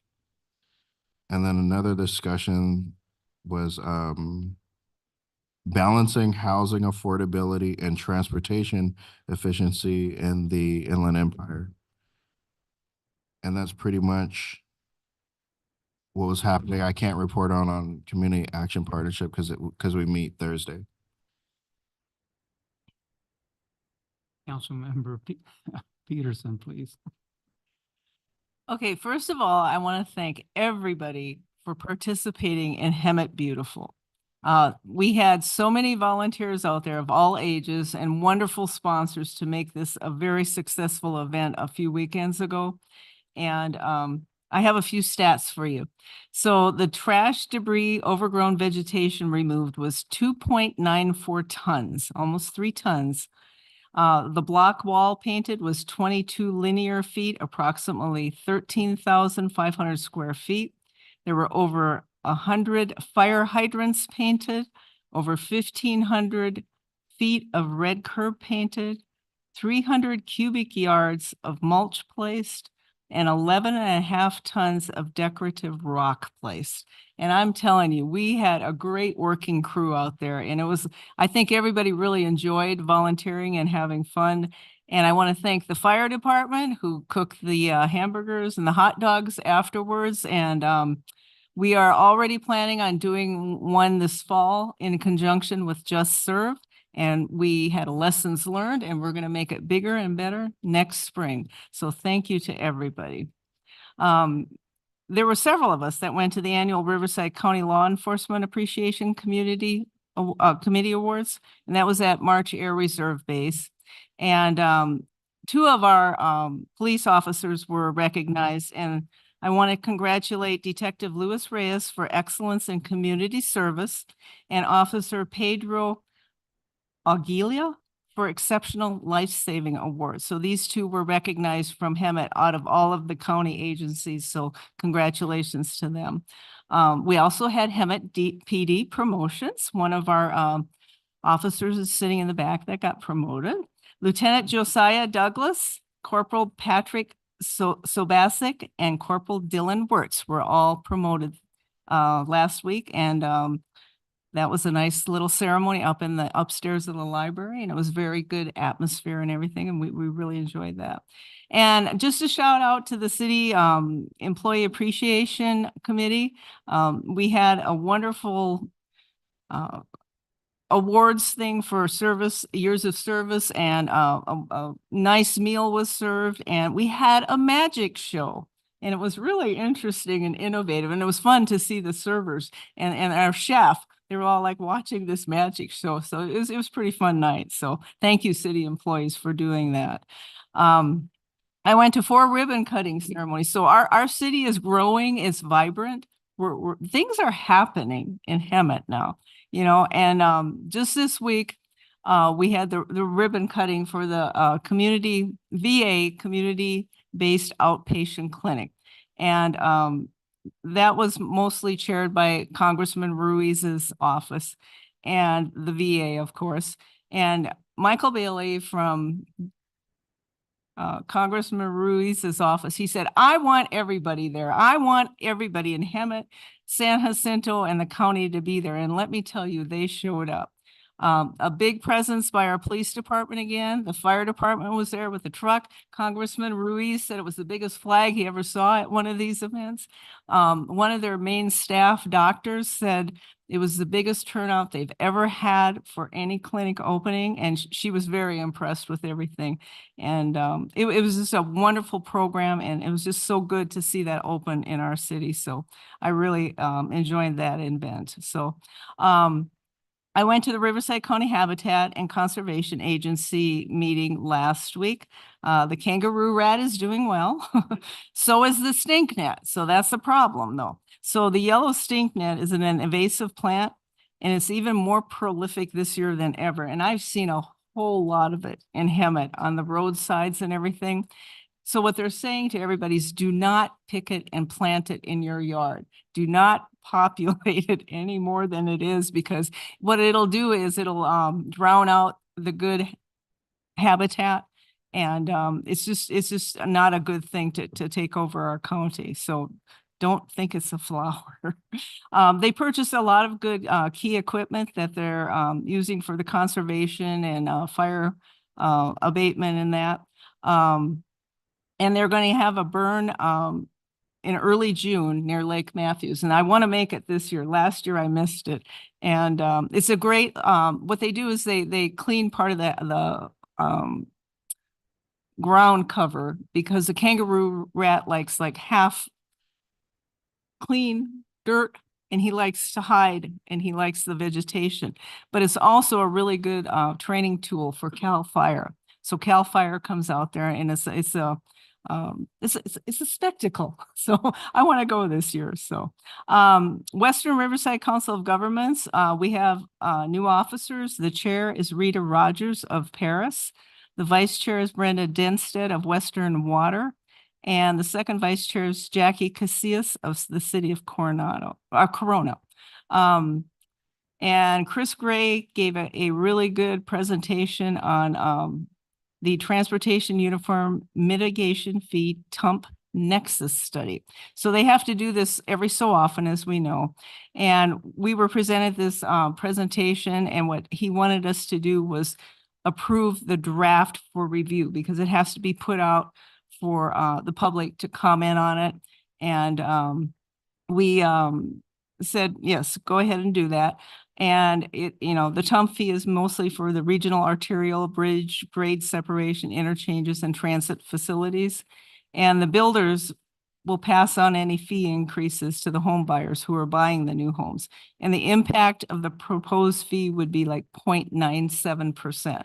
So it's not a big thing, but we all know that it's really difficult to buy houses right now. So, and lastly, I want to congratulate the Ramona Bowl on another wonderful year, wonderful play production this year. And they'll be having a lot of concerts this year. So it'll be everything from the Motown Review, a country singer named Brent Payne, Selena Tribute, Cher, Springsteen Experience, and more. So check their website. That's all I have. Thank you. I was out most of April, the end of April, and I believe the first week of May. And I want to thank Councilmember Jackie Peterson for taking over as mayor. She did a great job. Thank you. I was able to make Hemet beautiful for about an hour, not that long. And I want to thank Captain Brock for coming up with a great idea of bringing his vehicle out to the field so we could talk to the participants that were going to be cleaning up. That was, we couldn't get the speaker system working, so he came out with his vehicle and worked pretty well. And Maria sang the national anthem, and she did a beautiful job. I made a ribbon cutting for the Mindful You. They deal with mental health, I believe, PTSD, and all kinds of other psychological issues that people may have. They're off of State Street. Any police or fire, because you deal with a lot of stress and need someone to talk to, that would be a good place to go to. I'm pretty sure you already have a company that you go to, but this is local, right off state. And veterans, yeah, they also help veterans. That's another thing. And it's veteran owned. Two of the psychologists there, what are they? Psychologists, psychiatrists, are both veterans, and the owner's a veteran. I made the 412 Church National Day of Prayer breakfast. That was great. Had a lot of city leaders there from both San Jacinto and Hemet, and that was a good turnout. I missed the business walk, and I missed a lot of things after that because the two events that I did attend to took a lot out of me. What else did I make here? Multicultural Network. I made it to the chamber on the 9th, May 9th, and that was a pretty good chamber meeting. So let's see, what else? Went to the Cal Cities Riverside County Division meeting with our Mayor Pro Tem. She drove. I don't drive at night, so that's one less accident if I could stay off the road. And other than that, I think, we made the historic Hemet Theater City of Stars Youth Performing Artist fundraiser, and that raised a lot of money with all the items they had for auction. And again, Maria sang there and did a beautiful job. And I'm done. That's it. And so we'll move on to any ad hoc committee reports at all? Anyone need to report anything? Nothing? Anything? No?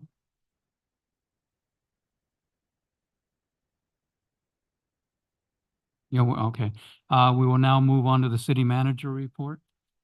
Okay, I actually have a fairly long report. I apologize, but I'll go quick. We've launched the Hemet Beautification Contest. This offers $1,000 prizes to 7 different award winners. This is going to be a program for residents as well as commercial properties. We're going to have a little friendly council district competition. So our council members will be nominating up to 3 properties that then will be decided by the ad hoc representatives for this. $1,000 to each award winner in each of the districts, and then 2 overall awards. The ad hoc, that's not made up of council members, is it? We have 2 council members. Well, that's not fair because that's biased. the- It can be biased. For the overall award winners. You will the council members will choose the winners in their district. Rather have the attorney be on the ad hoc.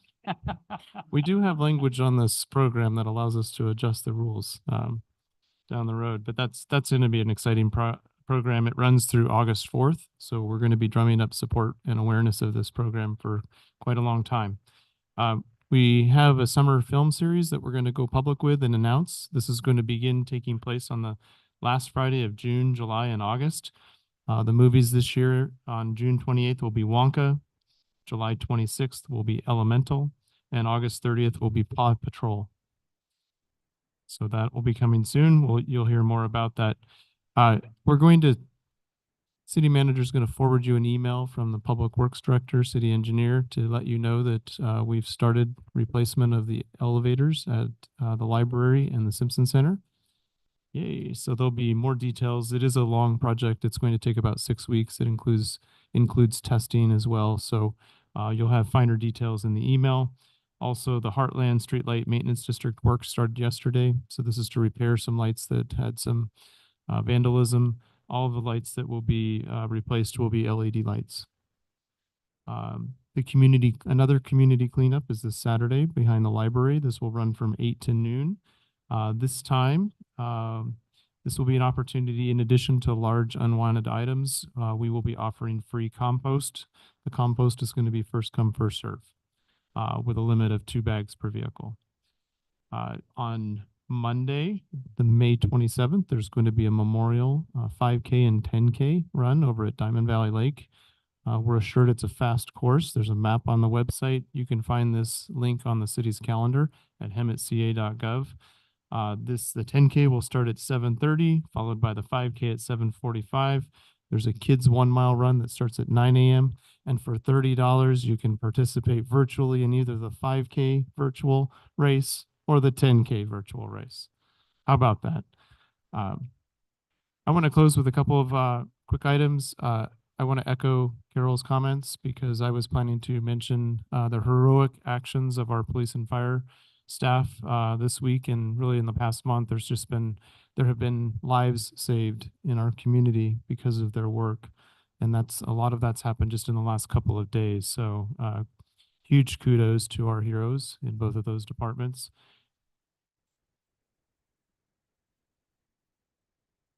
And I want to say I love my wife, and tonight's our 8th anniversary. And unfortunately, I'm not, celebrating in person, but every once in a while there's a council meeting on your anniversary, right? So I'm celebrating virtually, Jenny. So that's all. Thank you. Thank you.